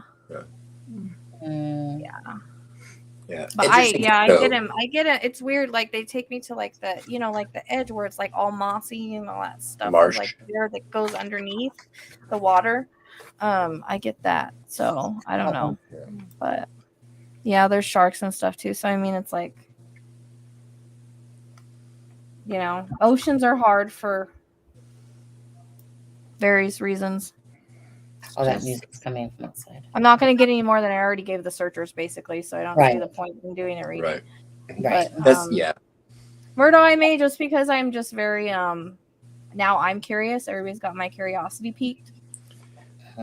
Would you know the part of that that I would be interested to hear your take on if you do one is not necessarily what happened to Paul and Maggie Murdoch, but if there's any involvement with Stephen Smith's case. I haven't even heard of that case. I It's literally a went under a rock. Yeah, it's a case that it's well, I won't give you too many details, but it's a case that they've reopened the investigation into now, and they've said related to the Murdoch case. But we'll see. Yeah. So I want to do at least one reading because I think sometimes I get really good information on cases like this, like with Idaho 4. We'll see. Yeah. But just because so many people are asking and now it's piqued my curiosity, now I want to see what happened. So I like to do. I'm like, I really need to know what happened in this case, and that's why I'll work them. I mean, it has piqued my it's piqued my interest too, and I've watched very little about it, like 5 years to total it up. It's probably been about 30-40 minutes. I don't watch anything. I know nothing. I know nothing other than 300 hours. There was a couple things that I got before like the trial started. And it was somebody emailed me and I told him, I said, well, he's got like grayish hair. In some pictures he does have grayish hair. It's weird. Some pictures he has grayish hair, some pictures he had blonde, so I can see him anytime. But I told her who I was seeing, and I was seeing a bigger guy, blah, blah, blah. And then I said, and I hear gunshots. And that's all I gave her, and I didn't know anything about it yet. This was before, I don't know if anything was released or not. And then so she came back to me and she said, well, I guess so then. I said, well, that's what I'm getting, but I'll do a broader reading on it. Yeah. But they should, because I'd like to see exactly what happened and all of that. I like to try to get evidence. I like to try to get like the whole story or whatever I can from the whole story. Like that's what I did with Idaho, is I tried to get the whole night and any kind of evidence or anything like that. And when I re-listened, I did get the hair on Idaho. I didn't even realize I got that. Yeah, well, that is my son talking. But go ahead.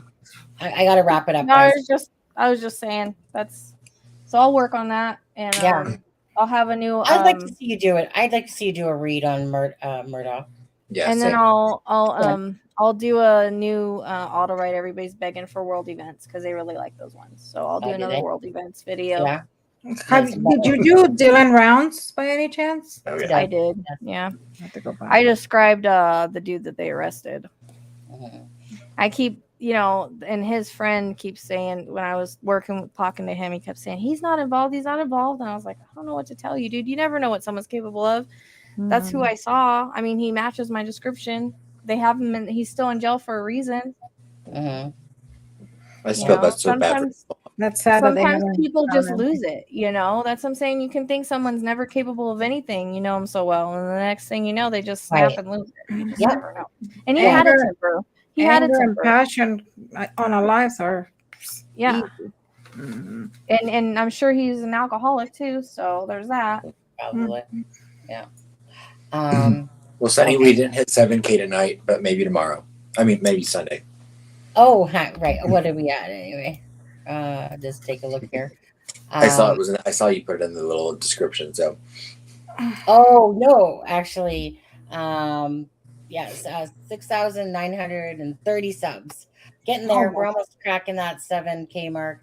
So if everyone could hit the like, and if you're not subscribed, try to get subscribed. Well, don't try, just do it. Just do it. Yeah. anyways, you guys, thank you guys all for joining tonight. Again, interesting case with the Nicola one, and definitely very interesting. And as for Idaho and Delphi, like I said, not much going on. So much people just right now, I think more people just ride in that case for any drop of tidbit that they get to put out a video. A lot of people, there's just not much going on. Jail her. And yeah, but I would like to see you do one on Murdoch just for the sake of it. Like, just have one of those nights where you just put down I had your about cards. 30 people ask me, so I probably will. Yeah. But I do Well, think Nicola needs another one, but I might Yeah. work on his first, just to get it out of the way. Yeah, Before just- the trial's over. People, the only thing I hate about doing readings on things that are like really popular or out is that I get a lot of comments on, oh, you Googled this. Right. Or Googled- oh, I you know. watched this. And I don't research and I don't Google, and Spirit's gonna give facts. I mean, Yeah. they're gonna give facts to validate it. I mean, that's a given. So Well, I was that's gonna one reason say- I don't like to do those. It's kind of one I of get a those lot of ones where I'd be in for it. I really readings get a lot of views from people. I've noticed, right? You could be a nothing channel and get a lot of views because you did a reading on a bigger case, and then you get the hypocrisy of the people going, you just Googled that, you looked it up, and you'll always face that. Mhm. Anyone will. It's always the Because same. it's because I get so many facts sometimes without even trying to, but that's just Spirit validating that it happened. Yeah. So they're gonna give facts, but I get so much, like, I did a reading on Long Island serial killer for some people privately, Oh, wow. and I didn't know anything about it. Like, I'd stayed away from it because there's another one I wanted to work, and they were just like, "Oh, you Googled all this." Wow. I was like, "Okay, yeah." I'm sitting here for an hour and repeating what I Googled. Yeah. I mean, it doesn't even make sense. You can remember all that information. I know. But That's yeah, Alexa's I neck of the woods. Yeah. I don't Google. I don't like to research. I feel like it taints everything, because you can't tell what's coming from what you research and what's coming from Right. Spirit.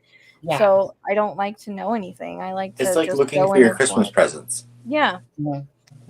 I like going in blind, like completely blind. But Yeah, yeah, I probably will do one more, Nicola, because people are asking me, and that one just doesn't feel done to me yet. Just doesn't feel Yeah. done. Nope. And I've been from Galveston Bay to New Brunswick. Anyways, you guys, thank you guys for joining us tonight. Thank you for the different thoughts and whatever, and thank you for showing us your goatees, the little cuties. They're still there. That's probably the They're highlight. better, of they're my better night. behaved than the dogs. Yeah, seeing When the the little dogs are out goatees. here.